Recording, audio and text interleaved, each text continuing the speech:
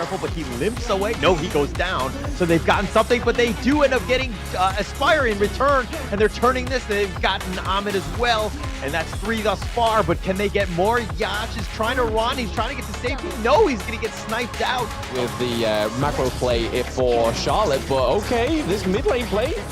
Yeah, Viper's already down. The Death at Sunset, that's going to be committed. The Moonlight Flash back to safety, and they've gotten Aspire as well as Viper.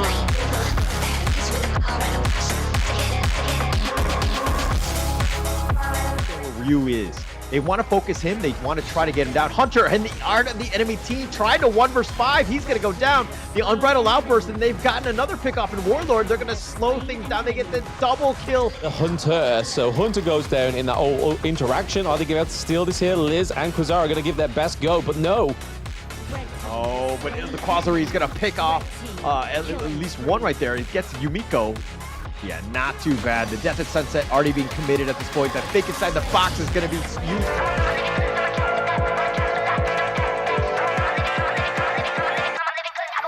Lane, which could be crucial for this T2 in the farm lane. Chuangyu looking for the back line as well, trying to just get a pincer movement, and there we go. The knock into the wall is pretty huge here, but speaking of huge, we see Zhongfei transform into the beast with the Unbridled Outburst as well. A lot of damage going up at CHS, and speaking of damage, we are seeing the higher ground turret be taken down as well. We are potentially seeing Hurricanes of Feathers, but he hasn't really found the gates. Okay, the Blazing Sun Arrow does come through onto the Lady Sun, but it's not enough. Chang Huan comes through once more. CHS goes down. We see Zhongfei, Bruno, Mr. Fury has gone down as well. That is a...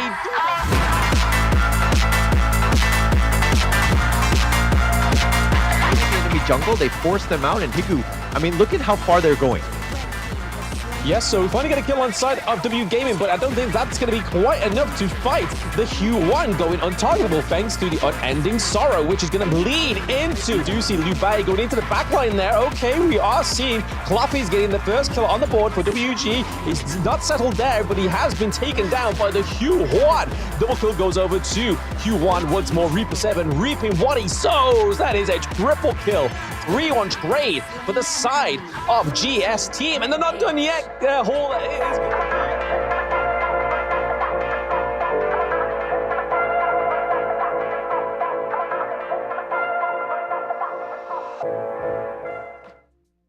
How's it going, everybody? Welcome back to the Honor of Kings Open Series Split 2 EMEA Regional Finals. It is myself, Blam, and with me is Mr. Hauler. How are we feeling today?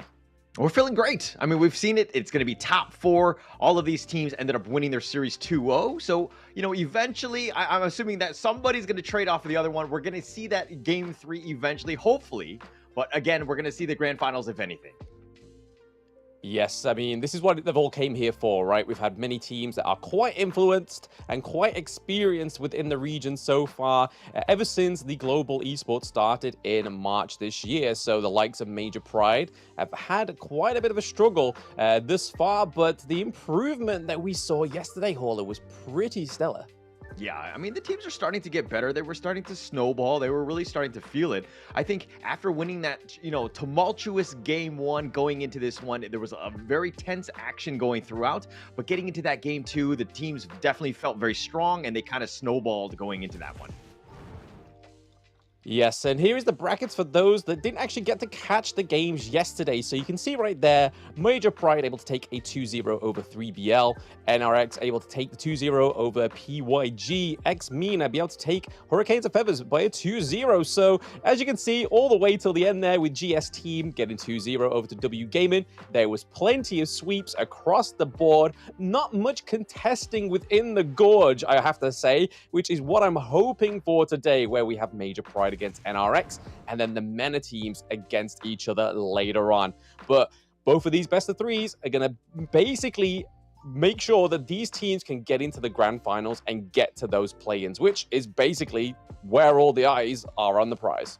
Yeah, and it's going to be very interesting going into this one, right? It's one of those things where even if you happen to be on MENA or GS team, you're going to be watching the Mm. first series. You want to scout out the enemy team, but at the same time, you got to be careful because you've got your own team to be, dealing with. But going into this one, it's going to be super, super close. But let's talk a little bit about Major Pride. This is, of course, the Eastern European champs: Shisuke, Alimsky, Red, Kinesis, and Kashi Batir.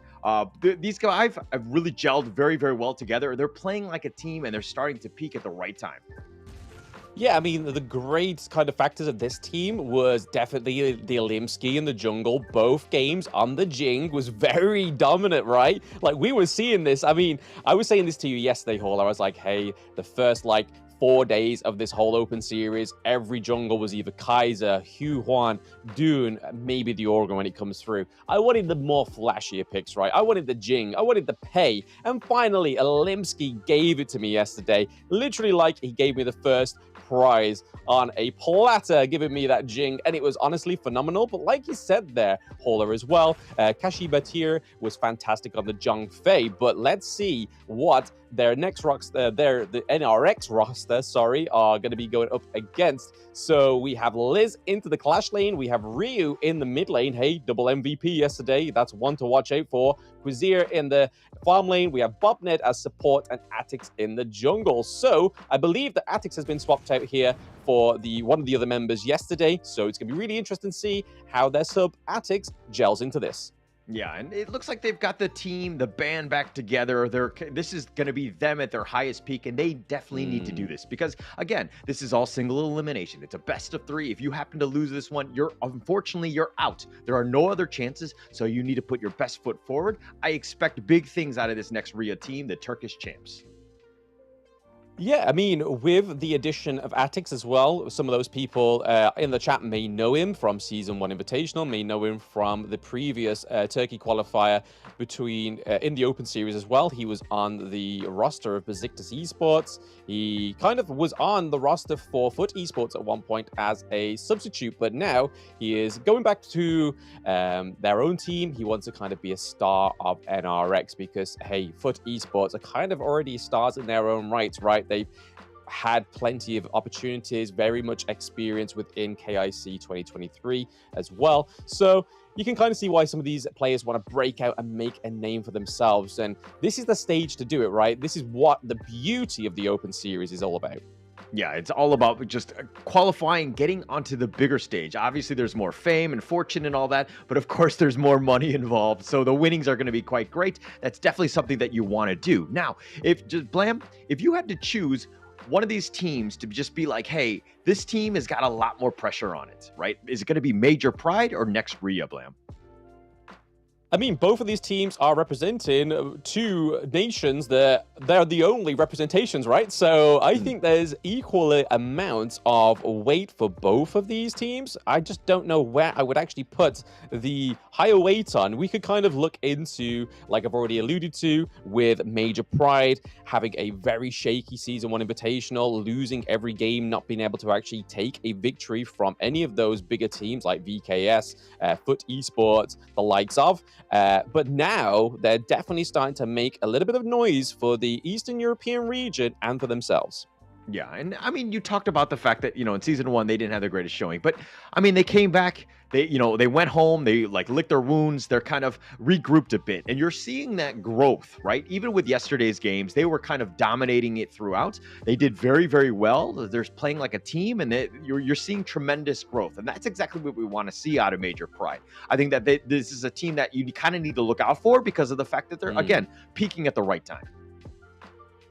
Absolutely. I mean, this is where you need to peak, right? If you want to start to prove yourself from that absolute brutal start of the global scene at the beginning of the year and try and get to KC 2024 to try and prove yourself once more on that global stage. And right now, I feel like Major Pride have what they need to take to get to that point of the global world stage of KC 24. But this is where we're going to start to see those potential winning drafts come through here. We're seeing that Major Pride are banning out your typical Dolia and your Orgren, but then over to the side of of next Ruya, they ban out the Mai Shiranui. I mean, I was watching some of the Philippines games earlier, and some of these teams let the Mai Shiranui through, and it was pretty much a huge mistake, right? This pick, if ever gets through, is hard to pin down. You have to go for something that's kind of like the Motsu, be able to lock it down. But again, another big pick in that mid lane getting taken out is the Lady Jen.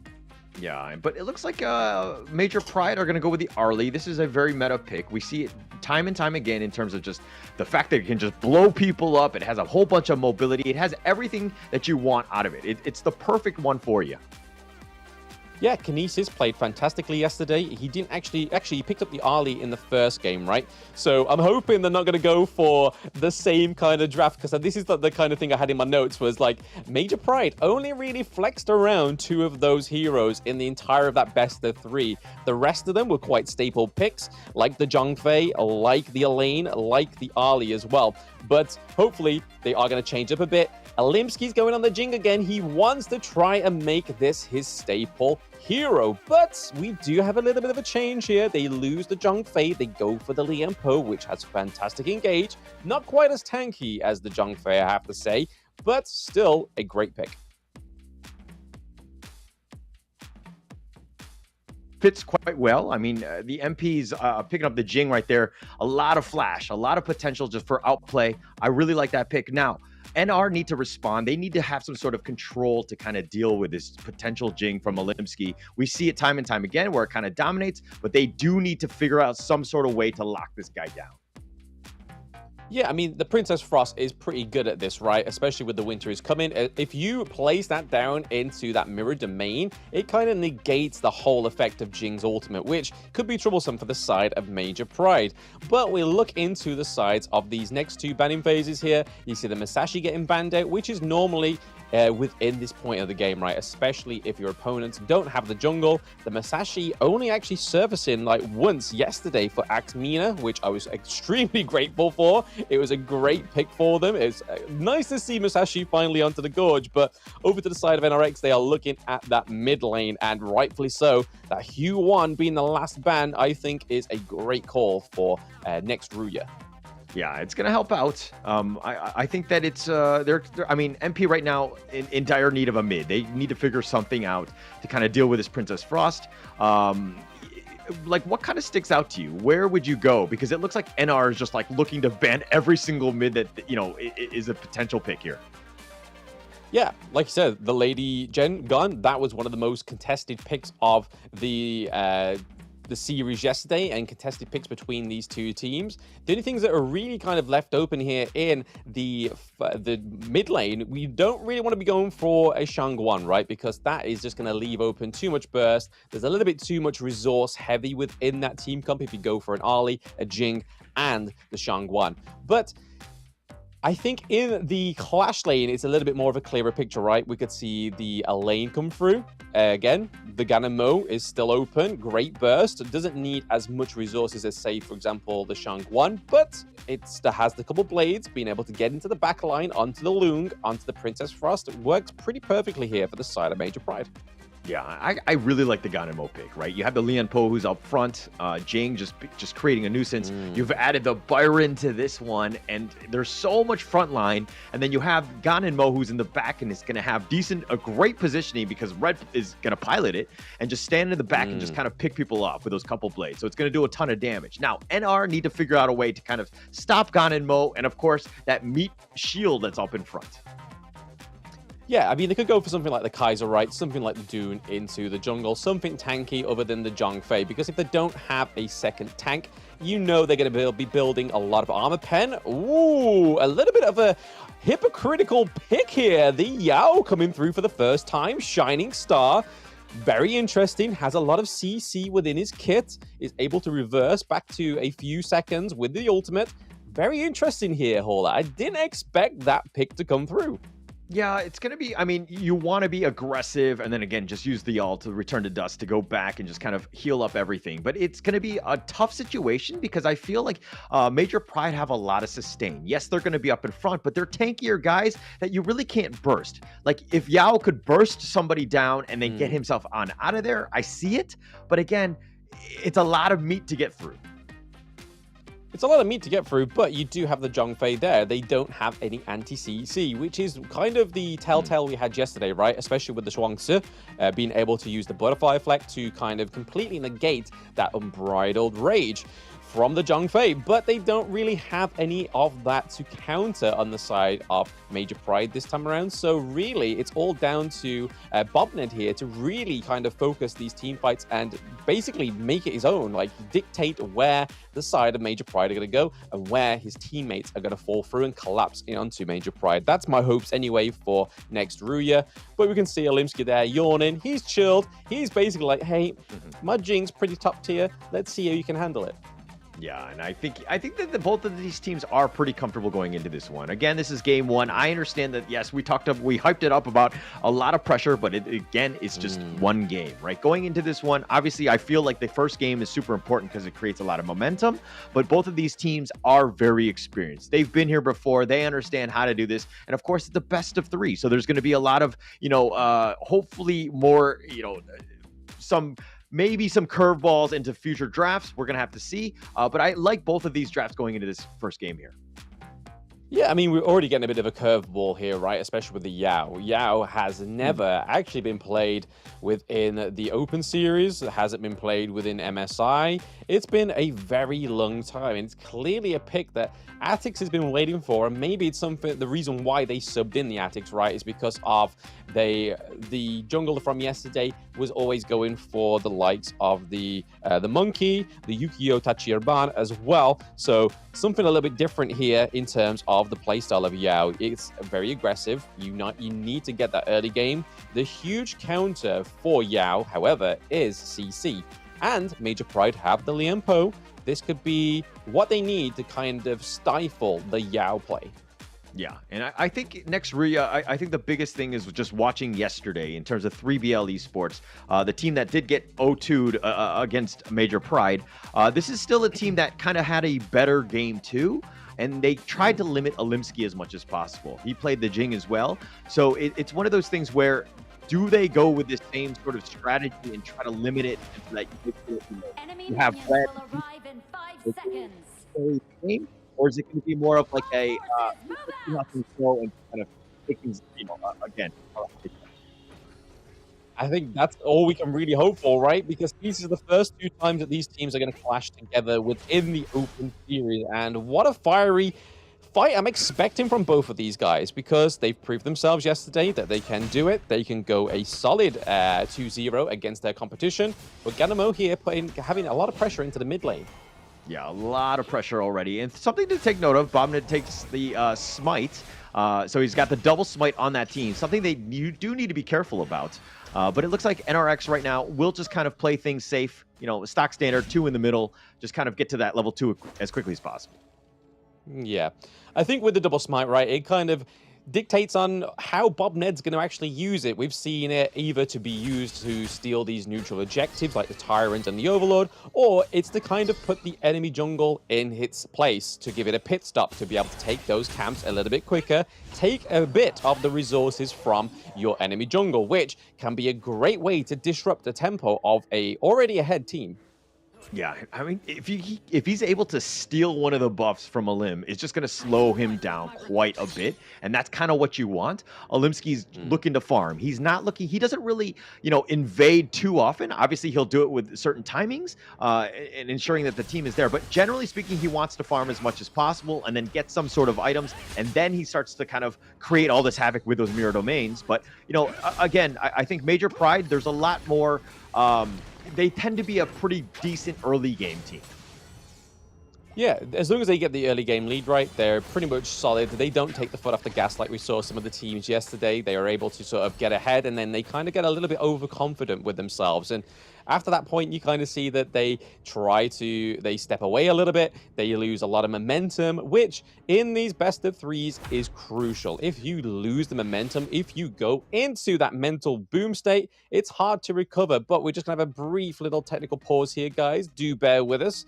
It's just part of the process. Yeah, it's part of the process here. Sometimes it happens. But okay, if we're going to look at some of the drafts, I mean, I don't know if you remember all of the heroes right now, but who do you kind of Lucky for me, I got them written down. I got them written down. I've been doing my homework. Awesome, awesome. So, like, who do you give the edge to just on draft alone? Don't look at the players. Like, who do you think you kind of like going into this one? I mean, more times than not, we've seen a great performance when we see the likes of the Byron and the Liempo put up next to each other. Same with the Arlie. So, again, 3 of those picks alone, the Arlie being one of the most contested picks into the farm lane, as well as the Lung. So both of these heroes are actually showing onto the field. But the ultimate thing that's going to be deciding this is depending on which one of these farm lanes can actually secure that gold, secure that lead, right? Because ultimately, the Arlie needs the resources, same as the Lung. If either one of these are behind ever so slightly, it really shows into the team fights. Okay, it looks like Kinesis going in for this one, just zoning Quasari away. So Kinesis doing a great job of that. But again, like, okay, Arlie and Lung, we know they both need farm. But who do you give the edge to in just like a one-on-one lane? One-on-one lane, I'd say, I mean, Byron, right? We know that Byron can take any kind of clash lane, any kind of day, anytime, anywhere, especially in the early game. It'd have to take a very skilled Mayim player, maybe like Liz. I don't want to be giving over too much bias, but I think that could still come out on top is the Byron because we have the aggression, he has the level 5, he has the experience, right? Oh, he does. And here's the mirror domain. Liz actually has to flash to safety. He dodges out of that mirror domain. He's going to stay alive. But again, the flash was committed. Yep, we see that Attic's a little bit too slow to the response there. We saw the Major Pride jungle was up there. There's a little bit of a invade onto the side of the Crimson Golem for NRX. They are in there. Liempo trying to drive them away. Yeah, trying to drive him away. The Infinite Vastness gets him out of there. Quasari is going to be safe, but the Umbrella Outburst does actually connect onto Kinesis. So they're doing some damage. He's trying to just get away. He does Stampede over the wall. He's going to just try to stay alive, but Ryu very low as well. He's going to be killed, and it looks like Alimsky is making plays, gets first blood, but Red does go down in the end as well. Yeah, nice trade overall for both of these teams, but I loved how Alimsky came from the backline, right? Yeah, that's what we wanted, right? He's gonna make plays. You gotta understand where Alimsky is at all times because he's gonna do that, and he does it at a moment's notice, right? Yeah, doesn't give you much notice. He pretty much kicks down your door, demanding some of your resources, and then that's it. It's pretty much a good night, Irene. But here we are. The neutral objectives are up. We're seeing that NRX are really running down that Tyrant, able to claim it very quickly, not giving Major Pride a chance to go into it. And from yesterday, we know that those Tyrants are the MO of Major Pride. Yeah, and I like the fact that, again, we talked about Bobnid and Atix, both of them having that smite, and both of them timed it perfectly so that they ensure that they get it. Alim was kind of nearby, could have potentially gone for the steal, but again, with a double smite, no real chance. So NRX just doing very, very smart things, sticking together and being very well coordinated. Yeah, Major Pride already ahead with the gold ever so slightly. Nothing to kind of write home about just yet. Bobned maybe getting stuck out here. There's a little bit of engage. Oh, that's a lot of damage. And Quasari is starting to, just hurt you, right? And Kinesis has to play a little bit safe. It's a glass cannon. Does need to be careful because Ryu is hiding in the bushes as well. So I don't think that they're going to commit here, especially since the creep waves will push, but Ryu will show in the end. Yeah, I think that's a detriment to Ryu, right? But it's also at the pros of going for the Princess Frost. Because of the Princess Frost being a utility mage, you know that a lot of those resources in those mid lanes are going to go over to the Yao, go over to somebody that needs those resources on the side of NRX. So for Ryu to sit in the bush is not going to be a detriment to his playstyle because the winter's coming is the main mechanic for that hero. Yeah, it's going to do a ton of damage, but they need to be a little bit careful. Atix gets to safety, and they're just going to hide under that tower and just kind of slow things down a bit. It's 5 minutes and 40 seconds already, and it's just only 1-1, but the net worth is neck and neck again. No team wants to make a mistake at this point. Yeah, because as soon as they make a mistake, right, that's pretty much going to be the point where the scales tip into the favor of either of these teams. Bobned being used here for a little bit of scare, a little bit of intel for the side of next Ruya, but not a lot really going on just in terms of fights. Yeah, Bobnet and Kashi, both roamers, just doing next to no damage to each other. I would say it's like a tryst in the forest, a better love story than Twilight, because they're just kind of bashing on each other. Not really much going on in that. But that said, it looks like they're just kind of scouting things out. They want to protect their jungle, and Kashi's been doing a good job of just providing a lot of vision. Yeah, I just want to pick up there. I don't know many love stories that takes a few bastions, right? I don't know how many people that like beat each other saying, I love you, but here we go. There's some love being given onto the gorge. Oh, Ryu's already been killed, and that's going to be a huge win for them already. And MP right now, they're trying to go, but Unbridled Outburst from Bobnet is kind of scouting them out. He's going to be killed as well, and it looks like the Byron's doing some work. Shisui's just on point, and now they're chasing. Atix is running for his life. The Ride the Wind pushing him away, but now he's going to be focused, and Shisui's just taking them all down. He's got a double kill. Yes, the clash lanes coming through once more. A little bit of a telltale from the American regions. We saw some fantastic clash lane players that debuted onto the Gorge within that tournament. But hey, Shizuki is there. He's claiming fame for that clash role lane. Yeah, and he's doing quite well. I mean, look at him. He's level 10, only behind Alimsky right now in terms of the level 11. Atix, we know that the other enemy jungler was going to be a level 11 as well. So both of them doing quite well in that sense, but he has 3 kills. So Shisui, almost tops in terms of net worth. He's really helping this team, kind of propel themselves into a great mid game here.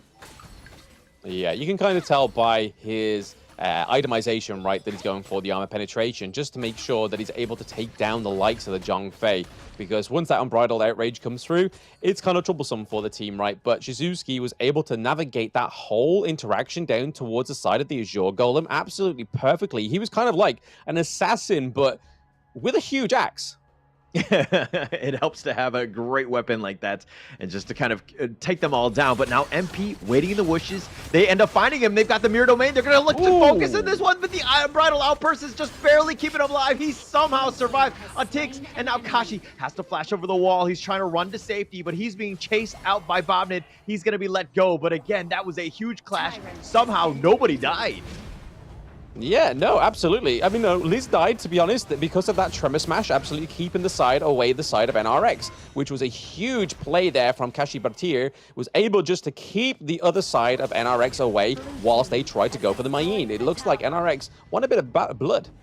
Yeah, they wanted the blood, and I mean, it's, what, 5 kills going the way of Major Pride. They've kind of, gotten some decent pickoffs. That net worth lead is about 3K right now, but they do want this tower. It's being chipped away. It's being very, very low, so they're trying to take this one out. Again, a huge strategic element, taking that mid T1 away from them. Yeah, for those new watching in the chat as well, that mid T1 is very important, especially with the competitive, and we kind of get a little bit of a beating from the bush there onto the Crimson Golem. Shizuki was going to try and take it for himself because, hey, what's a Byron with more damage? A deadlier hero. But we look over to the side of that gold lead, and it is slowly slipping away from the side of NRX. Yeah, it's slowly slipping away. They need to figure things out in terms of how to get there, but they need to run to safety. Liz does need to stay alive. He does so. He's going to be fine. But again, NR have had a hard time finding that farm. Major Pride right now just like invading the enemy jungle, contesting everything. So it's very difficult for next Ruya to find any sort of gold at this point. Yeah, I mean, just look at the itemization over to the side of MP, right? You have Axe of Torments coming through left, right, and center. You have the magical pen boots coming through as well. And then you can kind of just see the Jing just constantly just building itemization just to enhance that basic attack with the likes of the Master Sword, which is pretty huge, especially it's going to negate the effect of the Zhongfei, which is going to be the biggest obstacle on the side for Major Pride. Yeah, but it looks like the Tyrant is going to be started. Something they need to be careful about. Atix is getting a little bit low, but Red has already been killed, and it looks like they want to go for more. But the Tremor Smash is on point, but he dies. He actually went way too far ahead. 3 members down from MP. They're on the run. Shisui just trying to stay alive. Alimsky will back off as well, but it looks like NR found the fight that they wanted with all 5 members, somehow surviving, and it looks like they're going to push the T1 mid. Yeah, I mean, we can see that MP are trying to force these minions away, but okay, some more plays. Oh, Mirror Domain, but what is he doing? They're trying to fight 2 versus 3, and Shisui was not there. The force field suppression just keeping him alive, and he's just like, okay, hey, I'm going to join my brothers in the afterlife, apparently. Yeah, that Tremor Smash from the Liampo didn't quite hit the same as it did when they took out the Mayin earlier on in this game, but that's really put NRX into a place where they can comfortably say, hey, we've still got this game one, right? We've just taken the T1 into the farm lane. We almost have that T1 in the mid lane. They've just got to try and have a few more of those great fights, those brawls that go into the favor of the side of NRX. They've really got to bait that Tremor Smash, right? That's really what ultimately set that whole thing up nicely for NRX. Yeah, and it's looking like it's going to be two heavyweight fighters trading blows. I mean, you know, an uppercut for uppercut, jab for jab at this point, because both of them neck and neck. Net worth is tied. You know, the kills are almost negligible. Yes, it's a slight advantage of NR, but it's all about the net worth. Taking this T1 down would be huge for NR, who have kind of found a little of that momentum, and now they've been aggressive. Atix on the run. They do need to be careful. Kinesis gets back to safety, but look at them. They're just chasing after them. They do not care. NR realize that, hey, we have a slight advantage. Let's be aggressive and take advantage of this lead. Yeah, just look how Liz is kind of trying to stop the Shizuki to get into that backline, right? Kind of just dancing around between the two brushes there, like, hey, I'm going to body block you no matter how you try and get in here. Yes, you have your flash. Yes, you have your dash, but I'm still going to try and take the odds and double kick you out of this team fight and keep my team alive. But here we go, a little bit more of a brawl as the minion waves come through to the T2. Yeah, a little bit here. They'll be quickly dealt with. Oh, but a limb gets picked off in the bottom lane, and it looks like Atix has actually gotten that kill, and that's going to be a huge win. This is a window of opportunity. 30 seconds down for Olimski. Oh, make that more with Kinesis going down as well, and oh my gosh, NR finding all of the gaps, and they're really starting to feel it. Yep, they've definitely found the pressure point, right? They've found where the armor is cracking. They've got both thumbs pushing through to that armor to make it crack. And unfortunately for the side of Major Pride, it could be too much. Oh, Atix is, he's been like amazing on this Yao, finding the pickoffs, getting everything, and he's actually starting to carry this team. And you're seeing just, you know, the benefit that he brings to this one, completely catching people out, getting almost 1-for-1. He's winning all of these duels. Atix has been really playing well.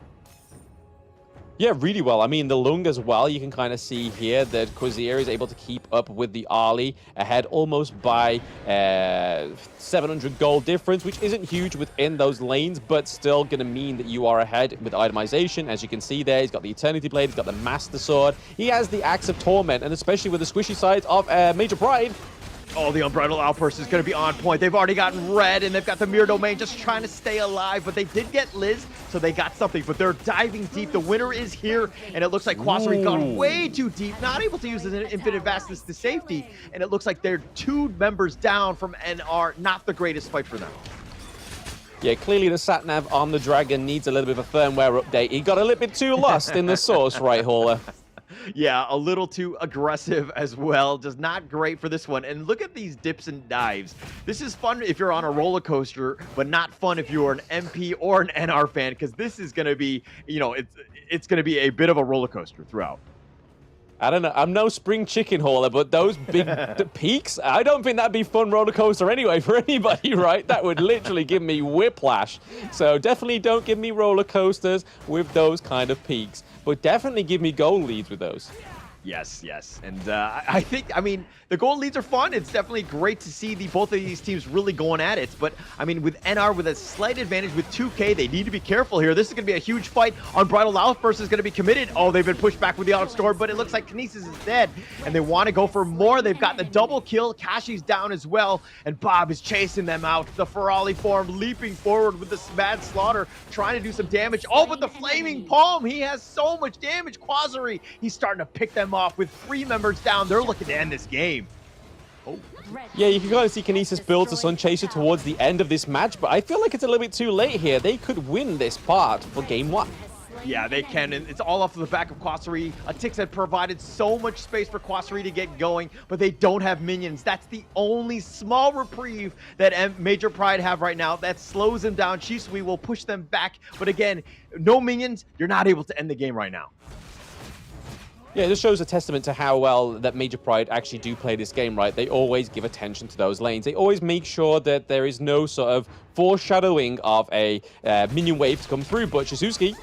Oh, Shizuki. Oh, he's been chased away. Winner is here, is going to be committed, but it's just going to cover their retreat. They're going to get back. They really didn't have enough, but now it looks like they're going to start the Tyrant. Major Pride looking to just maybe potentially steal this right here, just right under their noses. Dark Tyrant. Yeah, NRX, I mean, Zhongfei is there, but they aren't able to get that crucial kill theft, thankfully, for the side of Major Pride. That really puts another step into their stride. They have minion waves coming down into mid lane, and they need to kind of relieve this pressure before taking any fights. Yeah, I think that next Ruya kind of botched that one. They probably should not have given up that Tyrant. Bobnid was the only one there. He was potentially going for the smite, but just not enough, especially against the Olimsky, who's level 15 at this point and is starting to do a lot of damage. So they need to be careful. Again, you know, a small edge to NR, but again, I feel like it's negligible at this point. Yeah, I mean, a huge, some sort of outlook here onto the side of Major Pride. There is definitely some sort of jealousy with this Zhongfei, right? You can kind of see from the Jing building the Axe of Torment as well as a Starbreaker. That's plus twice your armor penetration, but is it going to do anything in this team fight? Oh, he's going to be rezzed. He's going to be back for life, too. Tix is so low. They've got Kinesis, Kashi, and a Limb, and they're just, like, lining them up. They're chasing them down, ride the wind, pushing them back, getting the double kill. Quasari is forcing it down. He's going to go with infinite fastness, and he wants to dive. He's not going to let you run away, and he's going to look to go for this. The tower is taking some, or doing some damage, but all they need to do is wait for that minion wave, and it looks like it's going to be the end. All Red can do is watch. Winter is here, and he says, let it go, let it go, let it go, because it's pushing him away. They're going to take down the base, and it looks like NR will take game one. Yeah, it definitely looked more like a nuclear winter rather than a singer-song winter, right? I mean, watching your base fall as you are at your literal only safe space at that map in that point in time, right? Just sitting there like, man, that's a horrible winter. That seems horrendous. I can't do anything. My couple blades don't reach that far. I don't have enough items to take them down. Yeah, it was just kind of like one of those kind of moments where you don't want to be sat there watching your demise for your team. Yeah, not really much you could do. You definitely don't want to walk into that, acid rain, just kind of pushing you back. And at that point, with all of your brothers dead, you don't really have much of a choice, so to speak. So not a great situation for him. But, you know, I think it was a really well-played game. Next, Ruya really knew how to come back in that game, something that we haven't really seen in yesterday's games. So this is going to be, you know, we knew that the teams are going to be more competitive going into this one. And we're already seeing that with a barn burner of a game one. Yeah, like you said there, Hola, this is probably the closest game we've had yet within the EMEA Regional Finals. And both of these teams really showed it. There was a few weak spots within the roster I see on the side of Major Pride. That Gan and Mo just didn't have the time to shine, right? The fact that they had the Yao, who's able to sort of like dip and weave into the fight, same as the Mayin, but then once you kind of see these two physical entities, you've then got a dragon above your head coming down onto you, striking fear with a lot of damage, as you can see from the itemization by Quasari. He has the Siege Breaker, he has the Master Sword, he has the Eternity Blade, he has the Axe of Torment, looking like he's going to build into another armor pen item, more than likely the Starbreaker, but huge differences here, especially within the farm lane, right? You can kind of see that the 24% to 20%, 4%, hey, that's definitely a increase. Yeah, and I mean, I think we got to give the MVP to Atix, right? Just the amount of impact that he had. They funneled so much farm into the Yao here. He was just able to blow people up. And once he got going, he just took over the game. Like, it was very neck and neck, but all of a sudden, NR was just like, Atix, he's like, I got this. Trust me, I'm going to just blow everybody up. And you're seeing all the stats. I mean, the neutrals are kind of a little bit neck and neck. The only Shadow Overlord just being a little bit of an edge to next Ruya. But again, they were just on point. Yeah, it's not like Major Pride took the foot off the gas, right? It's just it was just because NRX was able to find the way in. They was able to bait the Tremor Smash from the side of Major Pride. The Liam Po became a little bit of a useless engage tool because he was a little bit too far back. Everyone was a little bit too overexposed, especially like the Gan and Mo. And once that's exposed, you kind of just then got to rush in, take the kills where you can, because if you don't, that's when the damage comes from Major Pride. But unfortunately, we just didn't quite see it after that kind of midpoint of the game. Yeah, and like most of the team fights, it just kind of felt like Major Pride weren't really all on the same page and just trying to go in. They were very piecemeal. Like things were happening throughout. They weren't target prioritizing correctly. It seemed like they were a little bit off here, and NR, just kind of made them pay. They were like, "Hey, you want a team fight? I think that our team fight is far superior. We're gonna go in for that." And Bobned was just an absolute menace up front, just with all that control. Yeah, I mean, I liked the Liam Poe originally going into this, like I said, with my initial points, saying Byron, Liam Poe, quite a strong front line. We saw it very much within that beginning and early game. It really shined, but as you get more towards that late game, NRX kind of have that team comp that's just able to scale, and the health just keeps amassing and amassing and amassing. And speaking of massing, it is MVP Attics for the first time on the side of next Ruya. So, hey, taking the spotlight off of Ryu this time around. We see the 89.7k damage dealt, the 5.2, the 528 KDA, and then obviously damage taken as well. So you can really see for those watching at home, Yao's not just all about doing the damage. He can take that damage as well. Yeah, and he was I think he really caught him off guard. It really didn't seem like Major Pride had an answer for that. Olimsky had to play on the defensive from the beginning, and that's not what he wanted to do. He wasn't able to get the farm. So, again, Atix did a great job of just taking over the game, understanding that, you funnel the farm to him, he's going to carry you, and he did very, very well. Props to Atix. Yep. Yeah, absolutely. But speaking of carrying, we're going to carry ourselves into a short break, guys, before we get into game 2. I don't think it's going to end there, though. I think Major Pride definitely have still some of that fuel in the tank to try and take a round from next Ruya. So don't go anywhere, chat. We'll see you in a brief moment.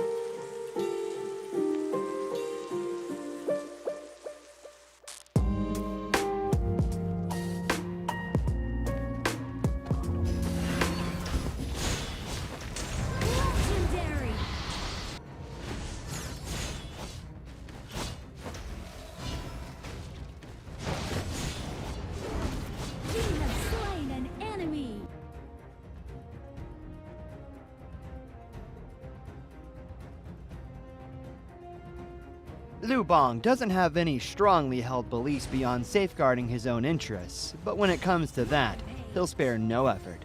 This is his passive skill, which automatically grants him a stack of mark every second. At a certain number of marks, he gains an enhanced basic attack.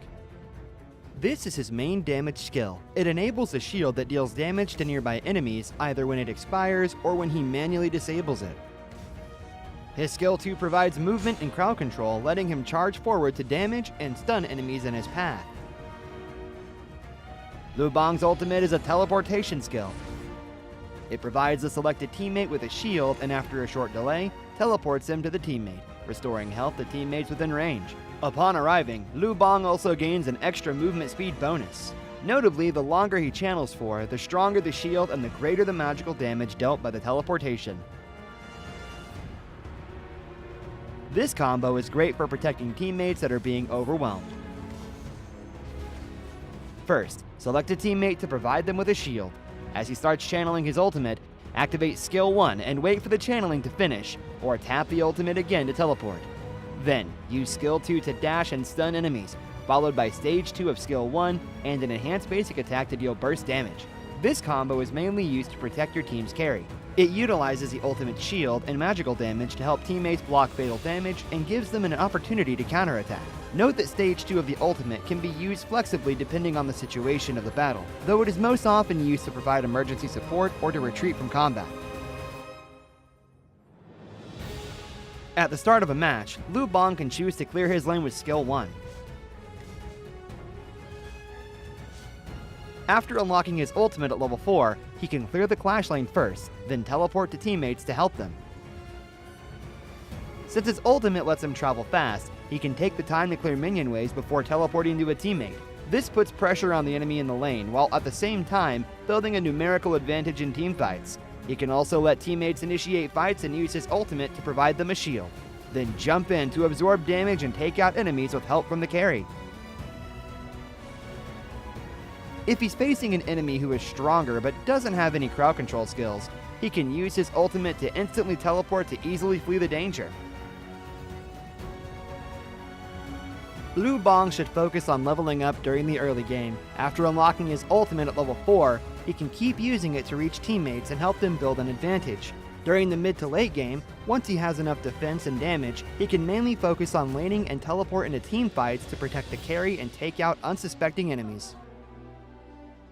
There, pull out the root of the problem. What's a conscience? A kind of snack? Why duel someone when you can gang up on them in a valley?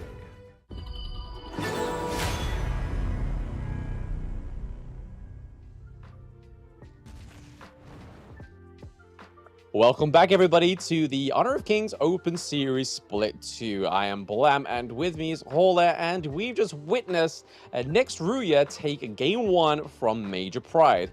Are they going to take a next Game 2, or is it going to be a back and forth between these two teams? Yeah, I'm expecting to be a little bit more back and forth, right? I think that this is a good game for next Ruya, being able to bounce back, finding ways to come back. That's not easy to do, especially against a team like Major Pride. They figured something out, and it looks like it was going to be the Atix Yao. That's going to get them back in this game. But now I do expect in Game 2, does Major Pride maybe look for a respect ban on the Yao here? Yeah, I don't think it'd be a ban that they need to kind of push out there. I honestly feel that Liam Poe was a great counter, right? But like I was saying in the post-match analytics was that the Tremor Smash was being baited. So the Tremor Smash was going to be ultimately the counter for the Yao. But once they baited the Tremor Smash, Yao was able to just dip, dodge, and dodge into the team, into the backline, and able to do a lot of damage. So I don't think we'll see a ban for it. I think we just may see another counter pick. I honestly think that the Shuangzi, if they do go for Zhang Fei on the side of next Ryu this time around, or we could see Zhang Fei being a prio pick here for Major Pride. Okay, well, I feel like Major Pride did not know how to dodge a wrench, not even a dodgeball. They couldn't dodge anything at that point because NR were just kind of on point. They were running at you, and they were just kind of imposing their will on the enemy team. So next Ruya right now, it's one of those things where they get to that midpoint, they get comfortable, and they just start to dominate. Yeah, unfortunately for the side of Major Pride, they've gone for the blue side again. They've gone to try and make this Ali work for Kinesis. However, the side of next Ruya, we've been seeing, we were both there at Saudi Arabia, right, Hola, that red side seemed to just dominate all the time because you're able to do exactly this. You're able to go for a very solid pick that you know is going to be pretty much only in one lane. But then you can go for your flex pick like the Huan, who could either be going into the mid lane or you could flex into the jungle, depending on how you feel the draft's going to go for your enemy team. But Major Pride have the major upholstery of the Ollie, but it just depends on how that kind of weighs out, right? The Kinesis on Ollie was okay, but I don't think it was enough to kind of insta-lock it again. They could have gone for the Loom. Yeah, and I mean, okay, Major Pride pick up the moats to kind of cannon blast Yuhan, maybe catching him out. You know, you're definitely, it's possible. I do think it's one of those heroes that can potentially counter it. It's not like a hard counter. There's definitely a lot of skill involved, but the Musashi pick here, definitely something that they, are looking to kind of mitigate some of the aggressiveness that they want to have, right? Yuan wants to kind of provide that vision and has that sustainability. Musashi is just going to be up in your face and says, hey, you want to sustain this, and just goes after you. So they have a little bit of a counter on that one. You being a Musashi main, Blam, your thoughts on this pick here? I mean, I'm always going to say I like it, right? I'm always going to say I like it. But when you're running into a Zhang Fei that's able to basically just burst you out of your... You're going to be gunning for one hero, right? You're going to try and go for the backline. You're going to go and try and go for the Lung. But the issue is, Lung can also be up into the sky. He can make himself untargetable, so it makes the duel at death a little bit useless. Same with the Hu Huan, right? So these two untargetable heroes are going to be looking for making themselves untargetable for that right point. There's no point using a duel to death onto the Zhang Fei because you're going to get CC'd out of it. Yeah, you're going to get CC'd. I mean, look, I think that Major Pride probably need a little bit more control just to kind of lock those two, right? Lung, somewhat squishier. Yuan, if you can kind of lock her down and make sure that she doesn't get anywhere, she's going to fall as well. So definitely something that Major Pride need to do as they get into the second phase or the last phase of this draft. Yeah, I'm kind of hoping the Motsu is the support pick, right? I feel like they need a little bit more of damage in that mid lane, because if they go for the Motsu into the mid lane, yes, they get the play style that they can make those calls and go in with the cannon blasts, and it looks like I was correct there, thankfully, for the side of Major Pride. I think that could have been a pretty brutal mistake for them. They do go for the Angela, which is a great anti-tank hero in that mid lane. Yeah, it has the potential to just kind of burst them down. It's one of those things. But I'm not a huge fan of Angela. Not to say that I'm a mid player, but I do feel like, she's a little immobile for my liking, right? She's got to have perfect positioning. I do think Red is going to be up for that task. We know that he's quite good, even the Gan and Mo, and now the Angela here. You have that potential. But now the Elaine, which you're picking into, I'm not a huge fan, because Elaine can get to that back line. And again, if you're just playing very static, you're going to have a hard time trying to get away from him. Yeah, and I mean, we've got the Yukio Tachiyabana again, so another great single target assassin in that jungle, and it looks like the Hu Huan is going to go into the mid lane there. So again, big pick, great appearance from this hero for the majority of the Open Series. Probably a little bit of an after effect for the mid-season invitational, because we saw this hero getting picked up quite frequently.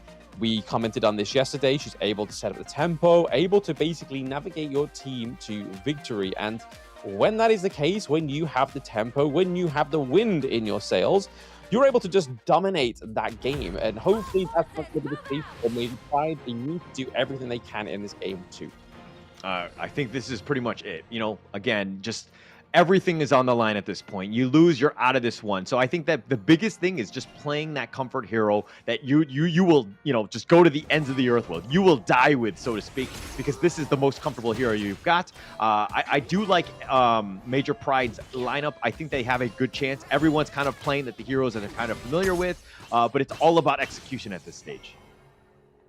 Yeah, we just got to really hope that Kinesis is able to master this early this time around. We had some really good plays, but with the, she has the ability to block projectiles, right? But we saw many times that Quazia was able to bait that ability first before she was even able to use it. So I think we just need to see that part of the playstyle for Kinesis change for it to make it to be a successful pick.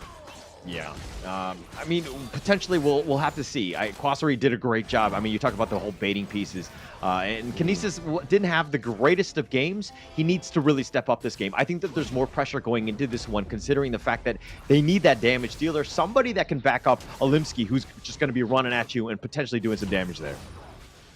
Yeah, I really hope that they're able to kind of put themselves back into this race, get back on the saddle.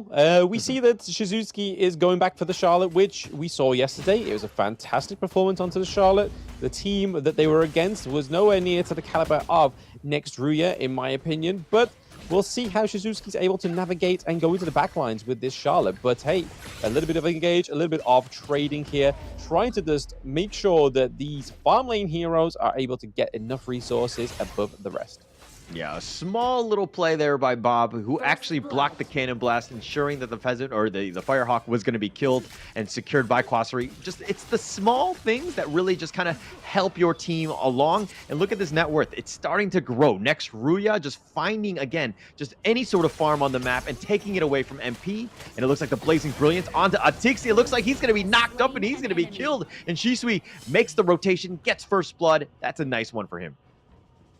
Yeah, very nice one. I think it would have been a little bit of a intentional death there if the death on Sunset came through for Liz. They kind of had to just call their... just basically end their losses there. They were pretty much caught in the camp of the Overlord. We saw that Yukio was trying to dash over the wall. It didn't quite make the cuts. So, unfortunately for the side of NRX, they're able to kind of capitalize on that. Yeah, I think it's one of those things where, like, you slam into the wall. It's like, oops, I kind of messed up a little bit. It does happen to the best of us, but unfortunate there. And now it looks like, again, the net worth lead neck and neck at this point. But, okay, let's talk a little bit more about this mid lane here. Who are you giving the edge to? Ryu on the Yuan or Red on the Angela here? I mean, going into team fights, both of these have different utilities, right? Angela is going to be basically from a very far distance with the Blazing Brilliance, just being able to position herself very correctly. The CC immunity is also going to stop the utility of any stuns coming through, any knockups as well, which is great. But the Hugh Huan, like I said, sustain is incredible on this hero. And she's able to get the knockups as well, go untargetable. It's hard to call, right? But I'm probably going to give the edge to Hugh Huan. Okay, all right. Putting more pressure on Ryu, but you know, I like it. I think that he's, you know, he's the guy for this one, right? Really needs to step up. I think that he's gonna have, you know, like Red is kind of, if you have good support in the sense of people just kind of providing a lot of, you know, a distraction, so to speak, I think you're going to have a much better time. But Quasari here gets the Tyrant here. The Umbrella Outburst is going to be off the mark. Olimsky trying to get over the wall. He does, but he walks into, it looks like it's going to be, he's going to go straight down for that one. Olim is down for the count. Unfortunate for him. You can kind of see what they were going for there. Yeah, Kashi Batir was able to activate Think Inside the Box, but nobody was inside the box. No, everyone was thinking outside the box, which is a good thing normally, right? Yeah, I've done that, so it's kind of embarrassing too. When you do think inside the box and you completely whiff, and you're like, a little bit of PTSD coming back there for you, Hola. It's like, oh no, I've been here before. Sometimes I just let it go because, you know, I'm just going to rock the shame. You know, I'm going to love it. But the Blazing Brilliance doing a lot of damage. Bobnet is going to back off. He's going to be fine. I mean, talking about rocking the shame, do you put some shades on but then just cry underneath them? How does that fall? Oh, no. I just kind of own it. No shades. No need to hide. I just take it, you know. And then that's usually when my teammates report me, usually. That's when the toxicity comes through, but speaking of coming through here. Oh, the Unbridled Outburst. Oh, the Think Inside the Box does connect just to barely. He does get him, and it looks like Kinesis is going to get the kill here. Kinesis does need to be careful. The Infinite Vastus snipes him down, and he has the ride the win. Continuing on, and he's doing so much damage, but Kashi flashes away, somehow surviving. Quasari, though, very low. It looks like the first in the launch up in the duel of the death, and Olimsky makes a nice rotation and takes the bottom T1. Yeah, perfect performance there from Olimsky, right? I mean, he almost died to the T1. I think he was kind of hoping that his teammate there in the farm lane was just going to kind of push those minions and then get them into the T1. But, hey, he managed to just take it head on. He was able to just completely defeat that Titan. He's like, I'll take the damage. I'll just do it. Don't worry. Just don't worry. You go back. You go back. Yeah, and he got it. It was just enough, but again, NR just realizing that, hey, there's a gank going in the bottom lane, the top lane, the Blazing Brilliance. Oh, not enough. Liz is going to get dove on, but Kashi not able to get the kill with the Peacebringer, and it looks like NR somehow survive. I think it's just because they got great control on these minion waves, right? They're able to just kind of just completely get rid of them before those 3v1s try and take place. And right now, when you've got squishy heroes like the Angela, Motsu doesn't have the most health as well, so it's kind of hard to go with those dives. Yeah, it is a bit hard at that point. I mean, they timed it. They understood that they're like, hey, we might get ambushed. They barely got away. Again, just the limits to the hero are going to be used. But, oh, the Blazing Brilliance, the Death at Sunset's going to dodge that one. He does finesse himself out of there one, and Liz survives again. Yeah, this is the kind of the single case use of the Death on Sunset being a great thing. It's not only an offensive ultimate, but it can also be a defensive mechanism as well, being able to just go take to the sky and then keep yourself alive, but then maybe try and rethink where you're going to go. But hey, Blazing Brilliance. Oh, Atik's getting so low. He's going to be killed, and it looks like they have the duel to the death. Alim gets another kill. He's starting to just rack him up. He's 2-2-0, but, you know, he does have the most net worth on his team. Yes, most net worth on his team, and just about the same, well, same amount of net worth as the Blazing Brilliance. Bomb. Not able to do it, but the infinite fastness. Quasari stays alive, dodges the cannon blast. They have 3, and it looks like Major Pride just forcing it down, just being aggressive. The cannon blast is going to be used as well. Kashi misses the Peacebringer. Quasari backs off, but he's going to give up the T1 top. Blue team has destroyed Yeah, no piece was bought at that Clash lane there, but what was purchased was that T1 takedown into the Clash lane. But nicely done by Major Pride. They are being very aggressive, and I think that's what they've got to do. It's quite exhausting to be this aggressive all the time, but hey, if this is what the win needs, that's what it's going to take. Yeah, and if you do that, I mean, if you're going to be aggressive, you're taking away farm. So the game, in a set essence, obviously you got to be spread throughout, and it might be a little bit difficult to, you know, attack on all fronts, but you can dictate where the fights are going to be. And it looks like the next big one is going to be the Tyrant here. This is going to be spotted out by NR. Do they go in for this one? Yes, they get the steal. They get the smite, and Bob somehow gets the steal. The Death at Sunset. Liz gets back to safety as well, and they come out the victors in that one. Yeah, unfortunately for the side of Major Pride, a little bit of a smite diff. A lot of pressure there when you know Zhang Fei's got that second smite. Yeah, and it's a huge one, right? It catches them out guard. You only expect one sometimes, and it's actually quite on point, especially if you're like Bob and you're fast fingers and you're able to get those kills or those steals. It's actually huge for Bob. Yep, so far so good for both of these teams, right? It's a little bit of the same song and dance from game 1. We see that Major Pride are a little bit ahead with the kills. Gold has pretty much neutralized right now, but then the neutral objectives and the tower stories are two completely different sides of the coin. Oh, the Unbridled Outburst pushing Kashi back, but it looks like they're going to turn it around. Quasari's been killed, and Alimski's got a double. He's got exactly what you wanted in terms of the team fight. The Death at Sunset's going to a little off the mark. Atix gets back to safety. All 5 members from MP still alive, but they've gotten 2 kills. A huge win for Major Pride. Yep, great performance once more from Alimski, getting that 4-2-0 KDA so far. He's now ahead of gold of everybody on the Gorge right now, which is a nice place for you to be in. Like I said, you just got to keep maintaining that. But the good thing that's coming through here is obviously the defensive items, as well as this basic attack that's going to now be enhanced, but also slow down your enemy team. All right, last game, Alimski did not have the greatest game. I mean, it was an average game. It wasn't the worst, but for Alimski's standards, a little on the low side. Unbridled Outburst here. He jumps over the wall. He's going to be fine. Liz is going to use the Death at Sunset. He wants to maybe go for this one, but it looks like they're going to group up. They need to be careful with this Tyrant here. They don't want to give it up. NR playing it to the wing, to the edge. It looks like the Mortal Tempo is going to keep him. Oh, he does go down in the end. Ryu is going to be killed in MP. This is the opening. They're going to force it down. They're going to look to take this Tyrant, and all NR can do is watch. Yeah, you can kind of see what NR was trying to do there. They're trying to cut it off, trying to play the Tyrant to the edge of its boundaries. But then Major Pride came through with the Blazing Brilliance. Kinesis getting the takedown onto Ryu was, again, still that aggression. It burns fast, but it's burning bright for Major Pride. Yeah, and they're finding it, right? This is a different game. MP right now figuring things out, being more aggressive. They've changed it up. They did not like how game 1 went. They're going to look to do game 2 their way, which is, of course, being aggressive, sticking together, winning those team fights, which is really not what happened in game 1. No, yeah, we saw a little parts of, like, victories for the side of Major Pride. They were able to take those 1v1s, able to take those kind of, like, uneven team fights, but then when it came to trying to go 5v5, they struggled in game 1. But game 2 is looking a lot harder for them. Yeah, it's a little bit harder now. I mean, Atix really needs to step up like he did in game 1 and just carry the game. Not the easiest of things to do, especially against the Titan like Major Pride. But this is one of those things where, how do they get back in the game? How do they repeat the success of game 1 where they were able to come back? This is going to be a much more difficult game because Major Pride does not want to give up any sort of freebies, so to speak. With the Blazing Brilliance, all the Unbridled Outbursts pushing them back, and it will be the end of that fight.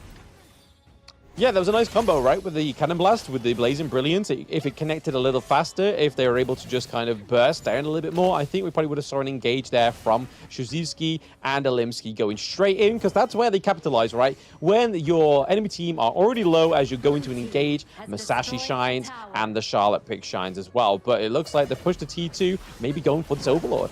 Yeah, it looks like they're going to take this one. I don't think that they want any sort of action, especially since Alimsky is starting to really pop off. Again, net worth, huge. 8.5, highest in the game. He's definitely controlling, definitely angry, and this is not what you want to see if you're an NR fan. Yeah, I mean, the Frost Scar Embrace really helps the Masashi build here, especially when you've got slippery heroes on the side of next Ruya, able to slow them down. The more basic attacks you do, it kind of just makes them a little bit harder to get out of those interactions. And Blazing Brilliance coming through once more, giving a lot of pressure onto Bobnet. Again, a Zhang Fei that is not full health is not a scary Zhang Fei. Yeah, not as scary. I mean, he's still kind of tanky. And I mean, of all of the members of next Ruya, probably you want the Zhang Fei Bob to kind of be tanking those things and doing face checks in the bushes. But sometimes, at some point, he's going to get completely bursted down, right? And Kashi and, Red have a nice little 1-2 punch, and they combo them down, but not able to do it on that one. Yeah, you can see the Sun Chaser coming through for the Ollie, so this is a perfect time for Kinesis, not at the Crystal to purchase Sun Chaser, but right now, having that Sun Chaser going into this higher ground turret fight could be crucial. Could be crucial. The Vanguard will be pushing. They're trying. Oh, nice 3-man cannon blast, connecting the Unbridled Outburst, the Infinite Vastness. He wants to go. No, he's going to go defensive. He does a U-turn. He does not want any of that smoke. And it looks like Alimsky is going to be killed, and that's going to be a huge win. But Ryu's been killed in return. Nice thing inside the box. They end up getting something. They've gotten 3 thus far. They're pushing the bottom T3. And are back in the fountain. They're looking to heal.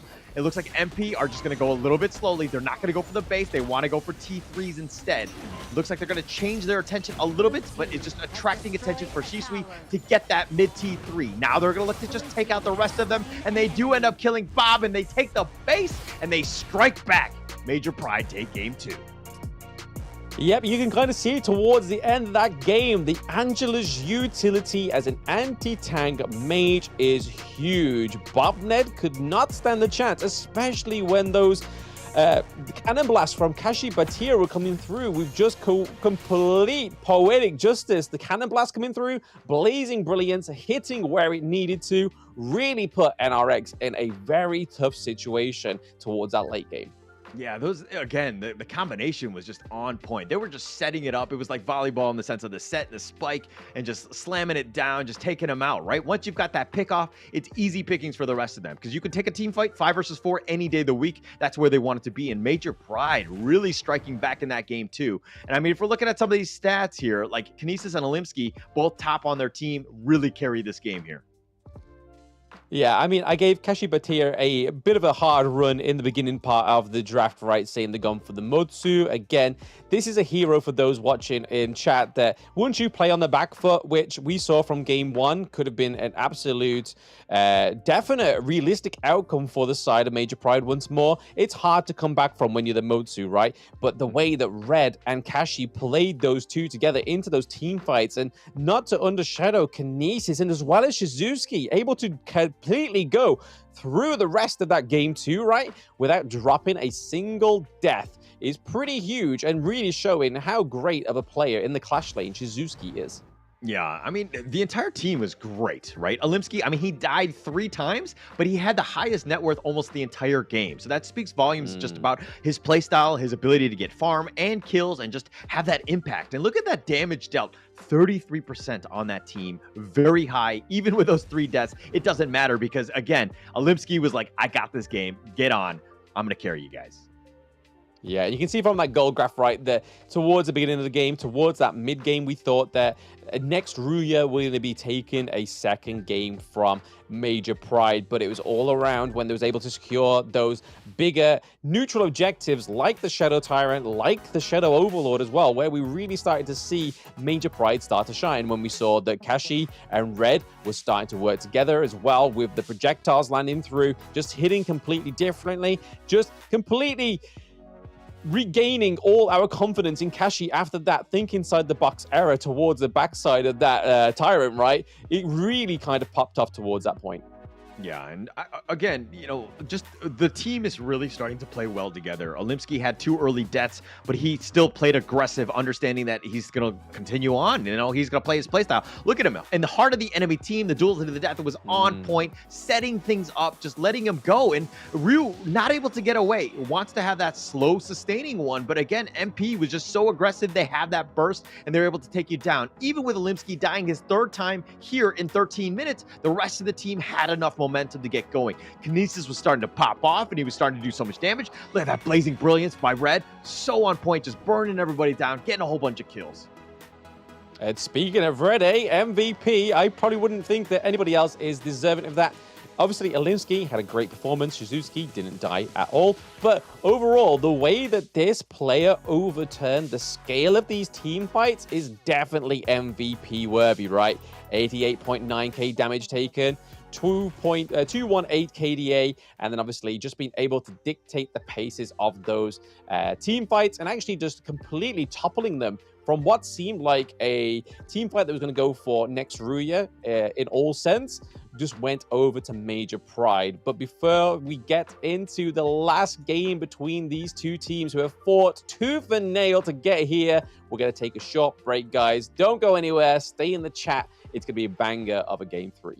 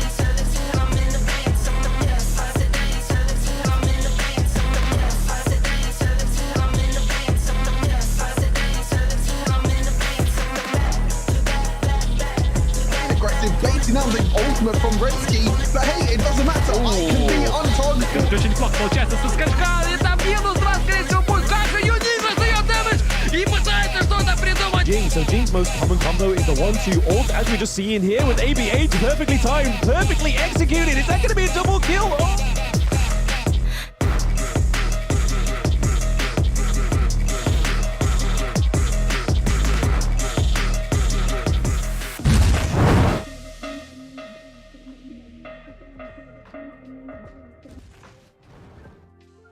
We are going to be getting into Game 3, finally within the EMEA region. We get a full best-of-3 hauler very, very soon between Major Pride and next Ruya. And honestly, from those past 2 games, I can't quite call it how this one's actually going to go.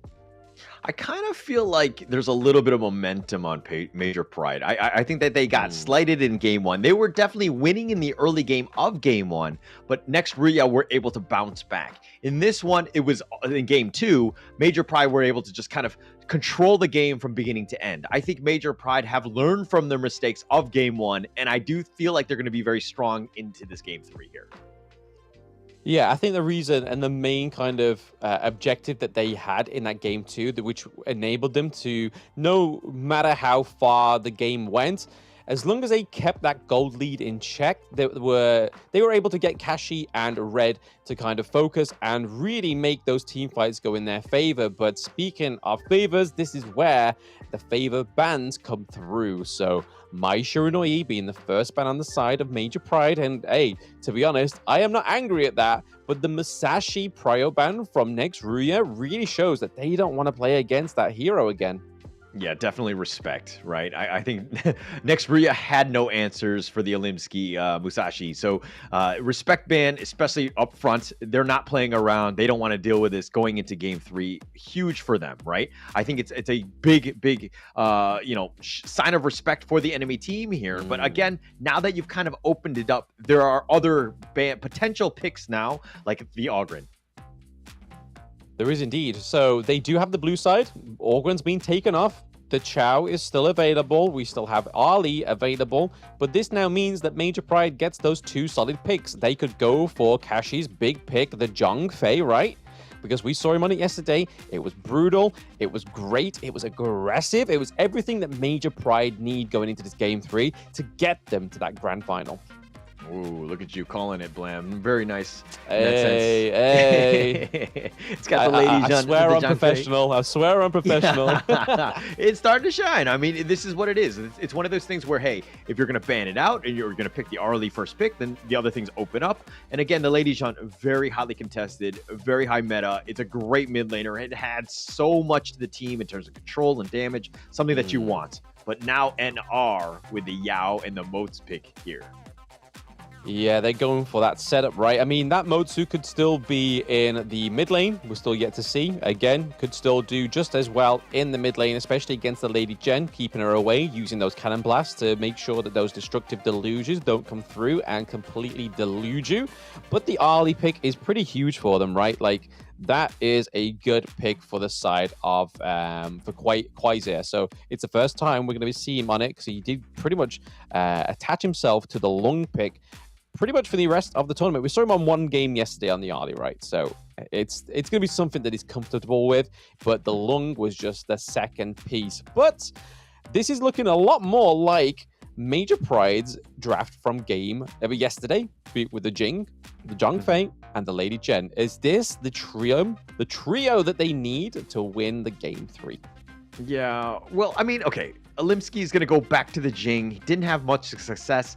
He did lose the jungle matchup against Texas Yao. So this is going to be interesting going into this one. The fact that, NR had picked the Yao, MP was just like, Olimsky was just like, hey, I got this one. I know what I made, or what errors I made in Game 1. I'm going to do much better. So I know how to play this matchup. Let's go for it in Game 3. Locks it in. Going into this one, I'm a little hesitant going into this one because, again, you've lost it already. But being able to bounce back, is Olimsky able to just kind of pull another rabbit out of a hat here? I think with the banning of Princess Frost, it kind of opens up Olimsky to be having a lot more control on the Jing, right? Because that's the thing that ultimately in Game 1 really stopped him having those really successful mirror domains. Yes, he still shined through, But that winter is coming is a real showstopper when it comes to a hero like Jing. Somebody that's locked into a circle. When you drop your AoE that locks you into a circle with slow damage over time, it's pretty hard for an assassin like Jing to play through. But the Mayin for Shizuki is a different pick here. We haven't seen him on the Mayin yet. Normally on the likes of the Byron, on the Elaine. This time around, he's going for a little bit of a different playstyle. Different play style, but still aggressive. And I think that it's basically what the team needs. They need a little bit more. But oh my gosh, the Milan and then the Angela pick to kind of round out the next Ruya picks, the draft here. Your thoughts on these two picks? So I'm very excited for Liz to finally get that Mulan pick. So this was a great pick for the player Liz in Season 1 Invitational. He was one of the best Mulans, I'd probably say, in that tournament. So for him to pick up this pick, and now they definitely mean it. They definitely want to get to that grand final, right? And then the Angela pick paired with the Motsu. Again, as long as they don't play on the back foot with the Motsu, I think next Ruya have a game-winning team comp here. Again, the Yao has free reign. Yes, there's the destructive deluge. We do have the unbridled outburst from the Zhongfei, but the way that this hero is very slippery, I think we could be seeing a lot of dodge here. Yeah, a lot of dodge potentially going into this one. But okay, the picks are locked in. The Mulan, we haven't seen too much of it. Yao throughout even the past two in the regional play. So this is going to be very interesting going into this one. Are they putting all of their eggs in a somewhat, untested sort of hero comp? Or is this, this is the bee's knees in that sense of this is the new meta. This is the way to play it. Your thoughts on these drafts and who do you give the edge to, Blam? I mean, it is game 3, right? Game 3 of the semifinals. This is where all those little pocket picks are now going to come out to play. We've seen Atix on the Yao. We've seen Alimsky on the Jing. Very great, very comfortable players on these heroes. But the likes of Liz bringing out the Mulan and obviously Ryu on the Angela, a little bit different to the Hugh Huan and the Lady Jen we've seen in day 1 and day 2. But now we get Kinesis onto the Marco Polo as well, which is going to be quite scary. If this is one of his big picks, that's going to be a problem. Yeah, and I mean, it was the last pick, Marco Polo. Kinesis is just like, hey, this is the way. I know it's a perfect counter to Quasari's Arlie here. It's going to be an interesting matchup considering Kinesis has been playing nothing but Arlie going into this one. But, he felt like he had something. Is he, as confident as Kin is on the Marco Polo? We're going to have to find out here. Yeah, the interesting thing they've gone for here with the Marco Polo, though, Kinesis is not gone for the cleanse, so he's going to be pretty sure that he's not going to get caught out by any of that CC, the likes of the Cannon Blast, any of the CC and the slow coming from Mulan as well. So, hey, most credit to him. If he's confident to go for the stun instead, that's really aggressive. Okay, I feel like confidence is one thing, but some things are inevitable, right? You're gonna get cannon blasted at some point. You're gonna be slowed down. You're gonna be stunned. So I am worried about that. I'm hoping that the rest of MP are able to provide a lot of space so that he doesn't actually get focused. That would be ideal for Kinesis here. But a little bit of a skirmish already, just fighting for boars. I think nothing is really gonna amount of it. Yeah, no, nothing, not quite just yet. We don't have, well, actually, yeah, we are now getting into the area of level 4 territory where it's now the 2-minute mark. All the players, bar Bobned, are all level 4 or above. So taking the fights now would have been really interesting, but I think we're going to have to wait until around about the neutral objective spawn, right? They're going to wait to try and take dominance into this farm lane to try and take the first tyrant for either of these teams. Yeah, it's going to be huge here. And I mean, I think the matchup of this game is going to be Atix, Yao, Alimsky, Jing. I think that these two, whoever has the better game is just going to win, right? I feel like the jungle players on both of these teams are, ride or die in the sense of, are they the top players? Are they able to carry this team? We've seen it, in the first 2 games where they were able to do so. So, again, you got to look out for where these two are at all times. Yeah, these teams, both of these players, Atix and Alimsky, want to be the players in the limelight, right? I mean, didn't quite able to get that MVP of the last game, but hey, if it's not for players like Red QT, who's able to kind of set up those team fights and those plays, then the strive for the limelight is a pretty self-destructive one, right? You want to be striving as a team. You want to be proud that everybody gets their fair share, but right now, like you said, Paula, it is definitely down to Atix or Alimsky, both these ride or die jungle players. Yeah, it's going to be super close here, but oh my gosh. Okay, it looks like they're going to go in for this one. Bob somehow dodges the Resplendent Revolver. He's going to go in for this one. Nice think inside the box with the Peacebreaker. The Umbrella Outburst pushing him away, but the Fever Barrage is on point, and Bobnet is going to be killed. Atix is going to be killed as well, and that was perfect. The Umbrella Outburst pushing him away, giving Kinesis the time to get the Fever Barrage off, and picks them both off. Hey, like I said, we called out the stun, right? You said it's either overconfident or it could be something else, but that stun saved that play, right? They went into the Fever Barrage, they dropped the stun and was able to get a lot of damage. A double kill for Kinesis. They pick up the Tyrant, the first Tyrant of the game. This is already setting up for a huge early game for the side of Major Pride. Yeah, we're talking about Kinesis more from an isolation standpoint, right? Just having, you know, no cleanse on this one. But I totally forgot about the Kashi Batir factor. He's able to just come in and save him, and that Unbridled Outburst completely saving him, giving him the double kill of Kinesis, that is, and just turning that fight on its head, so to speak. But, oh man, Alimsky, angry, gets that kill, and Ryu's down for the count. Yeah, I mean, a bit of a technical pause here. It seems like there's a bit of an issue. I don't know whether it's on the side of Major Pride or onto next Ruya, but the way that they went into that Blazing Brilliance, it looked like Ryu was like, yeah, I've got this Lady Chen on the back line. And then he's just like, Alimsky's like, hang on a minute, hold my beer, and then just goes straight in with a Jing and gets that nice little kill for the side of Major Pride, which this is the kind of thing they need to do in the early game, right? Is just make the mental plays for themselves, being like, hey, we are controlling this game. You are not in control. It is Major Pride that are in control. For the Eastern European region, we are going to be taking this game from you. We don't want to see a potential 2 Turkey teams in that KC. We want some representation. That is what's really on the line here for Major Pride. Yeah, there's a lot at stake. I mean, just going into this one, winner moves on, goes to the grand finals, which is going to be later today. We're going to find out who wins this one. But again, it comes back to this one, right? Alimsky makes a great play, ensures that he gets that mid laner and he gets that pick off, which is exactly what you want. He was actually making a rotation, but he got the free food on the way, and he's just going to continue to farm here. Yeah, speaking of free food, though, Jing and Yao are both pretty close in the gold. Almost getting caught out there was Kinesis, taking a lot of damage. Yeah, playing the hero to the limit. This is the Marco Polo. This is scary, right? I mean, if he's able to get farm and he's able to kind of control himself. I mean, he's got, what, 3.5? He's the highest on the team, and that's not what you want to see as a next Ruya fan. Oh, he cannon blast him just to kind of stop the recall.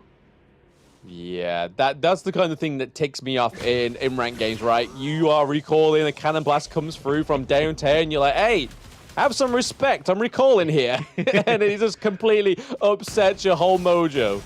Yeah. I mean, it's... Oh, okay, Kinesis gets caught out. He's going to be killed in the bottom lane, and that's going to be a huge win for them. Kashi was not able to save him on that one, but Kwasari was waiting in the wings, and sure, he gets that pick off, and that's a huge win for next Ruya as they got their first kill.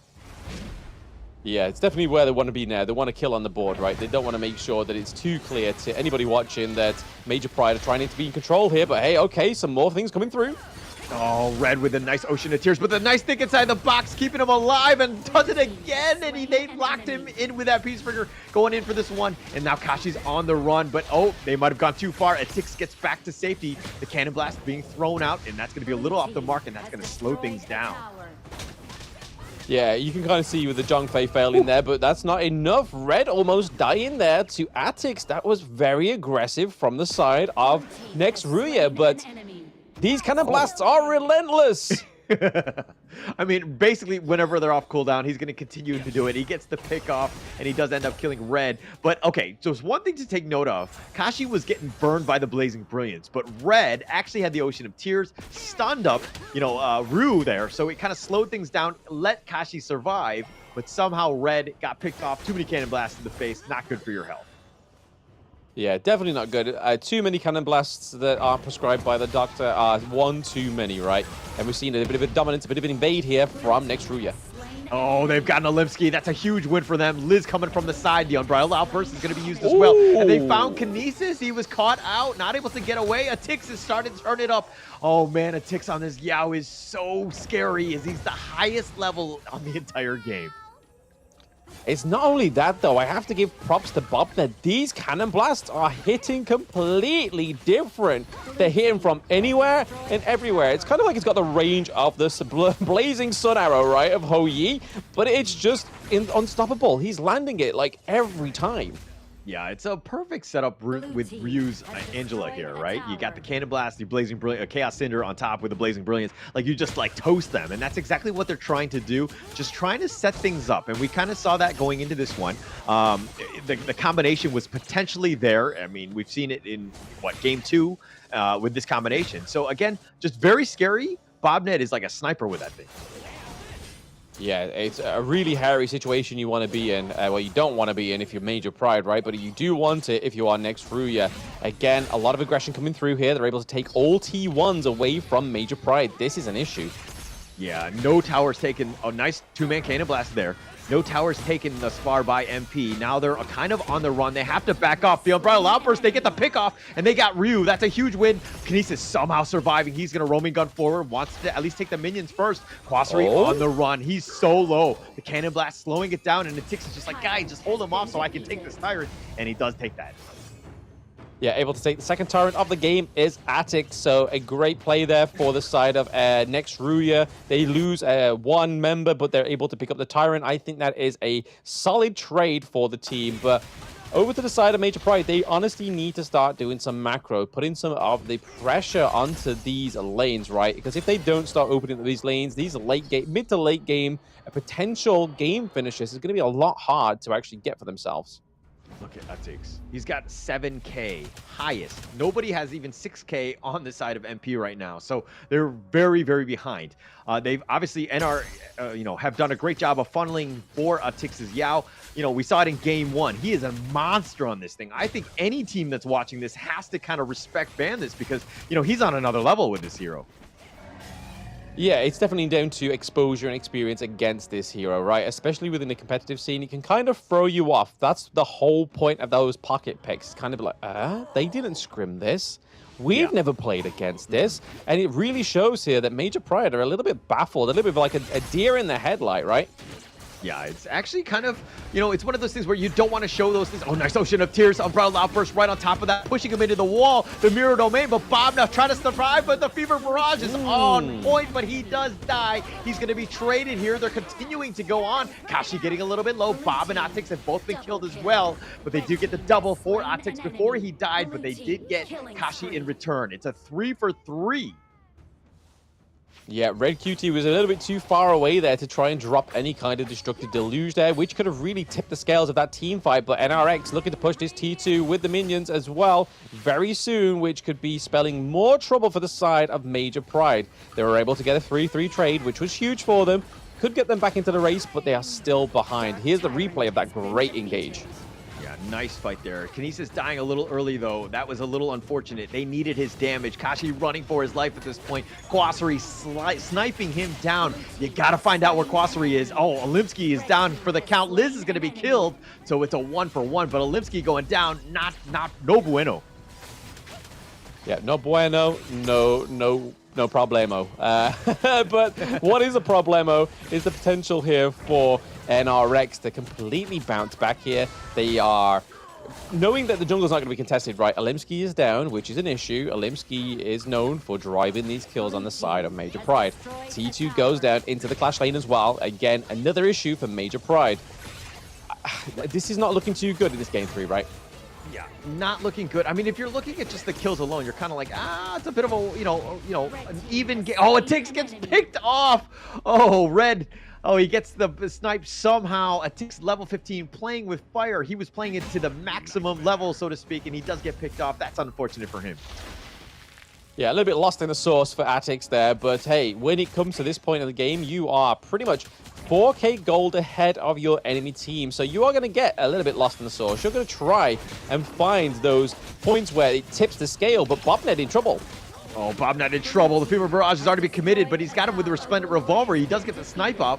Bobnet down for 35 seconds. They have 5 members of MP. They do end up taking the neutral, and that's one way of getting back in this game. Yeah, it's exactly what they need to push these lanes, right? They need some sort of mechanic. They need that comeback mechanic for themselves. But looking over to the side of the itemization, you've seen a lot of Axe Torments coming through as well. You can see the likes of the Venomous Staff to kind of counter that anti-heal that Yao has within his kit. And I think that's probably the staple itemization that you need, right? Is that Yao has a lot of anti-heal, a lot of heal, a lot of regen that can be an issue. My only concern is that while Atix on the Yao has the highest net worth, he's been dying a lot, right? He's died 3 times already. He's been focused, right? And it looks like they're trying to slow him down as much as possible. Major Pride just kind of, targeting him specifically. But I think at the same time, Atix needs to let the team fights happen naturally. Let the rest of the team kind of go in, and he can then come in for like cleanup duty.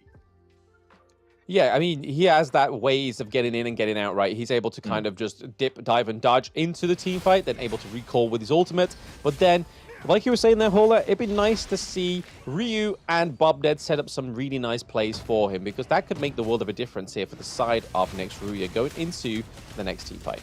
Yeah, because most of the team fights have been like Atix going in, getting the pick off, and then you're just trying to force it. And it almost seems like it's 1 versus 5. Oh, but it looks like Ryu, he's going to be sniped out. Oh, now he wants to go. Okay, Atix does get back out of there. He's going to return to dust. He's going to be fine. But Quasari, not as lucky. He's going to be killed as well. And Major Pride are finding ways. They're clawing back into this game. Yeah, Bobnet not quite hitting that Cannon Blast there, which is a bit unfortunate for him. The Splendid Revolver does come through from Kinesis. They're able to dodge that Cannon Blast once more, taking another T2 as well, which is huge for the side of Major Pride for getting themselves back on the saddle. Yeah, this is scary now. Major Pride in the driver's seat, even though they're down with the net worth, but getting those 2 pickoffs, absolutely huge. A bit of a misplay by next Ruya here. They're trying to hold this and defend the top or the bottom T3. It's going to fall, so they've lost that. And again, you can't make those sort of mistakes, especially at this stage of the game. No, this is a huge comeback here for Major Pride, taking the higher ground turret, which is now going to spawn those heavier minions in that farm lane, which is going to put more pressure when it comes to going for these team fights, when it comes to considering taking a team fight around these neutral objectives as well. And right now, we're seeing a neutralization of that gold lead. It's only 100 gold difference between them, but hey. Oh, they're going to go in for this one. Ryu has been killed. Bob as well. Atix. Oh, line them up. They've gotten 3, and they've got that. Oh, they've gotten everything. The only thing they don't have are the minions, as it looks like Liz was just trying to cut the creep wave. He's going to be focused in. He's going to be... Oh, he does get 1 kill, but he's going to fall. But it's 4 members down. Tough situation right now for next Ruya. How do they hold? Very tough situation for them. There's minions coming through into the mid lane. We see that Alimski's going for the Shadow Tyrant as well, which is going to be more and more damage going over to Kinesis. And right now, he's seeming like a very good player going into this one, really toppling the scales of this game, which could have easily gone to next Ruya. But what is going on to Major Pride right now is that higher ground turret into the mid lane, opening up more of those stronger minions, putting a lot more pressure. Honestly, I think if Major Pride want to take the game, they're going to have to do it soon. Because if this goes to the Tempest Dragon, it could be an issue for both of these teams. Yeah, it could be, and you don't want that coin flip, right? I think going into this one, next Ruya, they had the advantage. I mean, you're seeing in the gold graph, they were in full control, but then a couple throws here and there, a couple deaths, not very good for that team, and it really let Major Pride get back in this game. They're going to watch this game, and they're going to see a lot of missed opportunities. It's not over yet. They are definitely, in prime position, or they have a chance to win, but now they're on the losing end. They have to be defensive. This is going to be a super close game going to the wire. Very close game, and it's pretty much not over till the fat lady sings. But so far, there is no singing to be had. There is no Hugh Juan on the field. There is no unending sorrows, nothing of the sort. But what is currently clear is the kill lead, the gold lead, and the objective lead for Major Pride. They've got to hold on to this lead that they have right now and clutch it like their pearls. All right, if the fat lady's singing, but if I were to wear a wig and I were to sing, would that work as well? No? That doesn't constitute, no, I don't think so. You have to add a few extra pounds on, I think, Hola. Quite a few. Okay, well. All right, but it looks like it's super close again. I mean, it looks like they're going to be pushed back. NR just trying to stay alive, trying to slow things down, maybe get some sort of lucky pickoff. Nice cannon blast there. We haven't seen too many of those converting into kills, but this is going to be a huge one for MP as they somehow look to take this Overlord here. Yeah, they got to try and take it fast, right? And faster is how they are doing it. They have the lane pressure. They have nobody around them from the side of next Ruya, which really means they're able to get that second Shadow Vanguard. So when things get tough, they can pop that bad boy down and get a fantastic split siege mechanic going through. But you can kind of see here, Kinesis has built the Sage's Sanctuary. He wants that second wind, and he's able to have it now. He can dive in, get those fevered barrages coming through, a dive, come back, try and do some more damage for himself. So I think this is a great pick. He has the attack speed that he needs. This is just a boiling point, right? Yeah, a bit of a boiling point here, but okay, let's talk a little about Ryu, who was MVP twice in yesterday's both of their games. Hasn't had the greatest one here. He's almost neck and neck with his own roamer of Bobnet, but 8K at this point. He's been struggling to really make a difference in this one. A lot of it has been on Tix's back. Him getting picked out has been super rough for them, as it looks like they've crashed in, taken the top 3-3. The base is wide open now. Yep, the waves of Major Pride are slowly but surely crashing in here. You can see the Shadow Vanguard coming in from to the Clash lane as well. Is this way going to take the win? Oh, Red, so low. He somehow survives, but Ryu is going to be killed. He gets sniped out. They didn't get anything in return. The Mirror Domain, the Cannon Blast does connect, but it's only on Takashi, who's super tanky. He likes that. He will eat those things for breakfast, but he does kill Alimsky, and that's going to be a huge one. The Resplendent Revolver is nice. The Sage's Sanctuary, but the Cannon Blast does connect, and now they're on the run. It looks like they're going to back off, but they do need to deal with these Vanguards. Somehow, they hold. Yep, what a great defense there from next Ruya, right? Able to take out Alimsky, which could have been pretty much the toss of the coin, whether they won that fight at the Crystal or lost it. Sage's Sanctuary coming through, didn't actually get drawn or cooldowned for the side of Kinesis, but we did see on the side, I think it was Atix as well, that was able to get that taken from him, which is huge going into this next team fight. Oh, this is going to be tough. Atix is in a bad spot. He's looking to just fight for this one, but he falls. Oh, that's massive. The Umbrella Outburst is going to be committed. Quasri does get the kill in return, though, and Alimsky is back off. Something they need to take note of, but they've gotten Liz as well. Quasri is being focused in. He's just running for his life. They're looking to turn this, and Quasri is down for the count as well. And MP, they get him back. They've got a 3-for-1 trade. Yep, this 3-for-1 trade is pretty huge. They still have the Motsu, they still have the Angela as well that's able to clear these waves pretty nicely, as well as that Cannon Blast coming through from Bobnet could be a great interceptor here from taking this game 3. But right now, it's looking heavily in favor of Major Pride. Can they close it out before Atix comes back? Yeah, I'm thinking so. Both of these are the lowest two. Ryu just gets killed. He's like a ranged minion at this point. They're going to take this one, and they're going to take the base, and they will move on into the grand finals. That's exactly how you want to play this one. Yes, congratulations to Major Pride. This is a team that I was talking about earlier. They had a very hard Season 1 Invitational when they first came onto the scene. Open Series, this is Split 1, sorry. This is where they fell to the Team Vicious. But now they go all the way to the Grand Finals, Hola. This is like almost the Honor of Kings version of a Cinderella story. Yeah, Cinderella story. They were able to strike back 3 really good games, right? You just saw growth from Major Pride. They lost game 1. They were winning that one, but they were able to come back in game 2 and 3, close that game out. Next, Ruya had the lead in game 3, but somehow Major Pride found ways to claw back and to get back in this game and somehow pull this one out. Major Pride, Major Find. That's exactly what they did to try and find the way into that one. But honestly, Kinesis really outshone on this one. I'm pretty sure Kin would have been screaming seeing some of those fever barrages coming through onto the Marco Polo. Seeing the stun come through as well, that would have had his little brain cooking. He'd be like, hey, I normally take execute, but stun? Let me try this in my games, yo.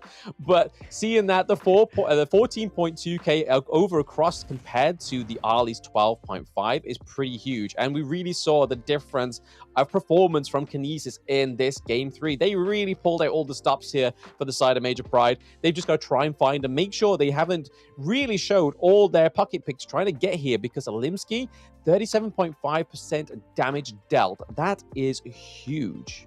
Huge. And I mean, he was the big target, right? He was that one that carried them in game 2. He definitely helped them out into, in game 3 here. But again, it's all about those neutrals. The Shadow Overlord really just paying off dividends there. If we're looking at this gold graph, it was very back and forth. It was two heavyweights going at it, trading blows for blows. I mean, we're going to see it in the highlights here, just how close things were. Kinesis, if he dies there, gives up first blood, the dynamic of this game could have been completely changed, because NR had a huge lead going into this one, and that would have just snowballed in. But considering the fact that he got a double kill, really put Kinesis in a decent spot in the early game. Oh, absolutely. I mean, all motivation could have been sucked out of Kinesis at that point, right? But the fact that he's able to get that double kill was huge for him. So just being able to bear the weight of that game 1 loss, take the game 2 victory, like you said, Hauler, going into this, Major Pride had the momentum. They had the win of game 2. All they need to do is try and close out game 3. And at certain points, it looked like next Ruya were going to take it from them. They had great pushes into these lanes. They even had them pinned at the high ground turret into the clash lane. But then it was just that team fight, being able to wipe out the whole of the farm lane, go all the way to the crystal in the farm lane, and then just slowly chip away at that point and just making these precise calls, not letting the cannon blast come through, or letting Angela stay alive in those team fights. Yeah, and I think, next Ruya, they're going to watch this game. They're going to watch the replay to just kind of learn. But I think the 11-minute, 30-second mark, when a Tix got picked off by Red, that was the tipping point. Everything changed at that point. They were down a player. All of a sudden, they were taking fights that they probably should not have done. But, that said, Red gets the MVP on this one, 142,000 damage. And this is why the Lady Jeanne is just a very scary hero to play against. To be honest, the damage dealt to the damage taken, that ratio is pretty huge, right? 142k to 62. Normally at that point, when you see a Lady Jeanne, it's pretty much like more close to the damage taken, around about like the 100k difference. But that right there is really good. And you can see why Red QT really prioritized that as a second pick in that draft, because it shows that not only does it benefit and really predict and just completely outshine in his performance on that hero, he's able to do great things with those mid lane mages, setting up those destructive deluges, really made the difference, as well as Kinesis and Alimsky in that one. Yeah, really well played. I mean, that's kind of what you wanted. And congratulations to Major Pride. They're going to move on to the grand finals. I think it's going to be super exciting. I want to see who they're going to be playing. But up first, we're going to take a little bit of a break, and we will be right back.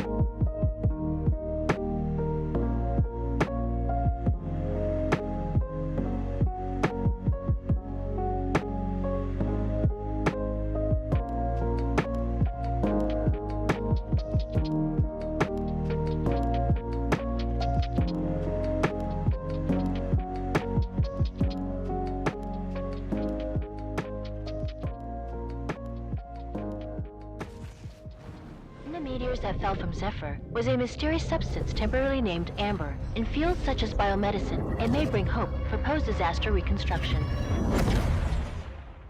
The possibility that they're still alive is practically zero. This is our only chance to save them.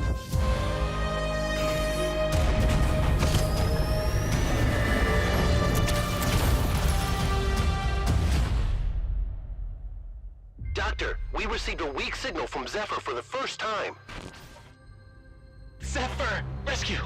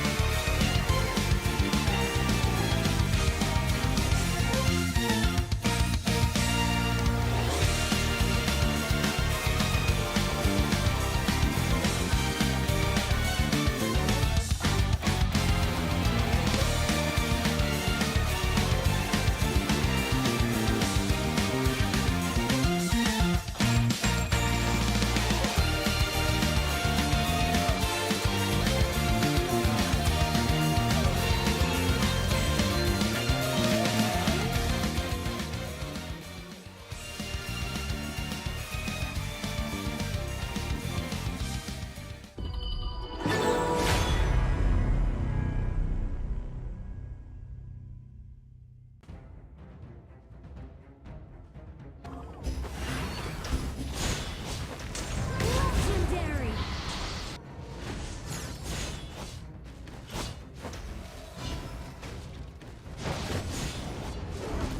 You have slain an enemy.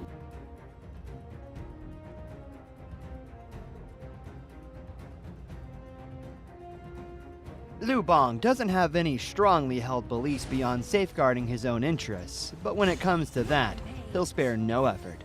This is his passive skill, which automatically grants him a stack of mark every second. At a certain number of marks, he gains an enhanced basic attack. This is his main damage skill. It enables a shield that deals damage to nearby enemies either when it expires or when he manually disables it. His skill 2 provides movement and crowd control, letting him charge forward to damage and stun enemies in his path. Liu Bang's ultimate is a teleportation skill.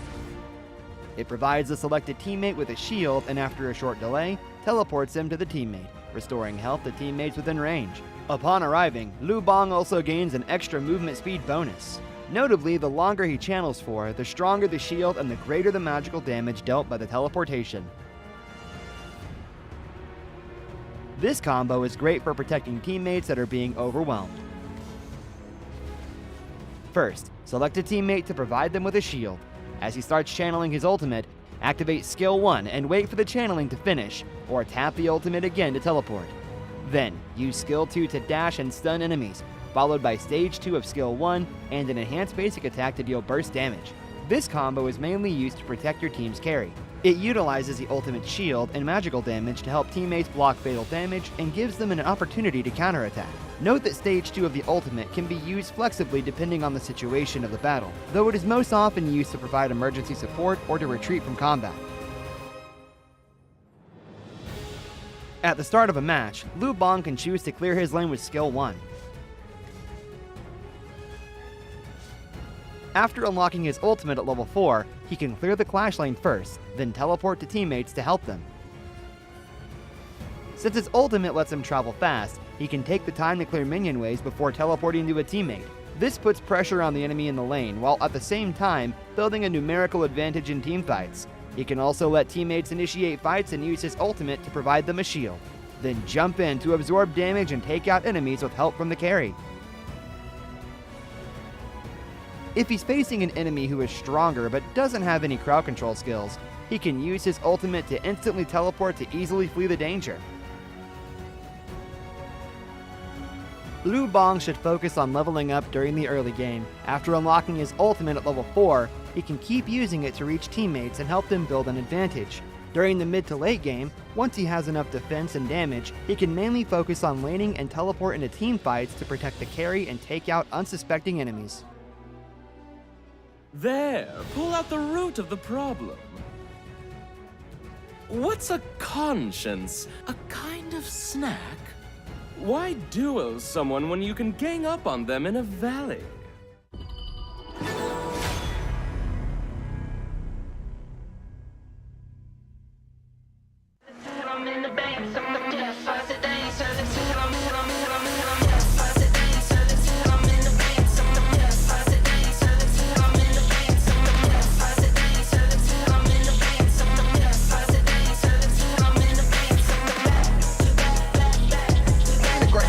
Now the ultimate from Redski, but hey, it doesn't matter. I can be on target. Очень неплохо получается со скачка. И там минус 2, скорее всего, будет. Как же Юнин раздает дэмэдж и пытается что-то придумать. Jinx, so Jinx's most common combo is the 1-2 ult, as we just see in here with ABH, perfectly timed, perfectly executed. Is that going to be a double kill? Oh.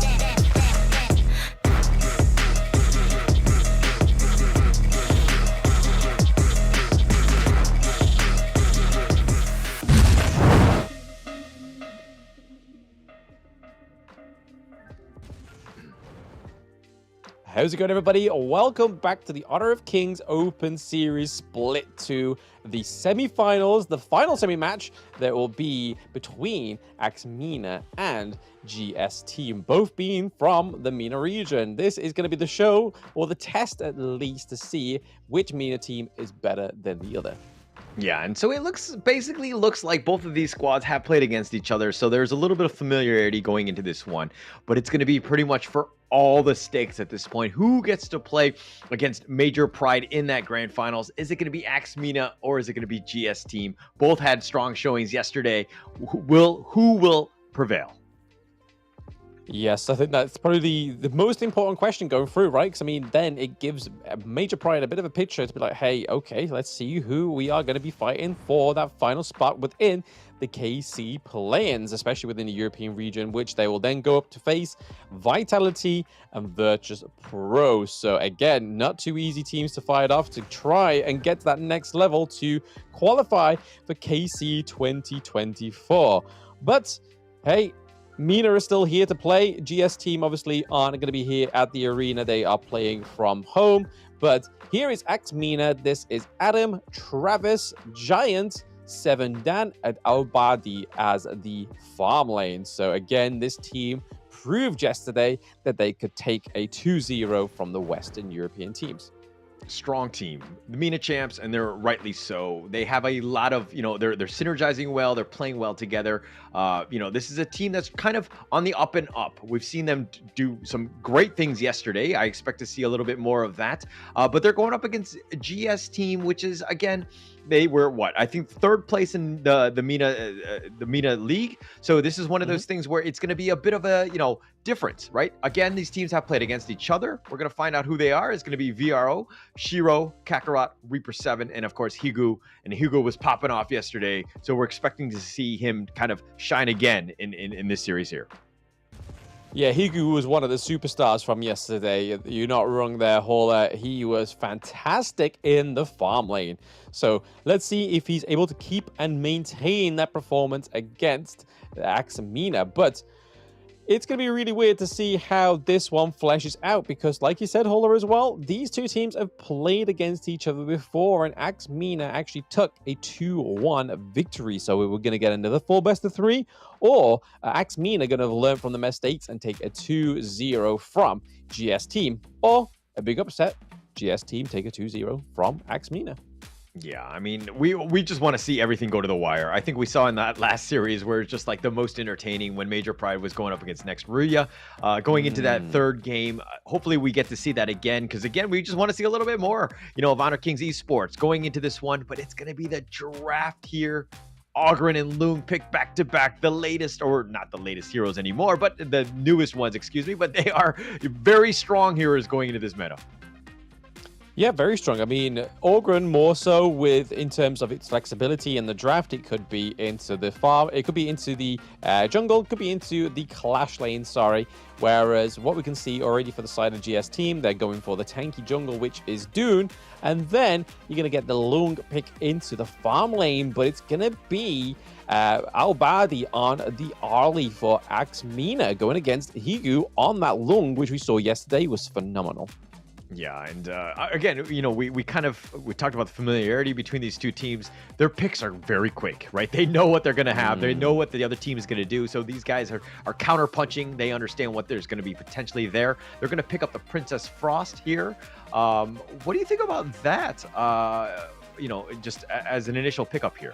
You know, Lady Jun's still out there.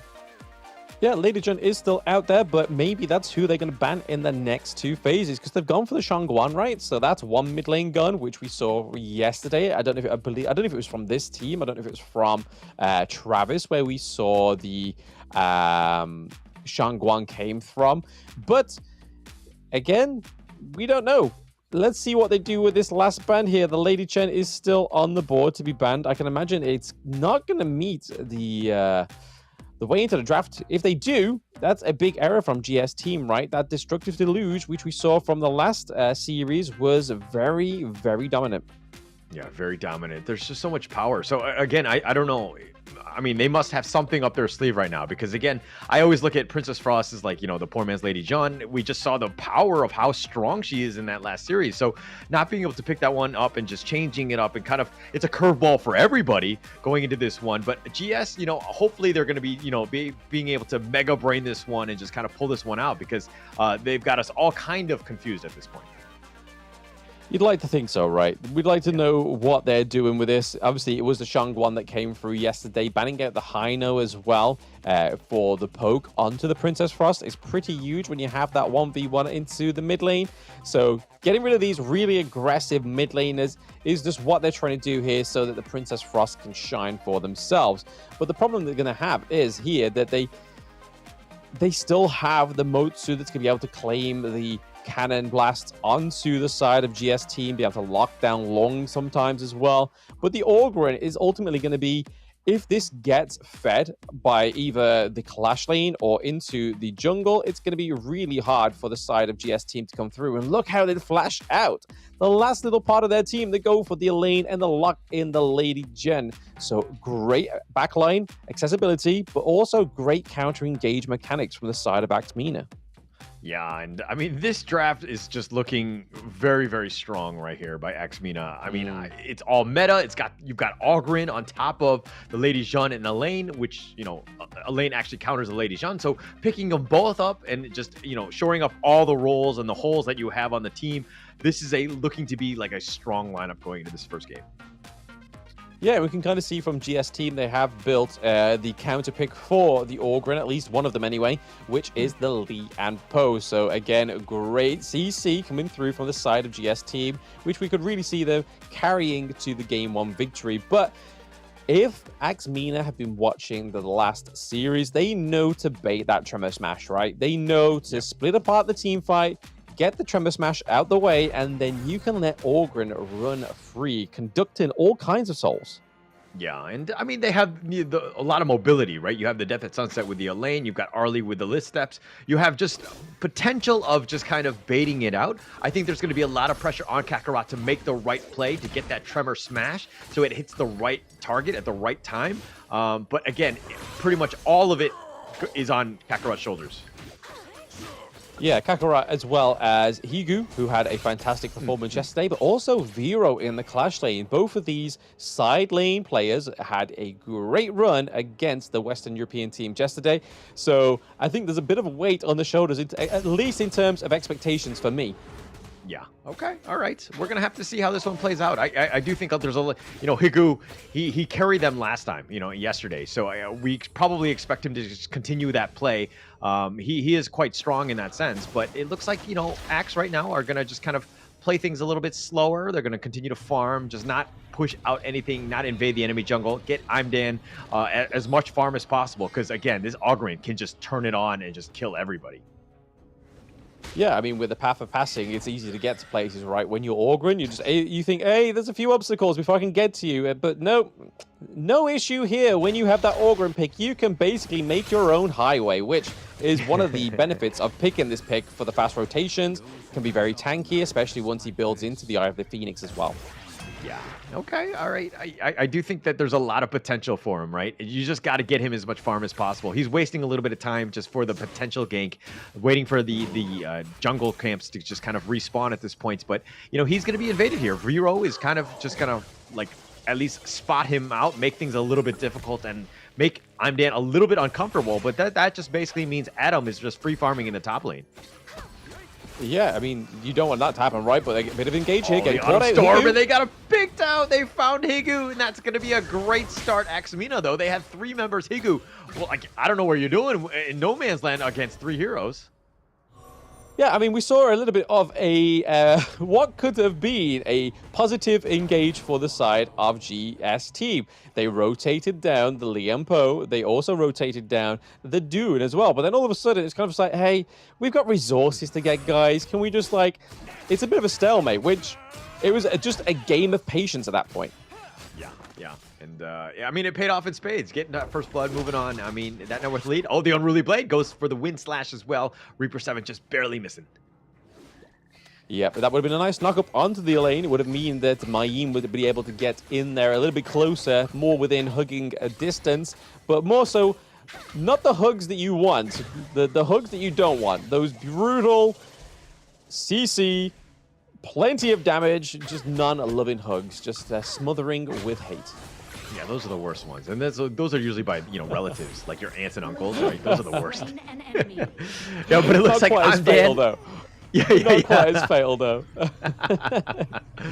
I'm dead. Did get it killed before. What could be fatal here? Yeah, absolutely. We're still waiting to see the statistics of death by violent cuddles from relatives, right? So we'll wait to see that pop up. But so far, we are having a bit of a technical difficulty here. It does look like it may be on the side of MENA. But we did see someone fall there. I can't quite remember who fell, but someone got a taste of either first blood for their team or another kill. Yeah, and I mean, just racking them up. I'm Dan, just getting the second kill, just really helping that team along. And I mean, yeah, we've got a tech pause here, but I want to talk a little bit more about relatives hugging, right? I feel like, you know, as a kid growing up, I had a couple of aunts that were very aggressive. They were very like bear huggish. Yeah, I think it's just part of the job description for an auntie, right? We've all had those. I definitely had one. So, yeah, I think it is definitely just part of the job description. You have to fill the role in order to be an auntie. You have to have a little bit of too much playfulness to the point where it's like, hey, get off me. I'm annoyed. Leave me alone. Don't hug me too hard. I may die. Yes. And we'll have to let's Google search some death rates on aunties hugging. I think that it's probably on the list somewhere. Somebody, maybe a broken rib at least, right?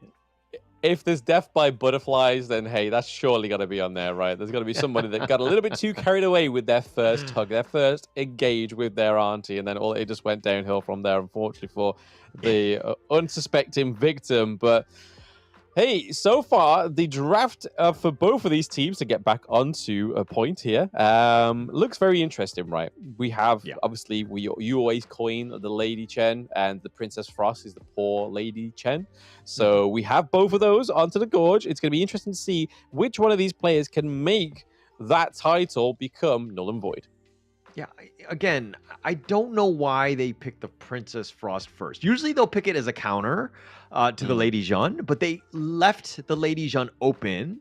They had the last pick in that first phase. They picked the Princess Frost, and then Lady Jeanne, they didn't ban it. So they actually, you know, MENA last picked it. So, like, I don't know what it is. It's like, you know, like Giga Chad kind of thing, Giga Chad type of play where it's just like next level of, oh, I know what they're going to do. We're going to bait them out and pick this up. But again, I just feel like Lady Jeanne is just so strong. Why do that?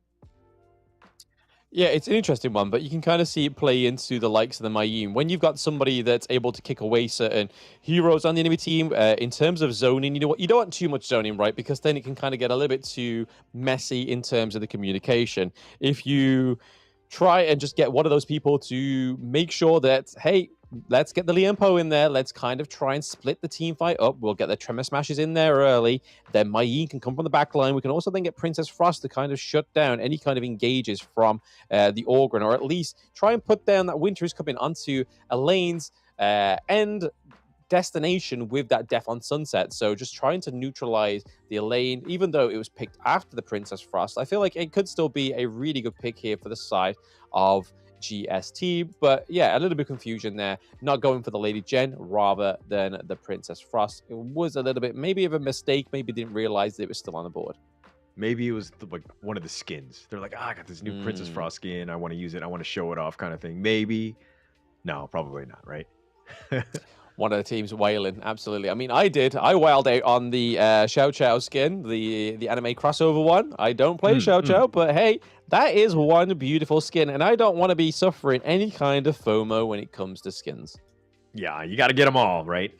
So, yeah, okay. But if we're going to go back to this draft, right, I think GS team, the Dune, the Mayan, and the Lianpo, all of them going to run at you, and they have that potential. But at the same time, MENA, they have a lot of get-out-of-jail-free cards. I mean, they have mobility up the wazoo. Almost everyone except for the Lady John has some sort of mobility skill. So it's going to be really hard to kind of catch and to dictate that. Now, can GS team find the right initiation, pick somebody off, and kind of start the fight ahead? Then they're going to have a great time. But doing that might not be easy, especially going up against MENA here.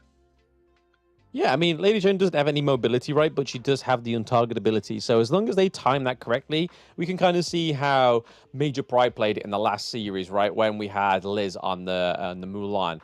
Always going into the back line, always trying to go on to the Lady Chen. And then it turns around that Lady Chen's frozen herself. Yes, there's a few times where she was able to maintain and stay into the thick of it to get that kill towards the end. But most times out of 10, it really just stopped every little bit of engage into the backline. It almost kind of baited the Mulan in. So maybe that's the kind of point they want to go for here with the Lady Chen. Not only to have the Destructive Deluge, but also just be able to become untargetable and bait.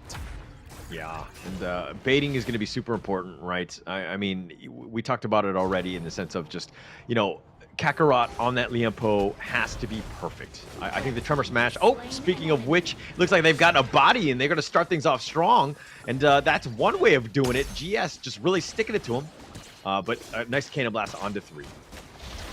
Yeah, I think that little technical pause got him a little bit frustrated there. They definitely portrayed it onto the Gorge, right? There's like, hey, I'm mad. My phone just crashed. I'm ready to go for an engage. Yeah, and it looks like they're going to go for more, though. Nice wind slash finds him, and they've gotten I'm Dan. He's going to just run away. He's going to leave his teammate alone, who Death at Sunset's Adam just trying to just make a beeline for it.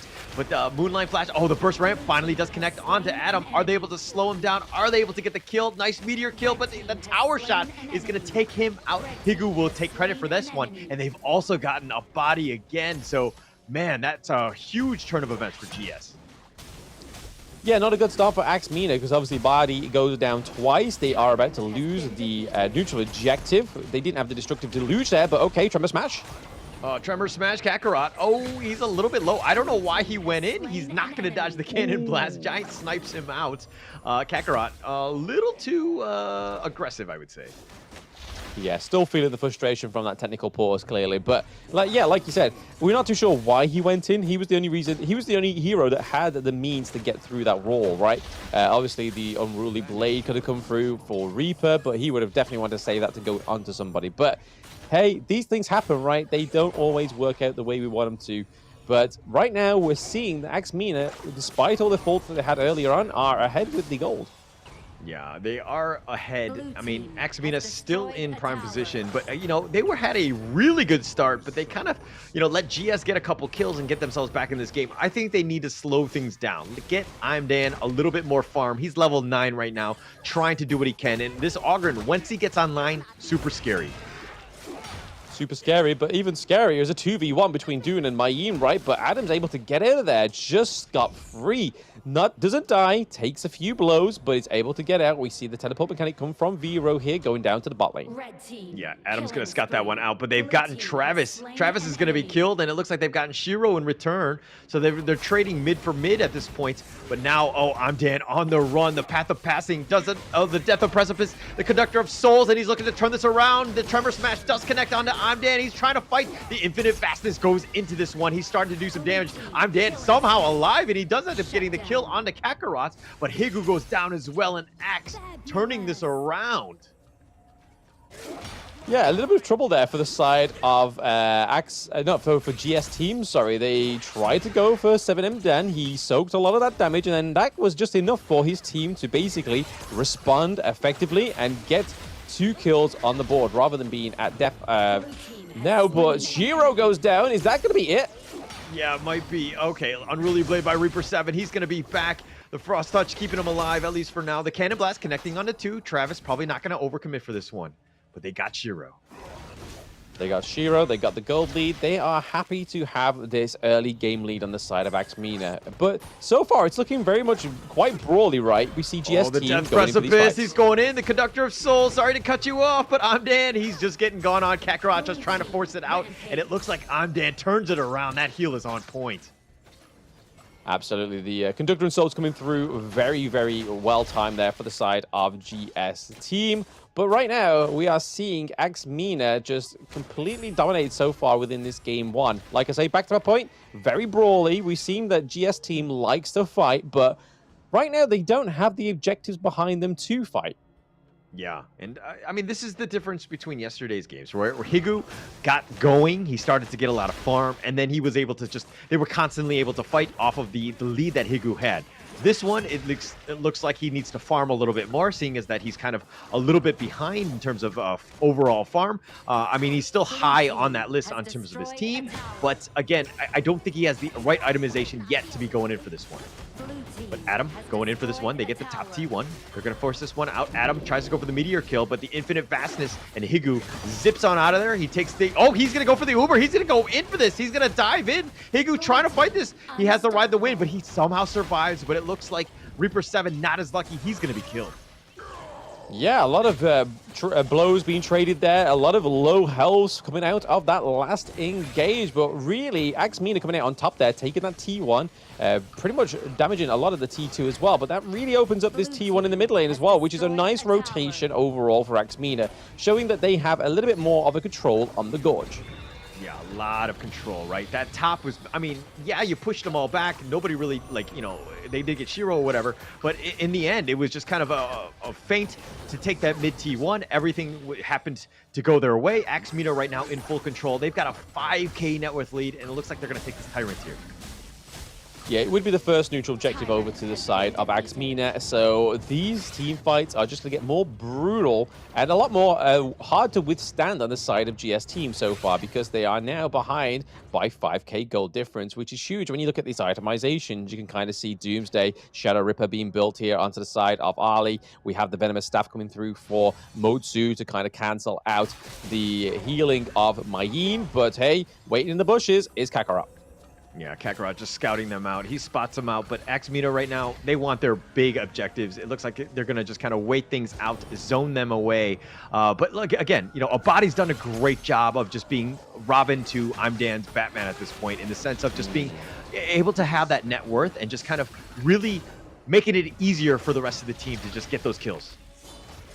Yeah, so far so good for this little duo here, but again, you're really brave coming through. Is it going to be enough? Doom may go down. Oh, the Wind Slash, he does go down. Reaper 7, he's going to be focused. He's going to be killed, and it looks like they want to get more. They get Shiro as well. The Death at Sunset, that's going to be committed. They've gotten 4 members thus far. Make it 5, and that's your ace.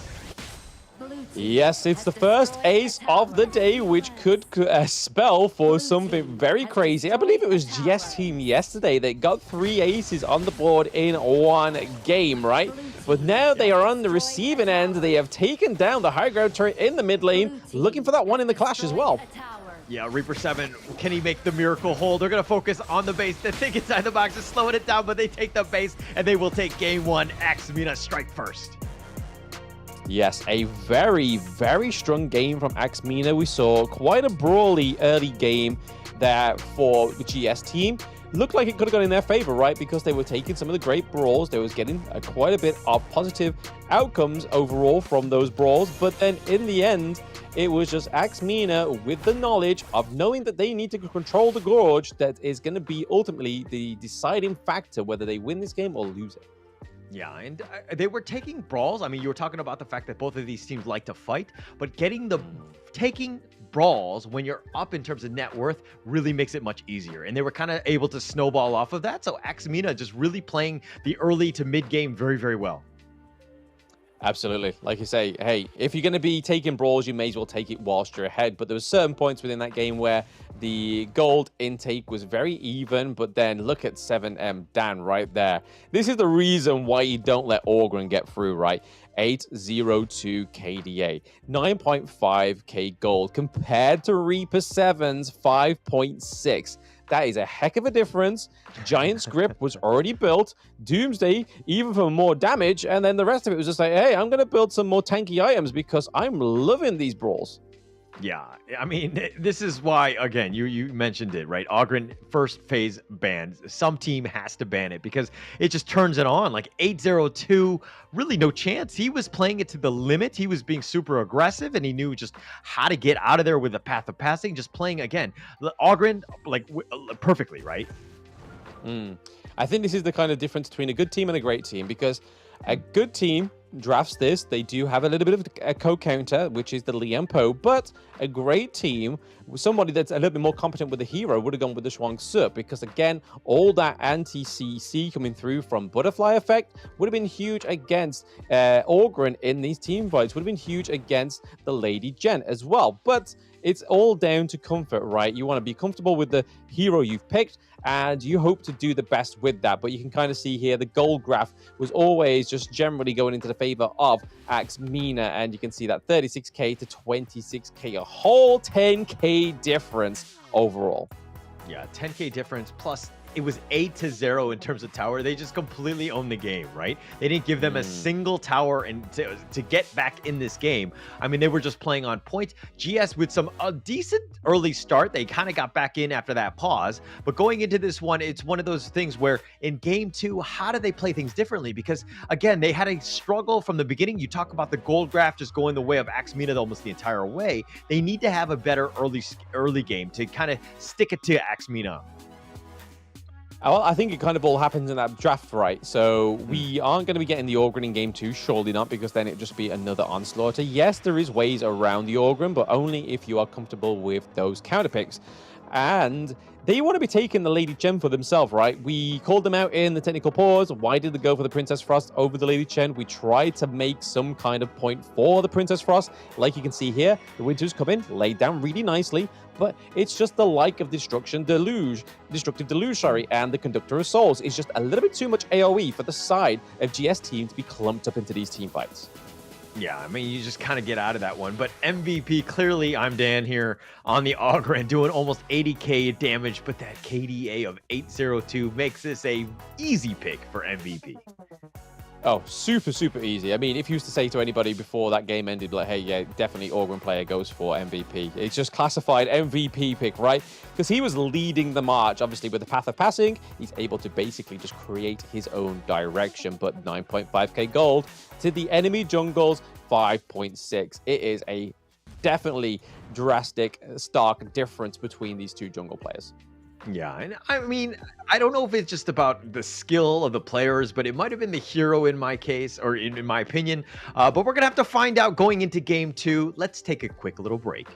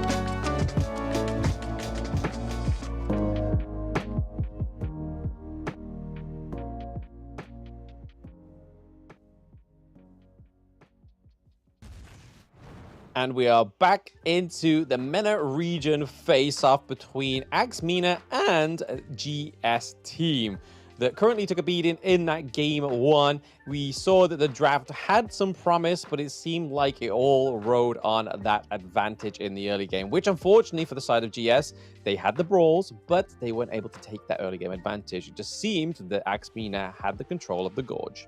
Yeah, in control of the Gorge. I mean, when you have Ogren and you have that sort of meta draft, it's just going to be much easier to play, right? I know GS had some they had some synergy cooking up in that playbook. They were trying to figure it out, but it's difficult to do against, a team that has like almost all of these stronger pieces, dare I say. It was not they had the potential, GS, but just difficulty in pulling it off. Yep, there's no synergy without you and me. And unfortunately for Vero, he wasn't able to farm up. He wasn't able to get into the backline for any chances to try and take the advantage from MENA. But like we were saying in that post-game analytics, that maybe taking the Ogren off of the table like now, but it's from MENA, a little bit of a you let him get through in game 1. We'll take him off the board for you, and I'll let you get a little bit of a better draft this time around, it seems. Yeah, they're just going to take it away, realizing that they don't have first pick on this one. So, it's you don't want to play up against it, and the potential of it being picked on the enemy team, you must ban it so that you take it away, because you don't want to see that thing going up against you. It's an absolute beast. Yes, I mean, also paired with the Ogren as well. Lung getting banned out there, a little bit of a play for Higu, but he could be locking in that early first pick for himself, because again was another big pick for him. But they go for the Dolia, so Dolia doesn't get banned, but Lady Sun does. Okay, I don't know if I agree with that. Again, a little bit of a change up there, but maybe you let the Dolia in so that you can pick up the Arlie yourself. You bait them into picking up what is the a very high meta roamer in Dolia. So that could be quite good. But it looks like they're going to change their tune a little bit, picking up the Lady Jeanne to kind of help out that Arlie there. Yeah, the only way I can see the Dolia working is if it's paired with something that has the worth and the salt for that Celestial Blessing, right? So something like the Kaiser, having a great strong front line, just being able to have that invincible warrior for 2 times could be huge for the side of GS team. You just got to hope that they go for the right heroes pairing with the Celestial Blessing. We're getting the High Note as well. Again, was banned in game 1. We're getting the Sunset also, which was a huge pick within the Pacific region, especially for the JPKR region into the Clash lane. Set Sail really put the wind into some of these teams that would be behind, playing on the back foot, going into an advantage. Yeah, and the potential for ganks is on point with that Sunsu. We're going to have to see if that one plays out. But the Celestial Melody, you have a lot of options. This is kind of interesting with the Anuo as well, with that Fate Rewind. It could be an absolute destroyer. Those Scepters can be super scary, especially late game when it starts to do a bunch of damage. But MENA, it looks like they heard Jablam, and they're like, we're going to ban the Kaiser. We're not going to give that one up as well with that Invincible Warrior. Yeah, I don't know why they didn't go for the Kaiser earlier in the draft, if that's maybe what they were going for, right? I mean, yeah, the Celestial Melody with the Sunset getting 2 set sales could be good, right? I mean, being able to send one of your heroes, your Clash lane, all the way down to your farm lane very quickly, and then just say, you know what? Get the return boat back, baby. Go up into the Clash lane and get that lane priority. But you can kind of see here that maybe that's where the focus is going to be, right, is on the Sunset, because they've taken 2 of the biggest Clash lane heroes, but left open the Musashi. Yeah, but what's better than 1 boat from Sunsu? It's 2 boats, right? And that's kind of the whole thought process by GS, right? But again, they're picking up the Musashi here. You really like the hero. Do you think that it kind of fits in with this draft here? I mean, it enables you to get into the backline, right? So we saw with Elimsky, it's not only a silent assassin, he's able to deal and take a lot of damage, right? Especially with the duel on death, trying to catch out something like the Marco Polo, even like the Sunset. But if you're going to try and use the death on duel at death, on the Hugh Huan, it's kind of a little bit pointless, right? Because of being untargetable. We'll see how that goes, but historically, the Hugh Huan in the jungle paired with the Dolia has gone very well.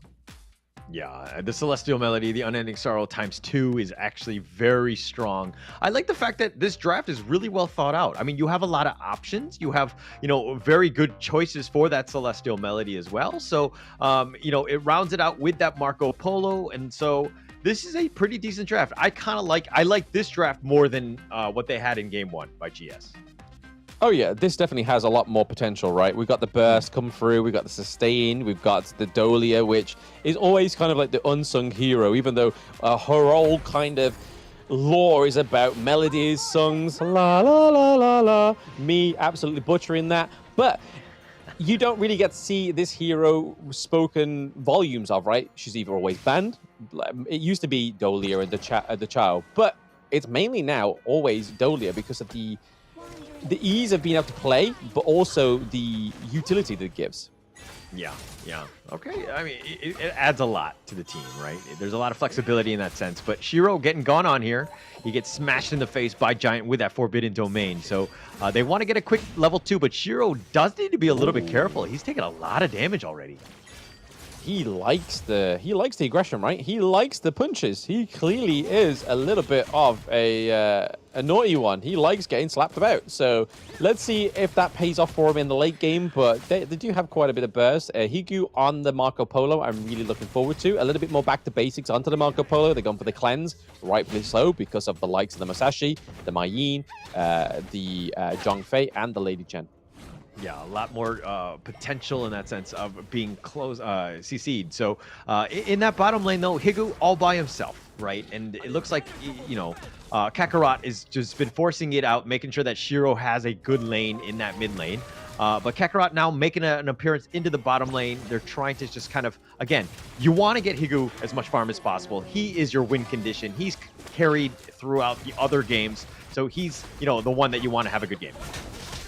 Oh, okay. A little bit of 2v1 up into the clash lane.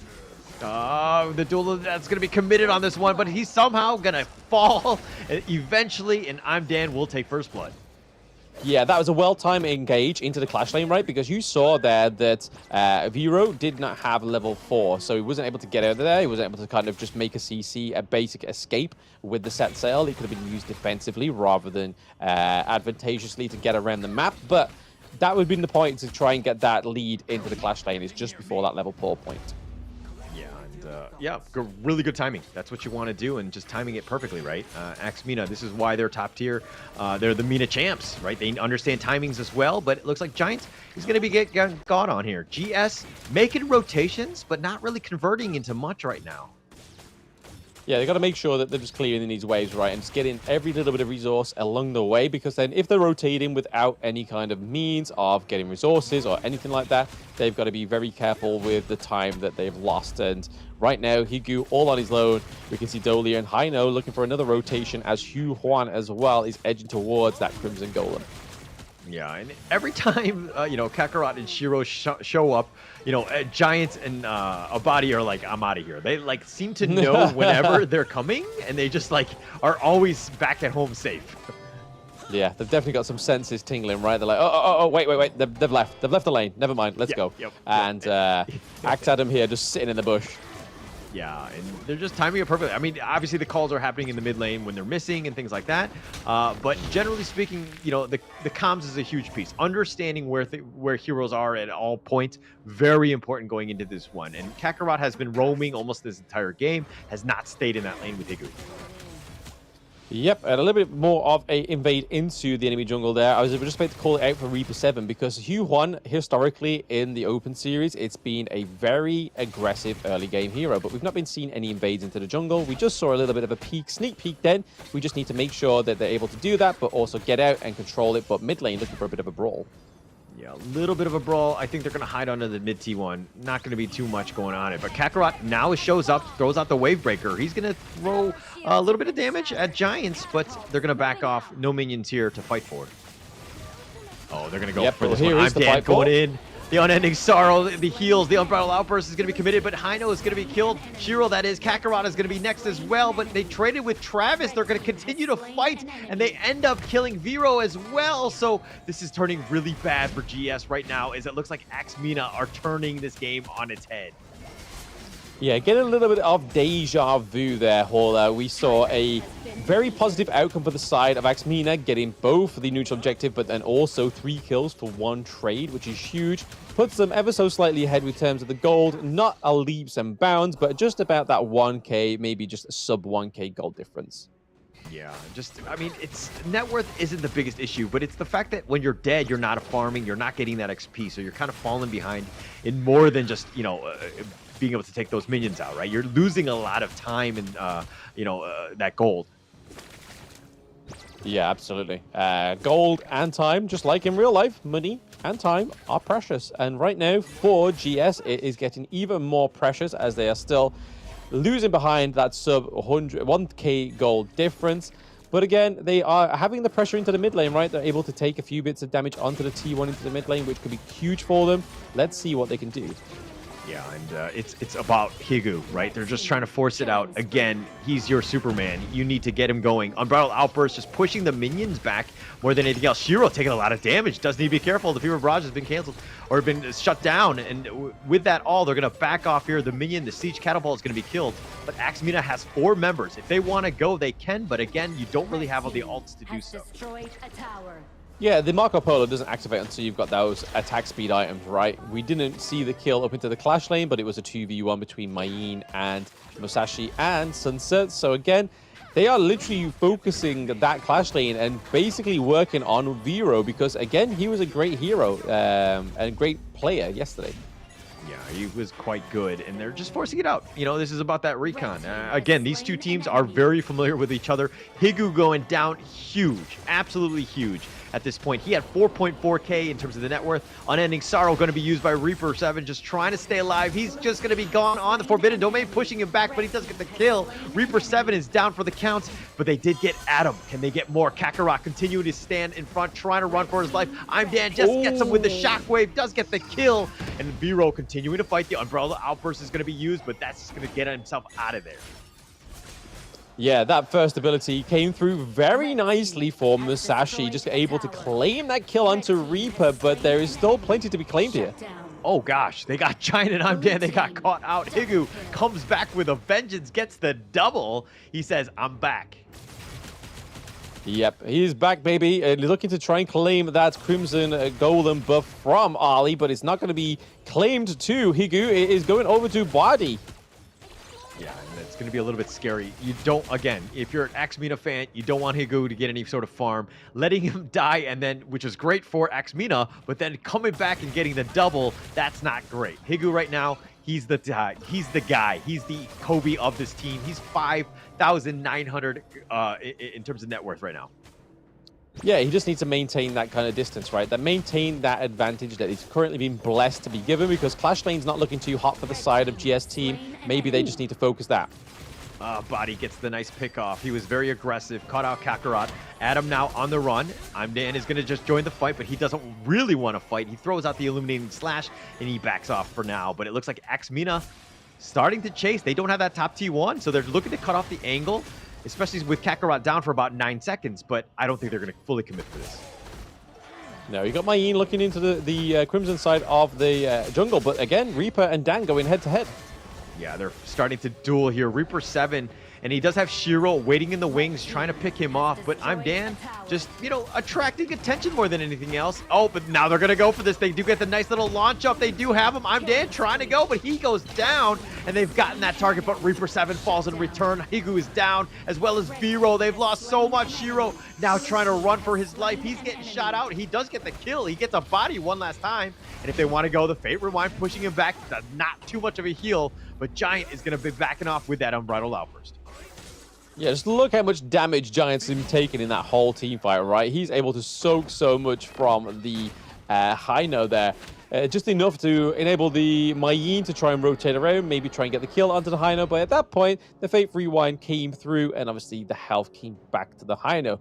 But again, that was another great brawl for AXMENA. They came out, what was it, 3-1 trade maybe, I think it was, overall. But definitely where they need to maintain that difference because they are now about 3k gold ahead. Yeah, you don't want to give MENA any sort of lead, and because they play really well when they're ahead, and understanding just how to close out these games. They've been very strong, and they've been pushing things out, making it very difficult for GS to kind of get anything going. Especially like the comebacks are tough to do, right? So GS need to figure something out, and they need to find out quickly because of the fact that this is game 2. They lose this, they're out. Yep, there definitely needs to be a more of a priority on what's at stake right now. But like we said into the introduction, right? MENA have already beaten GS Team 2-1, but Set Sail come through. Oh, he gets the knockup, but there's no follow-up. He actually didn't bring a passenger. He just went solo on that one. He does get it, but Higu's being aggressive. He's going to continue to fight. He's going to go all the way up in the top lane. The Umbrella Outburst trying to keep him alive, but the Resplendent Revolver snipes him down. Giant is down, and it looks like they want Adam as well, but they did get Shiro in return. They're trying to fight this one, but the 2 members down from MENA, that's a pretty good fight for GS.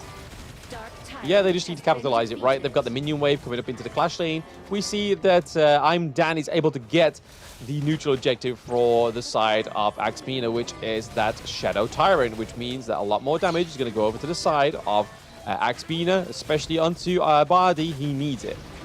Yeah, he definitely needs it, right? Reaper 7 right now, level 2. Oh, he's going to go in for this. I'm Dan.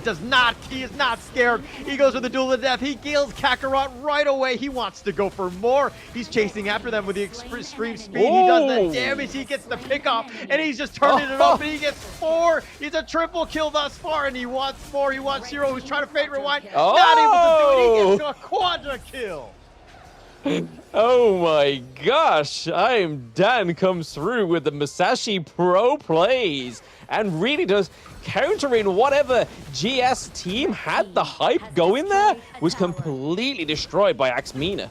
It's just a matter of time. They're going to take this one. They're going to focus the base. Kakarot is alive, but all he can do is watch as they take the base, and it looks like MENA are going to be in the grand finals. Yep, a little bit of a contrast from that first series right there, Holo. We had a lot of back and forth between Major Pride and Next Ryu. There was a little bit of hope there for GS team, but they've already lost 2-1 to the side of MENA. Kind of already had this thing written in the stars, but we saw some fruitful plays, right? Higu managing to get that Marco Polo was fantastic. Being able to do a lot of damage, really being able to turn around a lot of those team fights that may have not necessarily gone in their favor if he didn't get that Marco Polo pick. Yeah, and it was one of those things where GS, they were winning some team fights because Dan wasn't actually in the fight. He was taking neutral objectives. He was continuing to farm. But once he got that point, that tipping point of just the right itemization, he was just like, all right, I'm turning this on. Gets that quadra kill, turns the game, and just completely owns it and just wins it right out. Yeah, no, it was absolutely spectacle from I'm Dan there towards the end. Closing out the game, really being the curtain call play for the side of MENA. But again, looking at those stats, we are seeing a difference in that jungle. 10k gold to 6.3k gold. So Reaper 7 really needed to reap what he sows when picking that Hu Huan pick, right? You need to be aggressive. You need to be invading the enemy jungle to starve the enemy jungle of those resources. Not quite following through with that playstyle that we know is tried and tested and works. Clearly a little bit of a scary issue going into this one because it was the second game. They may have lost it if they was a little bit too overzealous, but unfortunately they was a little bit too coy, I think. Yeah, definitely too coy. I mean, MENA just really playing the heroes to the maximum, right? Abadi 3-1 and 8, really just kind of setting it up, creating a little bit of space. I'm Dan just farming. I mean, he had 8 kills. He matches his high from the last game when he was MVP, and then turning it on to this one. Yes, his damage dealt was only 26% of the team, and the damage was spread throughout. But again, this just shows you how strong this team is. MENA, everyone is a huge asset to the team, and everybody's playing very, very well. Yeah, just Musashi there, dealing the damage, but also taking the damage. So 24% of it taken, and then 26 of it dealt. But then the only person topping that, rightfully so, would be the Zhongfei. And there were certain points in that game where Zhongfei was just taking way more damage than I thought he would actually able to be capable of. But looking at that, at the end, rounding it off with a 7k gold difference. Not quite the 10k from that first game, but still a measurable difference that really shows in the gameplay. Yeah, really definitely showed. I mean, we're gonna see it here in these highlights. It's gonna be pretty much the MENA show because, you know, like that gold graph where it was just trending upwards in favor of them. They were just in full control, shutting it down, forcing it out, splitting them all up. Look at what's happening in the background. There's a 3-on-1 action going on. Kakarot running for his life, not able to get away from that eliminating slash. Just, again, just MENA just taking really good fights and just closing things out. Although Higu had a nice double kill there.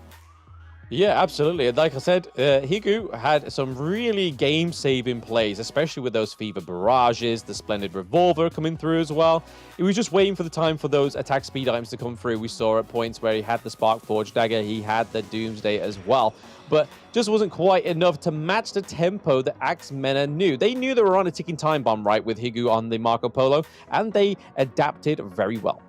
Look at how Amde just running at them. Like, he's not scared. 1 versus 4. Like, what can they do? You know? For a fact, yeah, you know for a fact he's just playing, just screaming at his phone like, going in at it like that, and just knowing that he was just completely just pumped up with energy and just too much excitement. But there we go.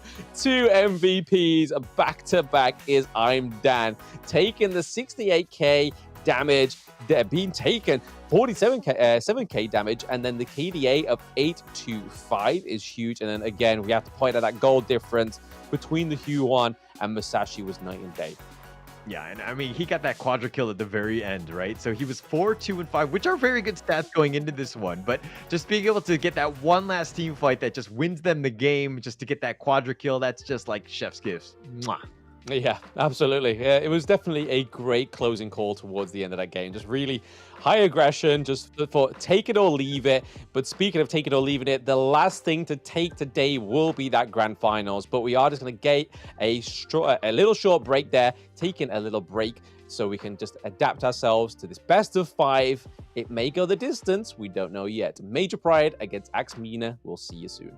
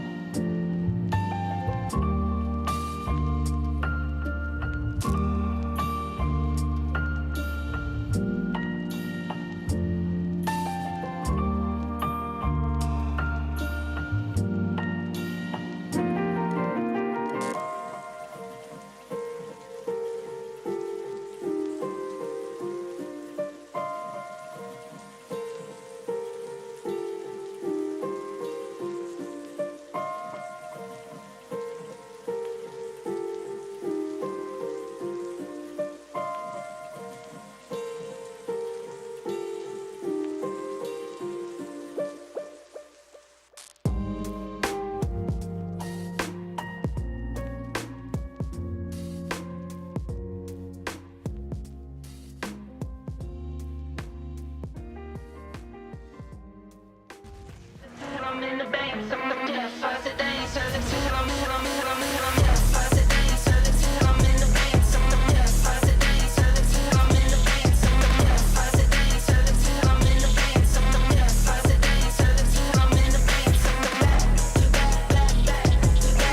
baiting out the ultimate from Redski, but hey, it doesn't matter. I can be on target. Очень неплохо получается со скачка. И там минус, раз, скорее всего, будет как же Юнина дает дэмэдж и пытается что-то придумать. Jinx, so Jinx's most common combo is the 1-2 ult, as we're just seeing here with ABH, perfectly timed, perfectly executed. Is that going to be a double kill? Oh.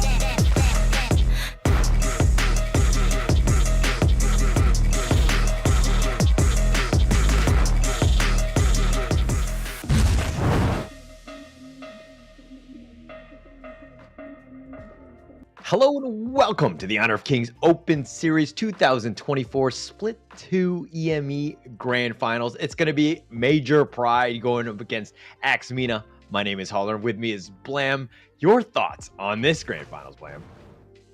Hey, it's been a long and grueling journey for both of these teams, right? They've both come from their respective qualifiers, and then they've had to battle it out to get into the grand finals. Some, we have to say, easier than others. But even more, we have like the history of Major Pride, right? So Season 1 Invitational, they got battered. No wins on the board. Open Series Split 1, they get into the semi-finals. They lose. They get to the Open Series Split 2. They are now grand finalists. So there's a little bit of a development story going on here. And those players that are developing amongst whilst the scene is growing is Shizuki in the Clash lane. You have Alimsky in the jungle, Red QT in the mid, Kinesis in the farm lane, and then Kashi Bartir in the support role. And this could be your KC Play-ins team that may win. Yeah, they might win. I mean, there's a lot of pressure. You talked about their growth and just how much they've gotten here. But the biggest thing that I've seen from Major Pride is just how confident they are, right? They can get, punched in the face. They've gone through those losses that you talked about in Series 1 and Split 1, excuse me. So this is one of those things where, hey, they know how to fight back. They're able to get them, themselves back in this game. The fact that they're continuing on and in the grand finals, is this going to be the end? Because, again, they're going to be going up against a very strong team. And this is MENA. It's going to be Adam in the Clash lane, Travis in the mid, Rome Giant, I'm Dan in the jungle with 2 back-to-back MVPs, and of course, a body in the farm lane. So this is a very strong team. They've kind of shrugged it off. You talked about the journeys that they both went on, and it looked like MENA had a little bit easier ride going in thus far. Yeah, a bit of softer blows here and there, but hey, all rejection is the same, right? It depends on how you take it. And both of these teams have taken it pretty well because they've now both got to the point and developed to get into the grand finals, which is what these players' journeys are all about, right? It's taking those lows, but also riding the high when you can. And getting into the bans and drafts here, Major Pride banning out the Orgren and the Hugh Huan, getting in the Lady Chen first out the doors. But that does leave open the Dolia as the side of MENA ban out the Mai Shiranui and the Ali. Yeah, and I think they kind of watched a little bit of the last series or whatever, and they're kind of panning out some of the heroes that were just kind of like an absolute menace here. We're seeing the Lady Soon picked up here with the Dahlia. Nice little pickup, nice little 1-2 combo, but does have the Celestial Melody. Is Ultimate Shell the best for it? I don't think so, but we're gonna probably see the rest of the draft kind of make use of that as much as possible. Hey, I mean, worst case scenario, 2 Ultimate Shells are better than 1, right? 2 boats are better than 1, and 2 Invincible Warriors is better than 1. So we have Kaiser getting onto the board, historically shown that he's able to deal the damage, but also take the damage as well, and paired with the Dolia is going to be huge. Yeah, and that's going to be much better, right? You talked about the Invincible Warrior having twice the effect and the length, quite good. But he needs to shield the Lady Soon here. This is the biggest thing of, Lady Soon is kind of a glass cannon. Sometimes if she gets gone on, you're going to have a hard time. But if she's able to stay alive, shoot from afar and just kind of, pick people apart, this Lady Soon can absolutely just tear up the enemy team. Yeah, absolutely. Again, another late game hero. We know that Abadi likes playing those late game heroes. He's been on the Ali, he's been on the Lung, he's been on the Marco Polo, but not quite as much as the Lady Sun, right? So again, this can be really interesting to see if this is a pocket pick, if this is something that is extremely comfortable, but also very good at. We are yet to see as we get into game one of this best of 5. So those watching at home now, this is a best of 5. No more best of 3s, no more 2-0s. Bye-bye, we've gone. It is now at least a 3-0. Yeah, and it's going to change things up, right? I think that you can add a little bit more in terms of strategy. You can kind of, throw a little bit more of a curveball, so to speak. And I think the Xiang Yu, I mean, we've seen it before, but, HoK MENA hasn't really been playing it too often. I think maybe they played a single game yesterday, but it's one of those ones where we know what we're trying to do. The charges have been on point by, who is it, Adam, on that yesterday? Yeah, absolutely. The Zhong Yu pick is pretty huge. Again, the DRNG has not been one of those greatest of picks into the farm lane, right? They ban out the Ho Yi, they ban out the Lung, and then they take the Ali off the table as well. So it's kind of like the only go-to here. They don't want to bring out the Marco Polo like they did in one of their games where Kinesis really rocked it. But looking at that, they do pick up the Angelus. So again, if the Invincible Warrior does not get 2 of those, there is 2 blazing brilliances waiting for you. And for a defense mechanic, that's pretty huge. Yeah, it's pretty huge. The potential is there. We're going to have to see this one play out. I'm actually kind of super happy to see this best of 5 because, again, it's an ultimate chess match. It's one of those things where, hey, this draft doesn't work. How do we counterpick it and how do we kind of play into this one? But this game 1 is going to dictate a lot of the pace of the game. Obviously, nobody wins championships in just the first game, but it really dictates the pace of the game. Yeah, I feel like Shizuki with the Charlotte is going to be on a very good comfort pick here, especially going against the Shuang Yu, even though Shuang Yu has a little bit more of a utility when it comes to directing these team fights. You can barge people out the way. You have that huge AoE right in front of you with that massive damage from his ultimate. So it's going to be really interesting to see how they pair here. We see Major Pride pushing Motsu into the clash lane to get that early lead.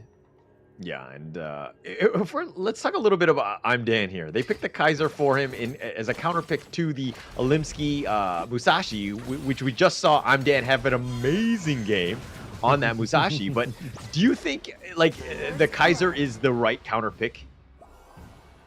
Maybe, maybe not. Obviously, it's going to be a great way to get into the backline, especially with Angela, Lady Sung as well. So you're not going to really be focusing the Kaisers, right? Unless you have so much of a gold lead and you're way ahead of resources, then maybe, right?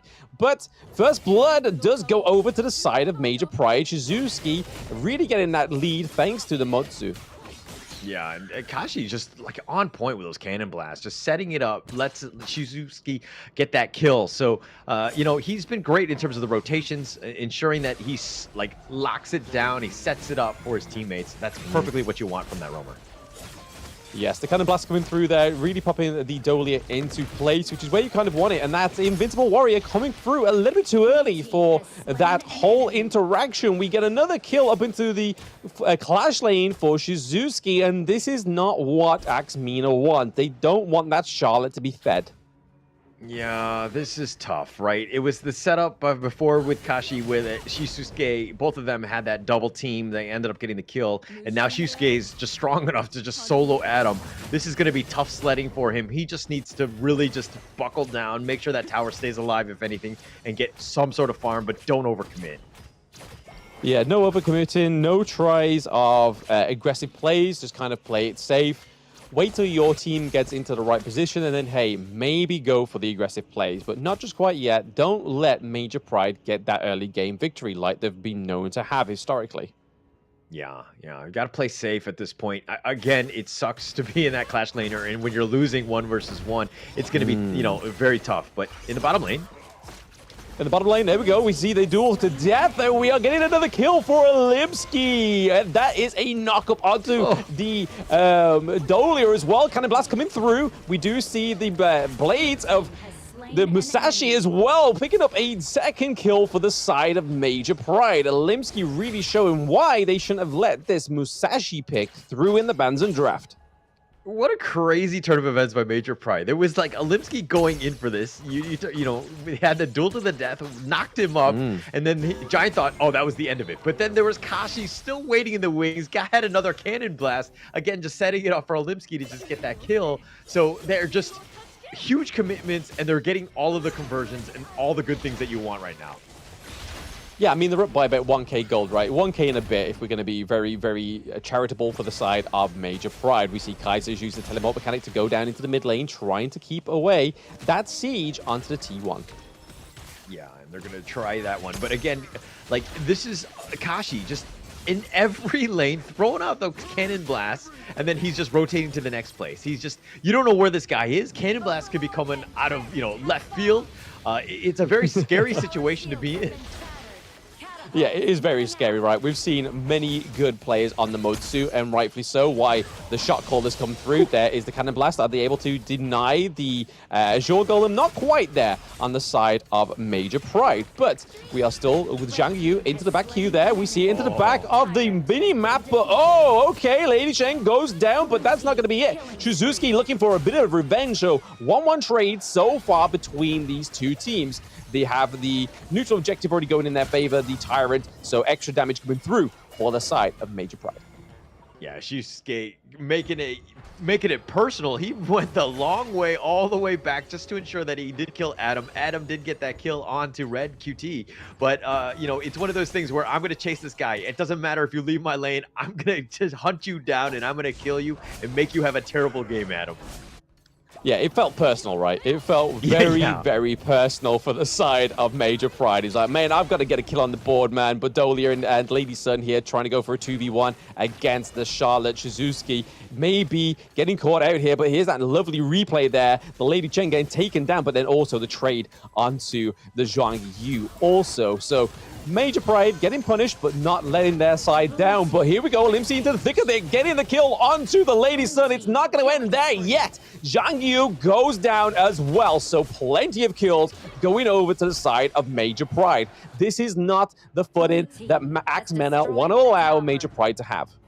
Yeah, Olimsky right here on that Musashi, just piloting it almost to perfection right now, just getting kills throughout the map. You have to respect it, and you have to understand where he is, because he's doing so much damage. He's getting those kills. He's 302, 4,700 already, topping on the team in this game right now. So really just starting to just kind of snowball at this point. Speaking of snowballing, here is another engage into the mid lane. We're already seeing that Dolia is down, which is a huge detriment to the side of Axe MENA. We have another kill onto the Zhang Yu. No more Hegemon Slash coming through for the side of Axe MENA. But what is getting taken down here is that T1 in the mid lane. That is a serious opening up here for Major Pride.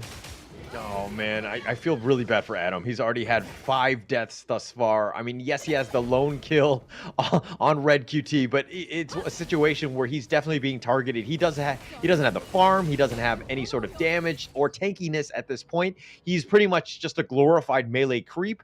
So he needs to play a little bit safer, find some sort of farm. But again, Axe MENA, if anything, they need to figure out a way to slow down this game, because they lost that mid T1, and that's a huge one. I mean, they've lost control, right, as of yet. They could still gain control from the side of Major Pride, but it's just how they get it. And it's all about trying to get Al-Badi with some XP, some more resources so he can get that itemization. But it's also about utilizing that Angela, because, again, anti-tanks coming through. We see the Musashi, death, a duel of death, but it is the Ranger getting the kill onto Adam once more. The Zhang Yu not really shining here. And then we see Angela being used perfectly in that bush there, takes down Olimsky, which could be a detriment to Major Pride going into this T2, but they are going to be happy sacrificing 1 kill for that mid T2 there. Again, huge pickups from Major Pride. Yeah, Adam has died a decent number of times already. There's like diminishing returns on his, like in terms of gold bounty, so it's not the worst, but in the lane. Yes, the Invincible Warrior did have to be forced to think inside the box, but was able to retreat there. Nicely done by Kashi, getting that cannon blast onto Adam once more. Adam really seems like a bit of a fish out of water, right, with this Shuangyu pick. He seems to not being able to get the right foot on this Clash Lane hero. Normally, it takes a little bit of a backseat, but then he's able to add a lot to these team fights in the late game. But it looks like Major Pride do not want to let this get to the late game.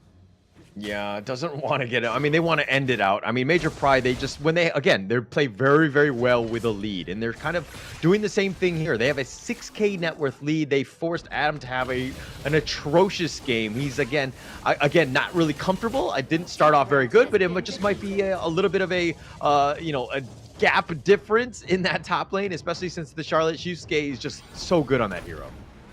Yeah, Shizuki on the Charlotte. I mean, we saw it at the first game for Major Pride in the whole of the Open Series, right? It was phenomenal. It dominated, but speaking of domination, a 3-man cannon blast leading into Lady Chen, getting the destructive deluge onto the Dolia.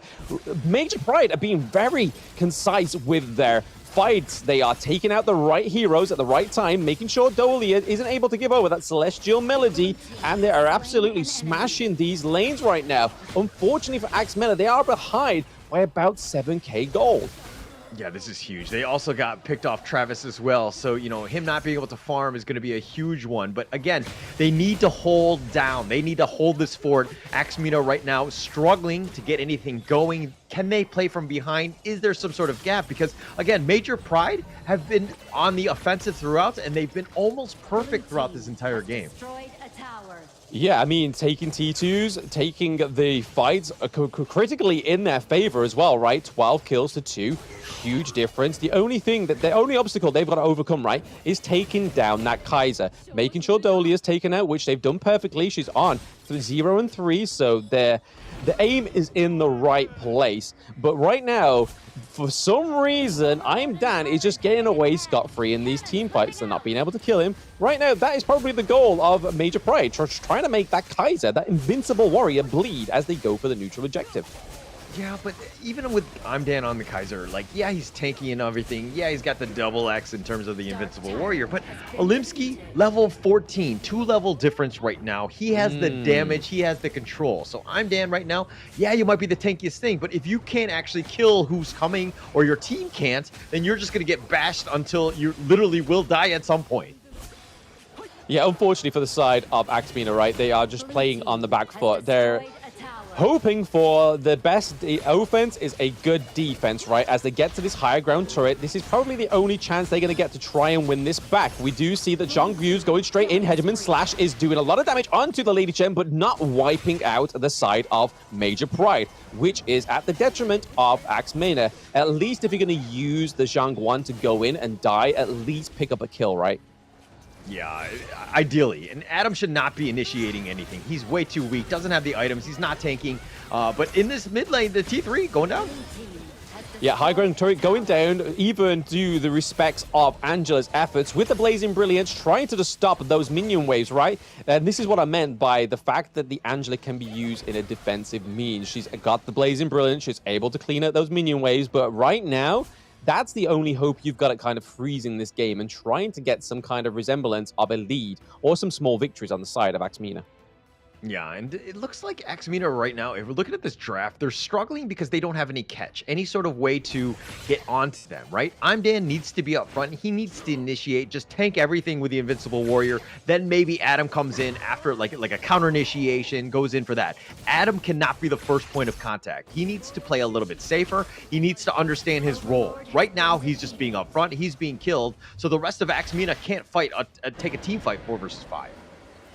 Yeah, exactly. Especially like you said earlier as well, Hula, that the jungler for Major Pride is 2 levels ahead. So again, that's already coming at a great disadvantage into these team fights. And you put in that surplus of the being down by 1 member as well, which is huge. With it being a tank like the Zhongyu is pretty crazy. Blazing Brilliance comes through, but we are seeing Olimsky go back into the queue there. They do take out the high ground turret. It's currently a 2-0 trade for the side of Major Pride. Cannon Blast comes through, catches out the remaining members of the side of Axe MENA. Major Pride picking up that first win on the board against the MENA region. Oh man, that was clean. Very good game by Major Pride. That's how you want to start things off. You're exerting dominance at this point. Like, this is one of those games where, as an Axe MENA fan or a player, you got to be discouraged. That was heartbreaking. That was very difficult to endure. Going into this one, you're kind of be like, hey, there are a lot of things wrong. How do we get back from that game as an Axe MENA player?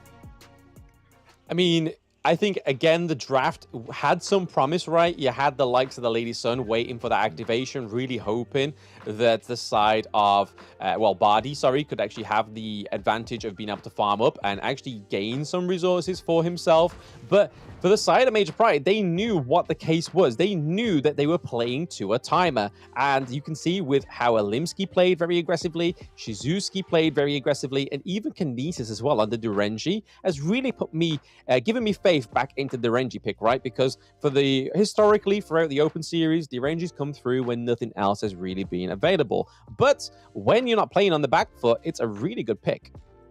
Yeah, and I mean, if you're looking at all of the picks from MP right now, Major Pride, like 3 members have 10K, Red QT with 7, and then Kashi with only 5. But my gosh, everybody really stepping up. All of the cores. This is exactly what you want as Major Pride. And I mean, look at this damage. It's crazy.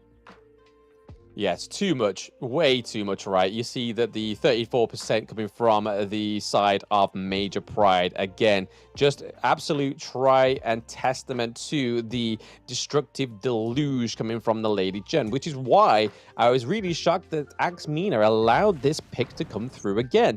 Their enemy made the mistake, right? They didn't take the Lady Gen. So Axe MENA did, and they showed what they needed to do. But look at that gold difference, 13K gold difference, peeking out at the top of the chart, Hauler. What can you do with that? Yeah, I mean, this is one of those things where it's like, just go next, right? We're going into game 2, and we'll see exactly the MP highlight reel because they were just turning it up. Adam had a rough time. He gave up first blood, and then, I think he died quite a number of times even before they got going. Axe MENA really needs to just kind of, maybe prioritize or protect Adam a little bit more, give him a better chance to be in that lane, because once he lost that one, Shusuke just kind of got going and it made it really tough for, Axe MENA to even have a chance in this one. Yeah, you can kind of see that either Major Pride have done their homework right, or their coach was really onto something, because those first bloods were coming up into the clash lane. So Zhuang Yu already seeming like a little bit of a weak link, and Major Pride really revealing that and taking complete advantage of it in the early game really helped this game just completely stay in the natural flow. Tempo was insane from the likes of Masashi and the Charlotte, like you said, Hauler, and it just allowed them to just breeze through game 1. There was very rarely any upsets. Yeah, very little upsets. I mean, let's look at the MVP. It's going to be Red QT. To be honest, I think almost any, Alimsky could have gotten it. I think Shusuke could have gotten it, but they're going to go with Red QT. I think it's based on the damage and the fact that, they play the Lady Jean, and she's probably the best looking of all the heroes that they play. Yeah, in the mid lane, super duper scary, right? The amount of damage that can be done, especially when all these teams ban out the Mai Shiranui. Because if you have the Mai Shiranui, we'll probably see that the Lady Chen would rotate down to the farm lane and go against the enemy's farm lane, whereas their farm lane would go against the Mai Shiranui just to try and have a little bit more of a contest because they have the support in the mid lane. But the Mai Shiranui, realistically and historically, always banned in those first 2 bans. But we aren't going to be going anywhere into the game 2 just yet. We are going to take a short break to let these teams gather some thoughts and see how they can dominate in game 2. Don't go anywhere, chat. We'll see you soon.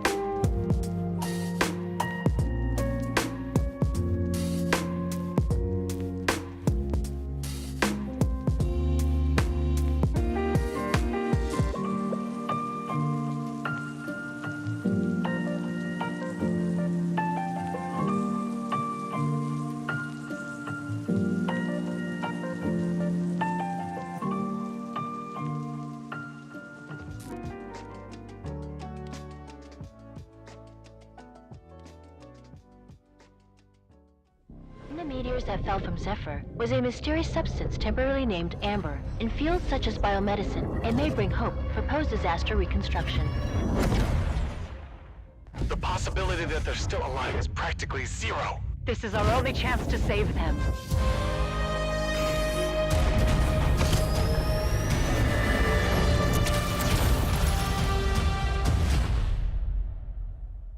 Doctor, we received a weak signal from Zephyr for the first time. Zephyr! Rescue!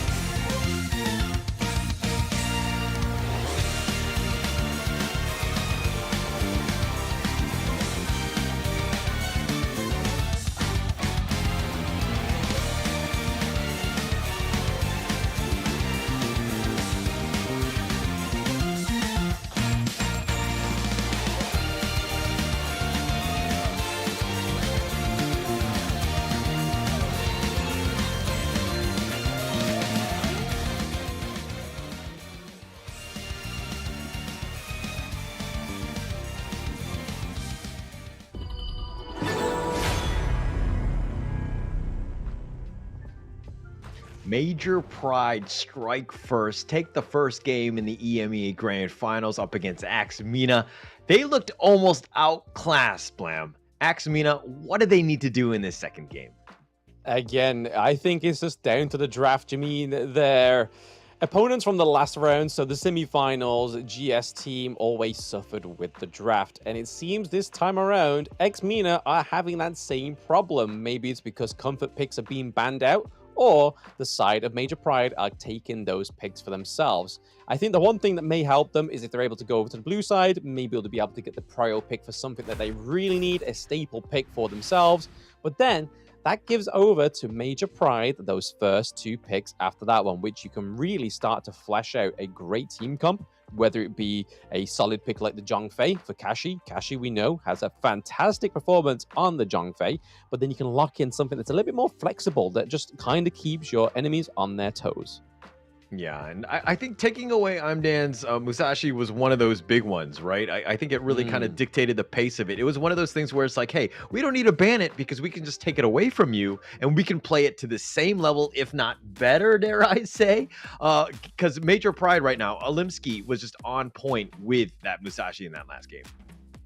Yes, and look at that. Already a little bit of a draft difference there. The Lady Chen does get hit by Axe's ban axe towards the beginning part of that ban phase, but also the Mai Shiranui once more getting banned out. This lady is not getting any love. All these teams know how vicious this pick can be. But then over to the side of Major Pride, they ban out the Orgren. Again, huge pick for the side of MENA. We saw Imdan on the Orgren go have a fantastic KDA and a fantastic performance. Really just kind of putting them into a box when it comes to this draft. Yeah, definitely need to put in that sense. Maybe they'll go with a modes pick to do so. But I think going into this one, really, MENA, you talk about the draft and just how it needs to be somewhat better going into this and give themselves a chance, because going into the last one, you're kind of like, I kind of thought how you kind of see how MENA was going to play it, but they were really not able to kind of get any sort of team fight going. They were always on the reactive, being pushed in, and Major Pride just taking the fight to them. Yeah, so far we haven't got that second ban come through for the side of Major Pride just yet. We'll wait to see what actually comes up onto the draft. It looks like we may be having a little bit of issue with the UI, maybe. We'll wait to see what comes through. But yeah, just looking at like the last game's draft for the side of Major Pride, it was very strong, right? They had the Lady Shen locked in pretty much very early on. You had the Ali as well, locked in very early on. Here is the draft as well. Dolia going over to Major Pride. Oh, interesting. Yeah, interesting draft thus far. Just picking them up, but Major Pride going again with the Musashi, just picking that one up with the Dahlia and the Princess Frost. The Lady Jeanne had been banned out, so I see how that one kind of plays out. But X right now, you see the what? Arlie, Ming, Angela. They're looking a little squishy on that side. Looking a little squishy, but I suppose the utility of the Ming, right, is also to amplify the damage, but also enhance the damage dealt to the enemy team, right? So that could be huge onto when paired with the Angela, paired with burst damage for Ali as well.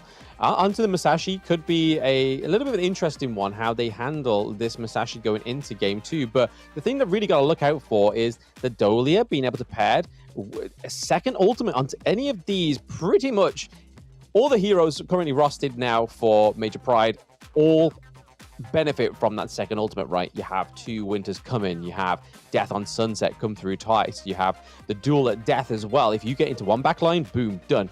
Celestial Melody, boom, backline, done. And it literally just eradicates any backline there. And if that fails, you've got a lane as well.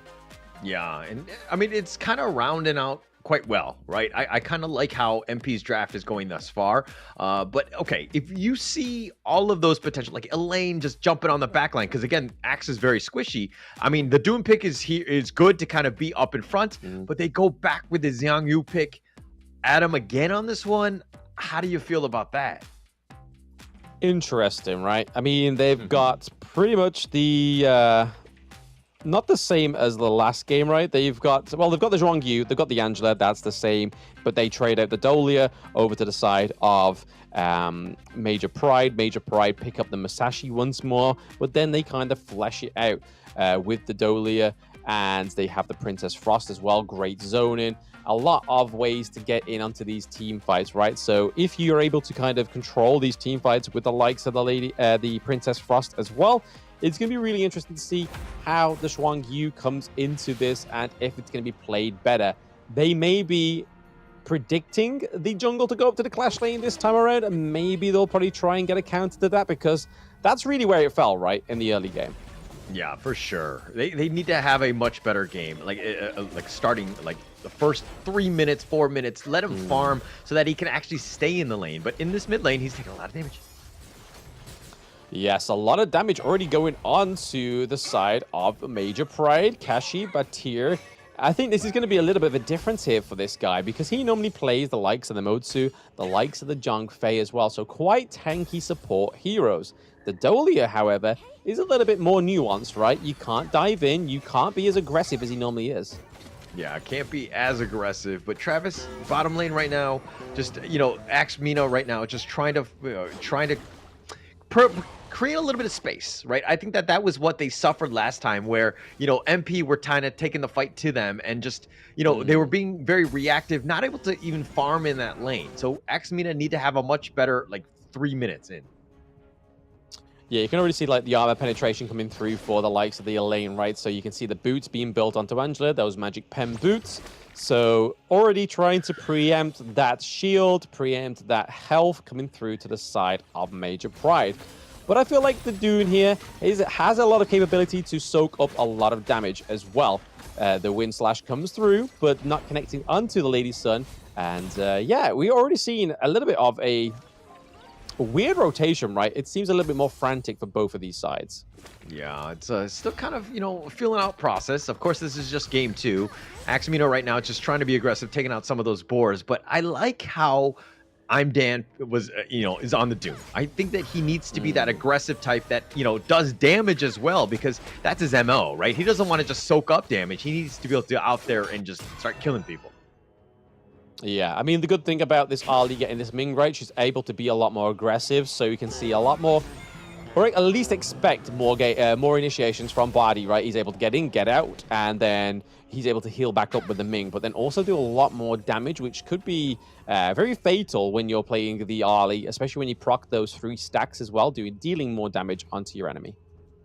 Now, Badi, yeah, high expectations going into this game as well. He really needs to step up. Everybody on Axe right now, again, after that somewhat disastrous game 1, to put it lightly, I think that this is one where they really need to bounce back. You don't want to be down 0-2.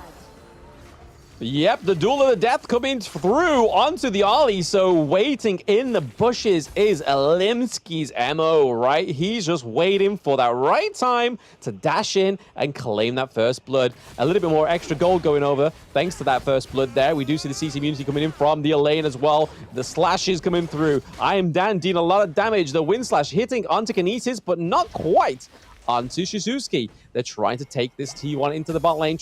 Right now, it's going to be quite difficult for them with the shield barrier still on.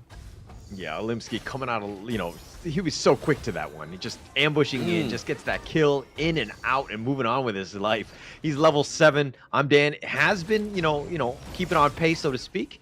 But, Shizuki, he's going to be fine.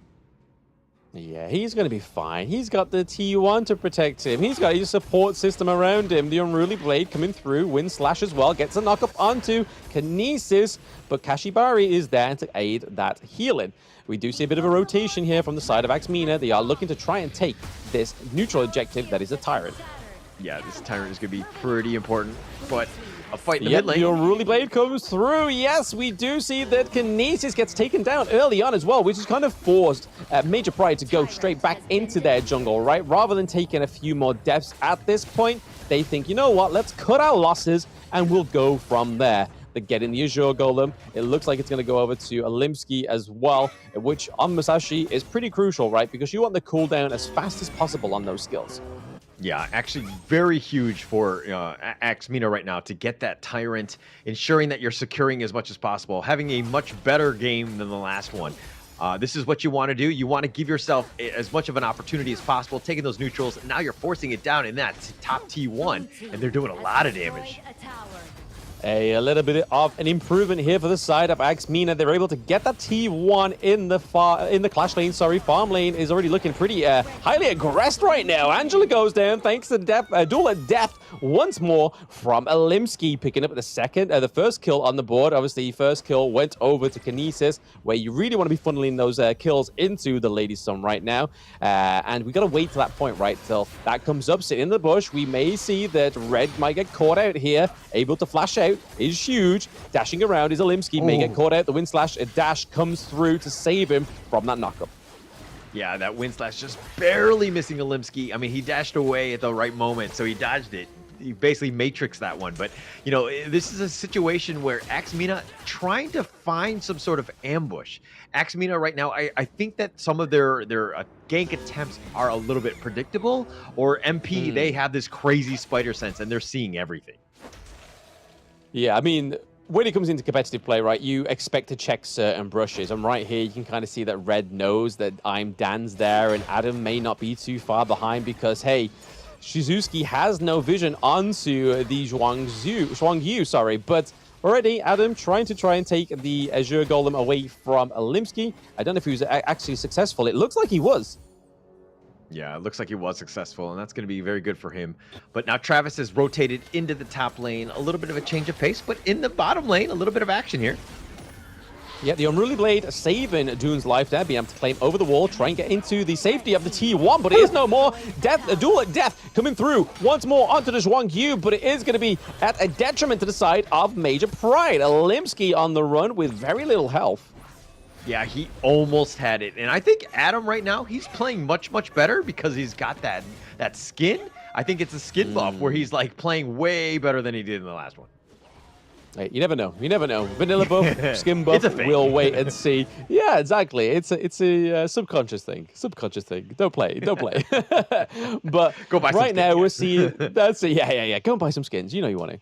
Go and fill up that account. But MENA currently ahead ever so slightly with that gold lead, but it seems to be being neutralized right now as well by the side of Major Pride. Very close. But again, missing out the kill onto the Arlie. It is Alimski taking the lead here. Once more, we do see that they lose the farm lane T1 thanks to them all focusing into this top lane. But there we go. Alimski getting in, but it is going to be Shizuki claiming the kill onto the Angela right now. So again, 2 kills for 1, but they're able to take the T1 down into the farm lane, which is good for MENA, right? That means that they can put some pressure. They have a little bit more places to roam, and it looks like they're going to do the same into the T1 into the mid lane.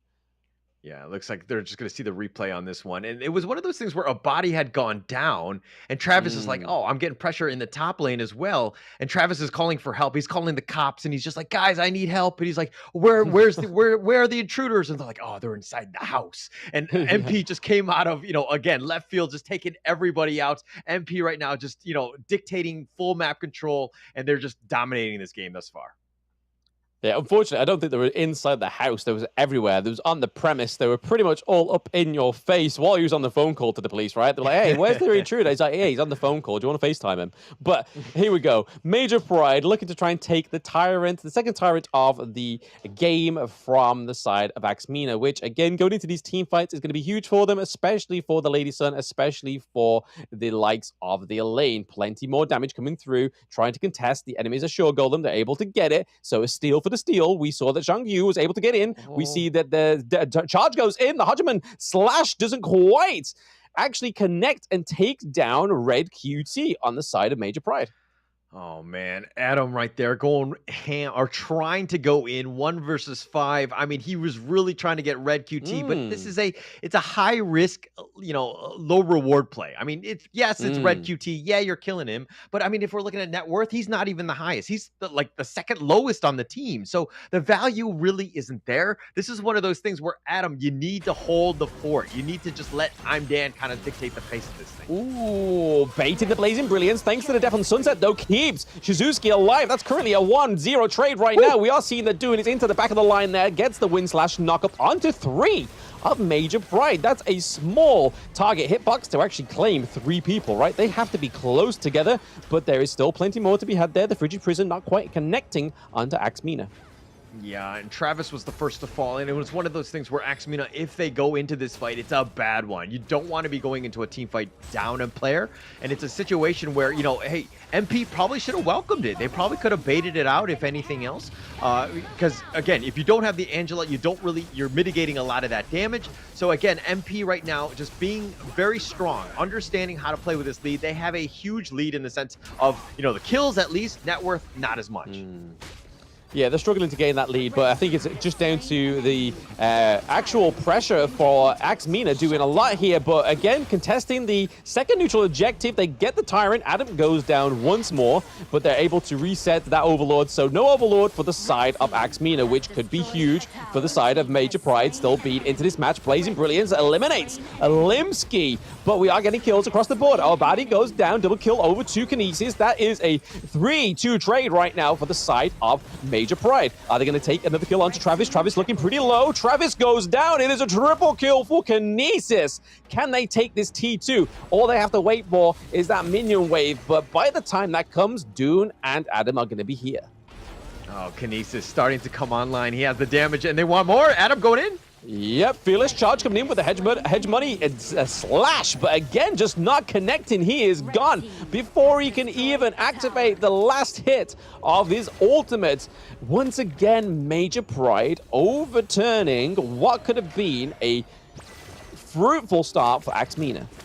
Okay, Adam on this Zhang Yu going for a Fearless Charge. I have all the fear for him. Every time he goes in, I'm scared for his life because, that situation where you're kind of like throwing yourself, you're feeding yourself to the enemy team. Not great right now. Adam right now, 0-3-0, really struggling in that bottom lane and as a Clash laner here with only 5.8k net worth. Yeah, considering that Alimsky and I'm Down were very close neck and neck in terms of the gold resources right now, and you can kind of see that that's already slipping away. That 1.5k difference alone in the jungle is going to be huge for the side of Major Pride. We have the Shadow Overlord, potentially the Vanguard in the hands of Major Pride, waiting to drop it. They're probably going to wait for that right moment when they get the pressure off, drop it down, and just try and just eliminate the lead that MENA have. Yeah, and try to figure out how to get back in. I mean, they're down 5k. If anything, you need to deal with these Vanguards. It's going to be pushing throughout. It's going to be tough. All 5 members right now are just fighting for the same farm almost. It's difficult to find any sort of farm right now. MP have done a great job of controlling the map, pushing them into the base, and MENA are scared. They're hiding under the T3, singing Kumbaya, holding hands under that tower. Not really much they can do. Hey, maybe the kumbaya buff may be the thing that they need. Again, it's a defense, and sometimes the greatest defense is the best offense. But right now, they have one less fence, which is the high ground turret in that mid lane being taken down here. We're seeing some traded blows going onto the Vanguards, trying to just shut down Death on Sunset into the backline, thanks to Olimsky. But there we go. Duel at Death coming through once more. Axe Giant down. Body is down. Adam is down. Is this game 2 already over for the side of Major Pride? They have the Vanguard. Down goes Giant as well, and it looks like it's gonna be the ace and game 2 victory. Clean, clean, clean. That was a clean game by them. Just understanding how to take that team fight, turning it out, and just being aggressive, understanding when you need to go in. I mean, you talked about the fact that this is a team that did not win anything in season 1, and they learned, they took their licks, they know how to fight back, and they're playing very well. They're starting to peak at the right time, and now it's going to be match point, so to speak, for this grand finals. Huge win for them, a big confidence booster. Yeah, I mean, definitely a improvement from what we've seen with Major Pride over the past events, especially within Global as well. So it's nice to see that they're finally actually getting a little bit of an identity for themselves, a little bit of representation for at least the European region on some level. It is Eastern European. And yeah, look at these stats once more. 10.2k goal difference compared to I'm Dan's more of a commendable 8.2, right? Last game, he wasn't really surviving in that jungle resource fight, but this time around, he comes in swinging.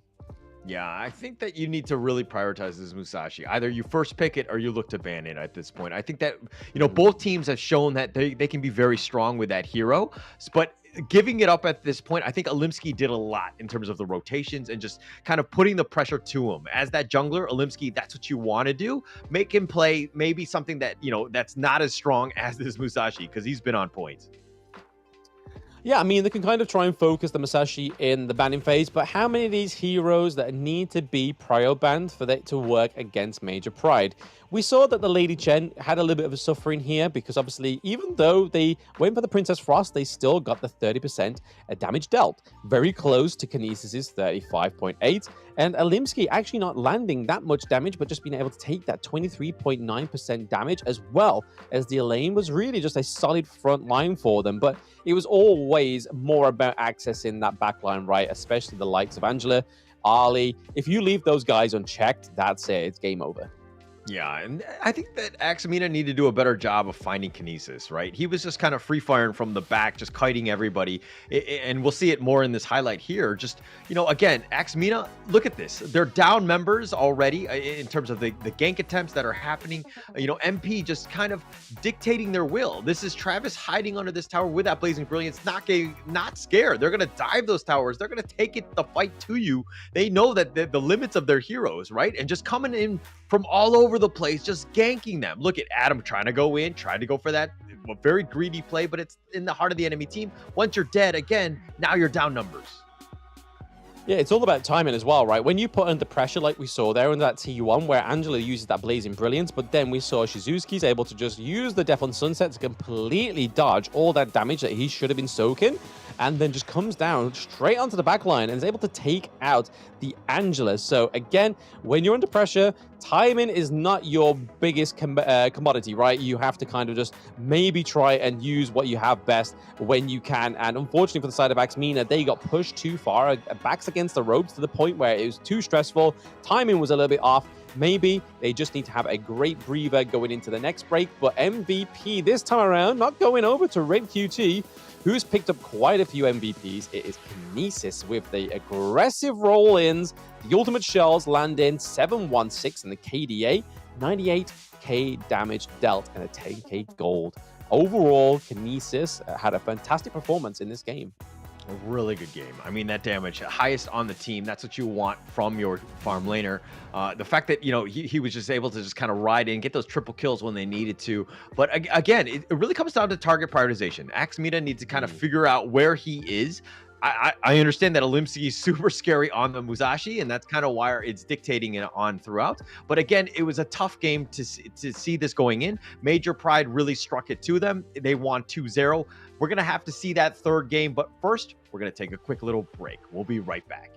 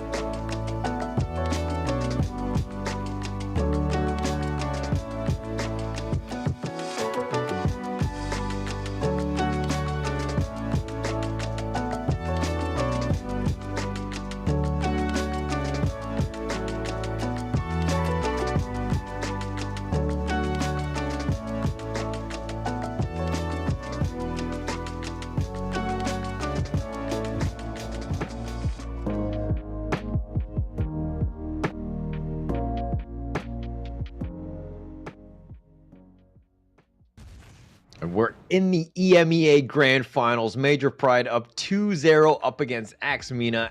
MENA right now struggling, Blam. Again, we talked about how they can maybe get back in with the draft, but they had a second try at this one. Didn't have a great one. But Blam, what's your advice going into Game 3 now?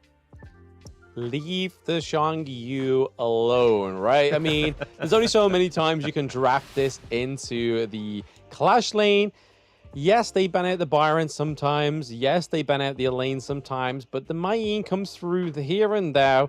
You can just kind of come up with something a little bit better, right? If you want to go in with a heavy engage, maybe do the Lian Po into the Clash lane, right? It's not the best one, but as long as you're kind of playing resourcefully and not kind of overextending, you can then just use the teleport mechanic to go down. That's a big tremor smash for the team, right? So much bigger than the Fearless Charge that Zhuang Yu offers, especially when he is the only front line.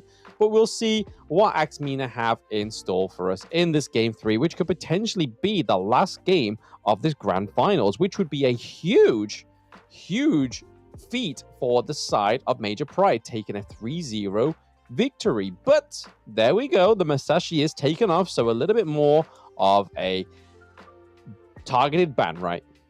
Yeah, you have to take that away. I think that we just saw it in, 2 games already. Olimsky just piloting it to the T, doing very well with it, just being a nuisance. And MENA, you have your own I'm Dan Musashi player, but it's one of those things where if we can't get it, we don't know how to deal with it because it's just too strong at this point.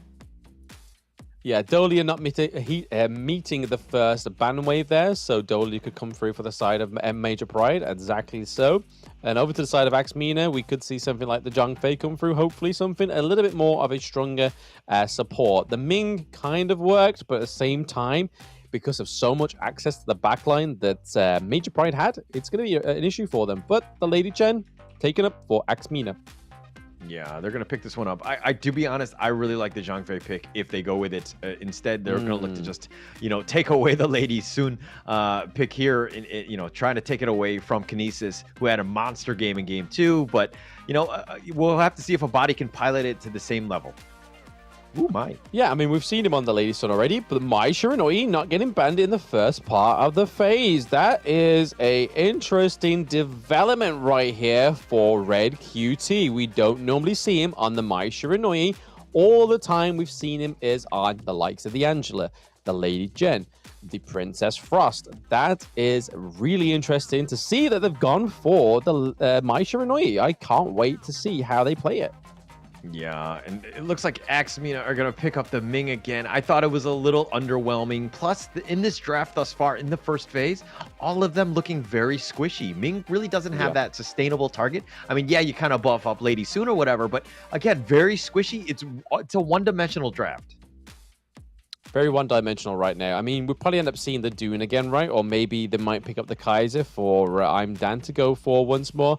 But onto the side of Major Pride, I think the Kaiser would probably really be really good at complementing the Dolia, right? Getting those 2 invincible warriors. It's a little bit of a different shift for the side of Major Pride, especially on Olimsky, not being able to just be able to gank every lane. He kind of has to coordinate it a little bit better with his team. He can't kind of just one-man solo the rest of them. But banning out the Dharma, looking at the Clash lane right now is hopefully not going to mean that we're going to get another Xiangyu for the side of MENA because it hasn't worked 2 times. It's going to be almost a case for sanity test, right? If they go for the Xiangyu for a 3rd time, I don't know what to think.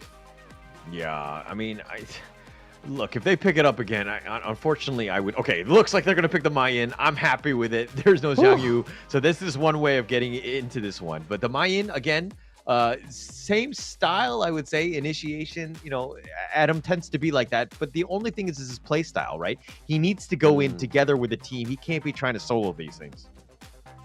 Very interesting that we see Olimsky going on to the Monkey. So again, Dream Roll be able to come through. We know that Monkey can do damage, right? Those bubbles are more deadlier than they look and are perceived to be.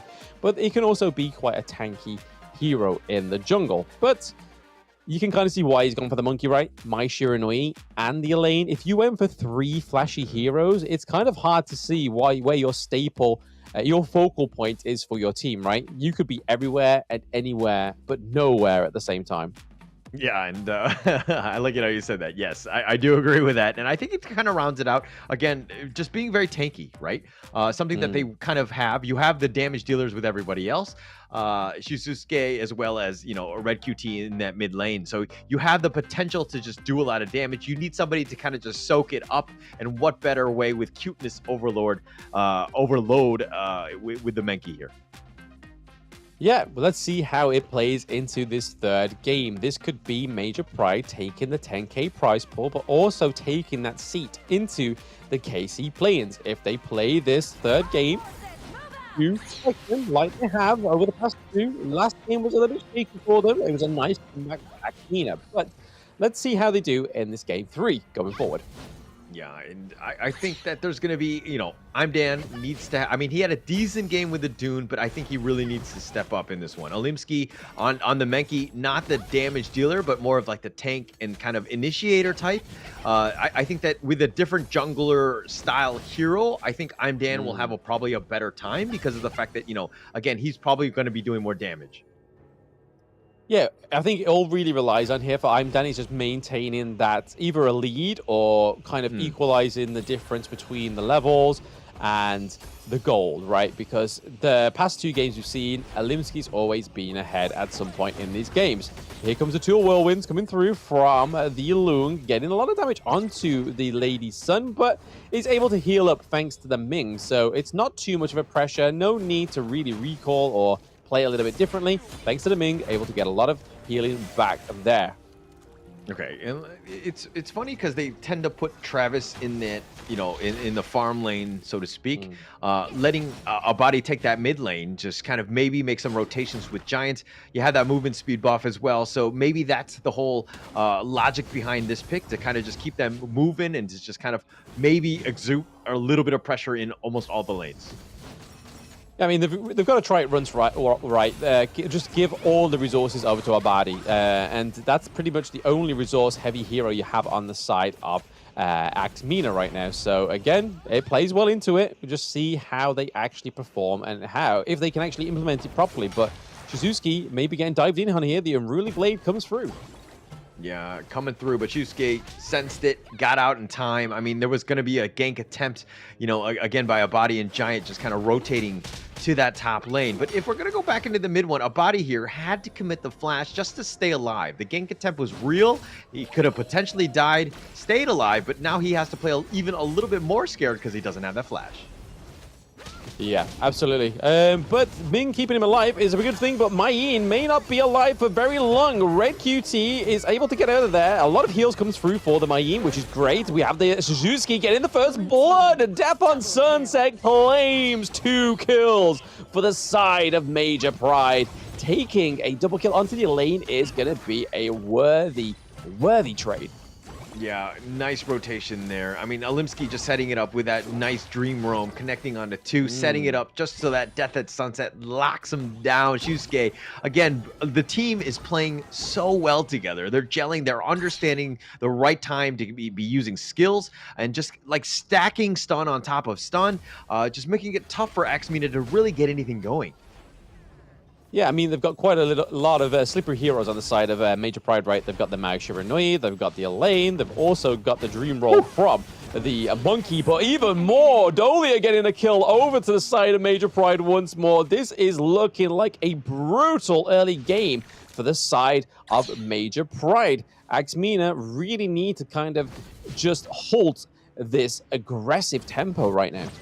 Yeah, Red QT, he's been forced to play a lot of Lady Jun and the Princess Frost, more of like the stand back and cast all these spells. But once he gets on the Mai, he's just like a Ferrari. He's running at you, trying to do as much damage as possible.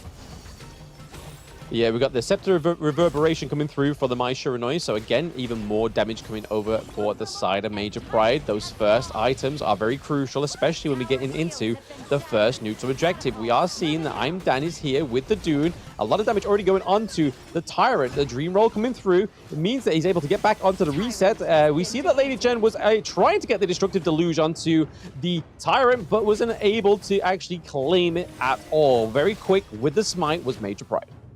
Yeah, Kashi there with that secondary smite, ensuring that they get it. So, you know, a good use of that one. Now that Olimsky still has his, he can continue to just kind of potentially take something else. But now they're going to, you know, put a little bit of pressure on that bottom lane, send Travis out of that lane, and now they're just focusing this T1 bottom down. Yep, T1 in the farm lane does say sayonara for the side of Axe MENA. But Main, here in the bush. I'm not too sure what Adam's thinking here, but Olimsky not actually quite catching out. Adam now catches him out because he's now discovered himself. The dream roll does go into Adam, but we see the backflip comes through, but is it going to be enough damage from the Shiranui? Forcing the dash from Adam enables him to get out alive, but for now, there's no blood traded for both of these teams. Axe MENA really struggling to claim their first kill. I mean, they're playing on the defensive, right? They're just looking to stay alive, using all their skills just to get back to safety. But, oh, they're going to dive onto I'm Dan. Yeah, potential onto I'm Dan right now, but okay, we do see the Death on Sunset, a little bit of a observer not quite catching that whole thing there. The Death on Sunset clearly taking a little bit too high for the cameraman. Yeah, Giant down for the count. And again, just MP just pushing it out. The Flaming Palms even doing some chip damage on that T1 mid. But MP just going throughout, like just rotating from, you know, lane to lane, invading the enemy jungle. You know, Red QT is just kind of made I'm Dan a little uncomfortable, even just trying to take the blue buff there. So this is a situation where MP, you know, again, very good map control. Very, very good map control. Very great tempo as well. A lot of aggression. Pretty much very calmful as well with how they go for these engages. They're not kind of just trying to force a fight. They are making sure they can claim something from that fight at the same time, right? Yeah, for sure. And MP, this is one of those things where, you know, they're so comfortable right now. Look at them playing right now. They're just like, hey, we're up 2-0. We have this. We just need to play our game, which is to kind of just take over the map and just kind of, you know, just make the enemy team super uncomfortable, just farming throughout. I mean, this net worth lead is about 3K, which is pretty sizable at this point. But Axe MENA, they're sticking together because they're kind of scared. They can't really find any sort of farm, and they don't want to get caught isolated. Yeah, it's the biggest symptom of fear, right? When you start to see the team that's quite playing on the back foot there, just sticking together. The Destructive Deluge being wasted there by Travis. We are seeing Red QT go into one-to-one with Adam, but there we go. Shizuki coming in to save the day. Death on Sunset comes through. The execute from the Death on Sunset claims the kill onto Adam. Travis goes down as well. The T2 in the mid lane is wide open here for the side of Major Pride. There they go. They take it down. They're ahead by 4K gold. Can they do something here, Axe MENA, to keep that high ground turret alive? Yeah, it's going to be tough. Shusuke just saving it. Red QT. Death on Sunset. Death on Sunset straight to the back there. He's a little bit too much lost in the source for Shizuki. He's not able to do a lot of damage, though, because the Ming is there, reducing that damage reduction. And also, no one else on the side of Major Pride to actually counteract that same Death on Sunset, right? That dive into the back line. But hey, some more action here. We are seeing I'm Dan lost into the thick of it, but then Kinesis goes down. Travis looking pretty low as well. Giant on the run. Is he going to be able to escape? Red QT gets the fan onto him, but it is going to be Kinesis that takes the kill onto the side of Major Pride. Only Dan and Adam alive. Dan goes down. That is good. I mean, not Dan, sorry. Adam goes down. So that is a triple kill, a 4-1 trade for the side of Major Pride. The high ground turret looking pretty low. Olimsky trying to tank it here. When they don't have any minions, thanks to the Loon's damage, we're able to get the high ground turret. I don't need no stinking minions. I'm just going to tank this.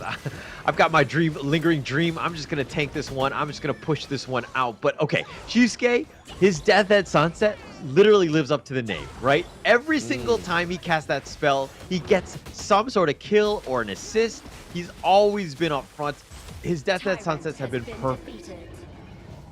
Honestly, claiming many things from the Death on Sunset is probably the staple performance here from the Olimsky. Probably one of the better Olimskys I've seen in the Open Series, to be honest, because again, just the amount of pure positive reward coming from the Death on Sunsets, not really going away with nothing, trying to just make sure you claim something, and whatever it is, as long as it is a objective, a kill, as long as it's given over resources to the side of Major Pride, where they're up already by 9 kills. The only reason they're able to lose a life was Red QT was able to be lost in the source a little bit too much with that last team fight, but looking for a little bit of a potential and patient takedown in the T2 in the clash lane. Yeah, Red QT dying that one time. He's going to be my LVP of this game, you know? Just unacceptable at this point. You have a flawless game and you die once? That's unacceptable. Very unacceptable. Needs to be punished. Coach Hauler will be there in Abu Dhabi to give you your deserving punishment, whatever that may be. But Kinesis taking a lot of damage there, as well as Giant.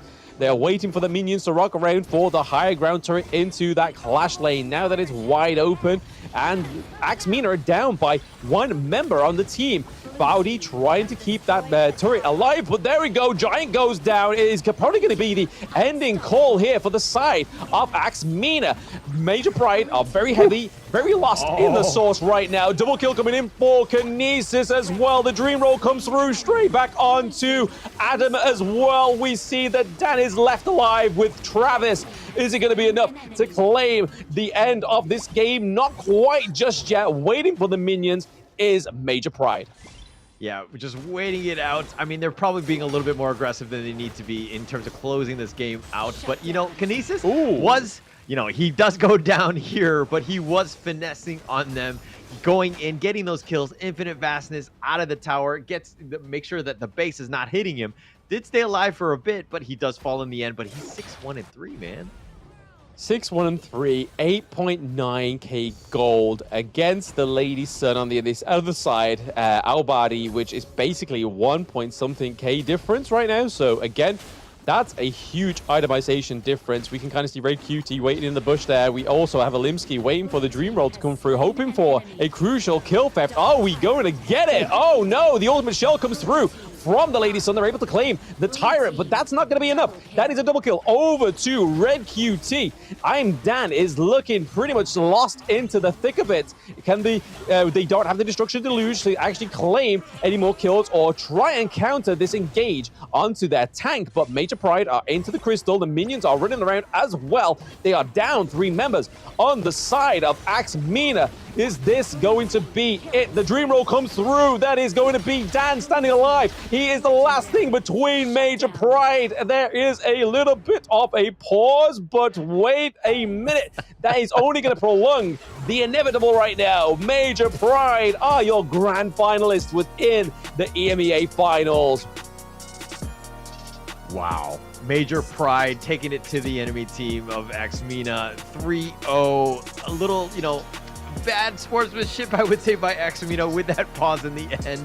But nonetheless, Major Pride, you can't stop for this one. It's going to happen. It's pause or no pause. Major Pride pulling this one out, coming back from the depths of hell you talked about from season 1 of being winless to now being the champion here, winning 10K and proving all the doubters wrong.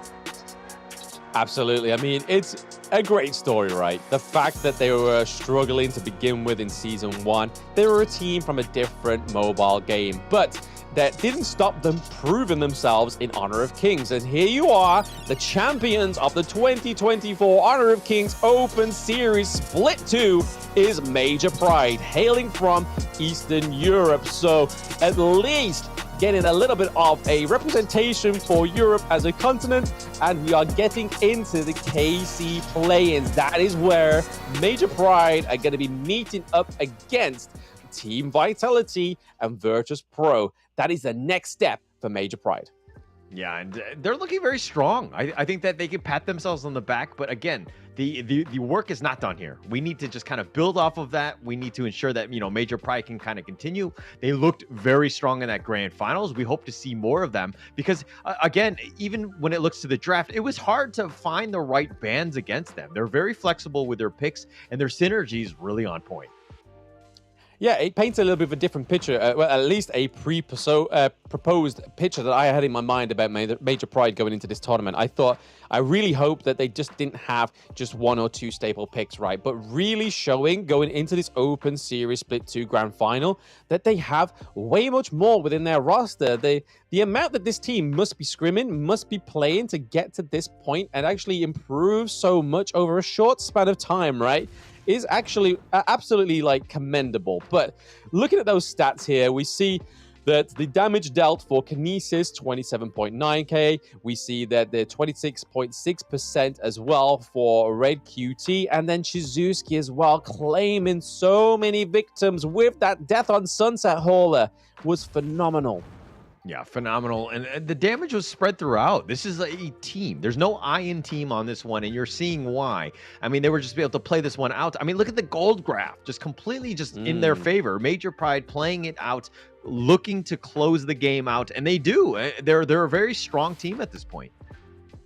Very, very strong team, and these highlights are just going to basically emphasize their team play. They're able to be composed, the tempo that they set in the early to mid game as well, and just able to control that, right? Like I was saying with them against next Ruya, is that yes, the aggression is the great thing, but the thing is about aggression, it burns fast and it burns bright. So being able to keep that going takes a lot of charisma, a lot of stamina from these players as well, right? Just constantly keeping focused, keeping on it. But it's really paid off here for Major Pride because they've taken a solid, without obviously, over the next Ruya, taking that one round from them, an almost blemish-free record going into the Open Series Split 2, and taking the Grand Finals with a 3-0 as well. Yeah, very clean, very calculated. Almost all of their movements were, nothing was really wasted. Everything was kind of had a purpose. They got conversions out of it, and they just kind of played very well as a team. I talked about some of the stuns that were being stacked. I mean, look, the meteor kill, the dream roam, everything is just on top of each other. But the MVP on that one, Hyusuke, I think the Elaine was just really on point with his death at sunsets.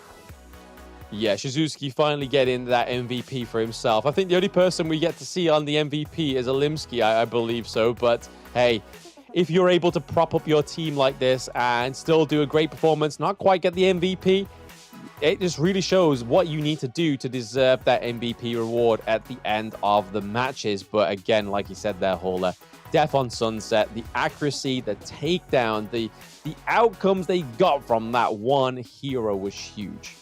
Yeah, absolutely huge. He was always there. He was saving his teammates with it as well. So, you know, there were so many different moments where, you know, the team is just on the same level, right? The same playing field, understanding what they need to do, how to save each other. Like, you know, it was fun to watch because just how well coordinated this team was. Yeah, absolutely fluid with it. They were sick with the flow, as some of the youngsters would stay in the chat. But hey, there we go. There are your scores for today, rounding out the overall Open Series Split 2. It is a 2-1 by MP against NR. MENA taking a 2-0 against GS team, but falling short at the end there is MENA not taking a single round from the team that hails from Eastern European and from Kazakhstan. So again, Major Pride taking all those major L's to begin with, now taking their first tournament, a global one at least, a victory for themselves. 10k prize pool and that KC play-ins. Yeah, and actually, you know, Major Pride has kind of inspired me. I've taken a bunch of losses myself. So I'm wondering if I just come back and I start winning championships. I mean, I could be on the same train as Major Pride, right? I'm as good as them, right? Absolutely. We're all as good as everybody can be, as long as you learn from those losses. But that is it for the Open Series, guys. Not too long to wait for the next little bit of plays, which is the plays in tomorrow. And it is not going to be me. It's going to be Hauler and Kim going forward with the Pacific KC play-ins, which is going to be very exciting to watch. So thank you very much, everybody, for watching. We will be tuning out here, guys, but back tomorrow with some more Honor of Kings esports. Take it easy and see you soon.